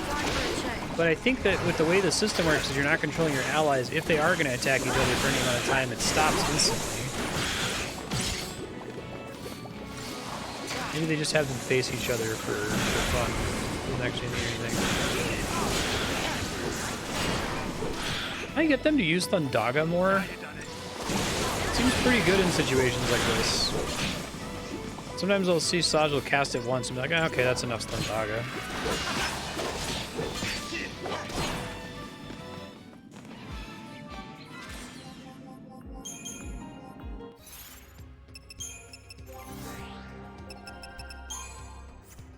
synergist, right?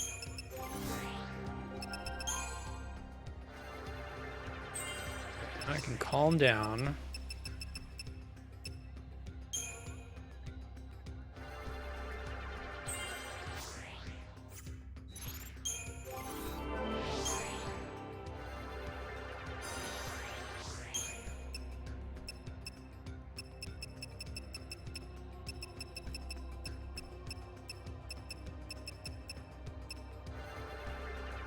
What do the magic nodes do?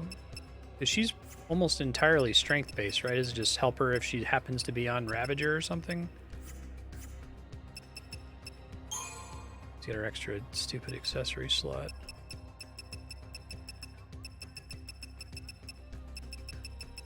So far.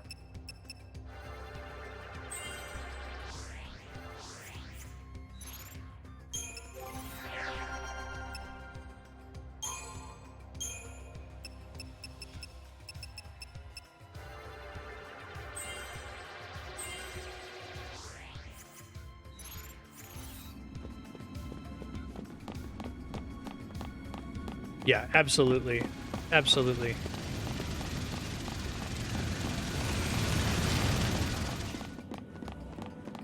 There's simultaneously too much information and not enough information, right?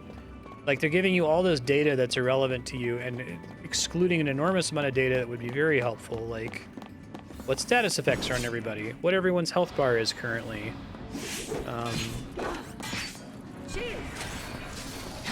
The relative damage everybody's doing as part of their full ATB action, exactly. Who's the one doing the damage? How about some of this? To the victor go the spoils.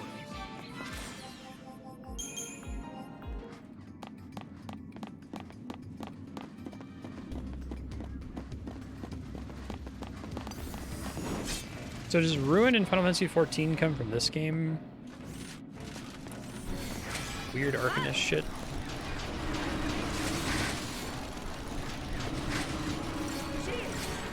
Be nice. Don't get predictable. The creator of, or the people involved with 13 didn't have anything to do with Final Fantasy XIV 1.0, did they? Because it kind of feels like a similar 1.0 having that whole I hate Final Fantasy, so I'm gonna like intentionally, it's not gonna be monk, it's gonna be pugilist. Okay, dude, like, you're not doing a very good job. You're not subverting Final Fantasy, friend.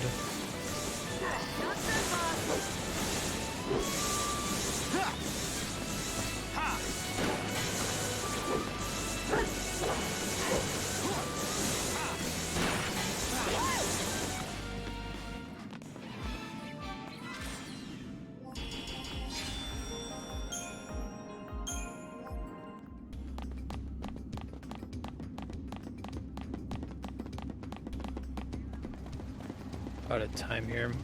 Another save point.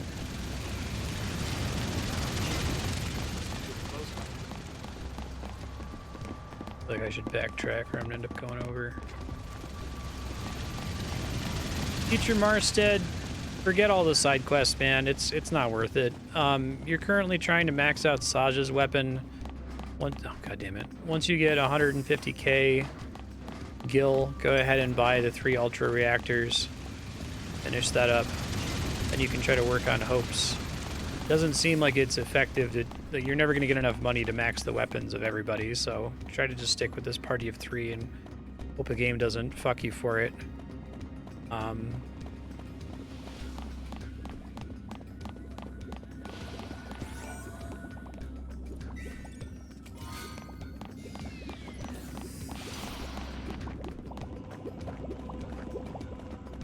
Yeah, they consulted the Final Fantasy 14 1.0 devs on how to add a tank class.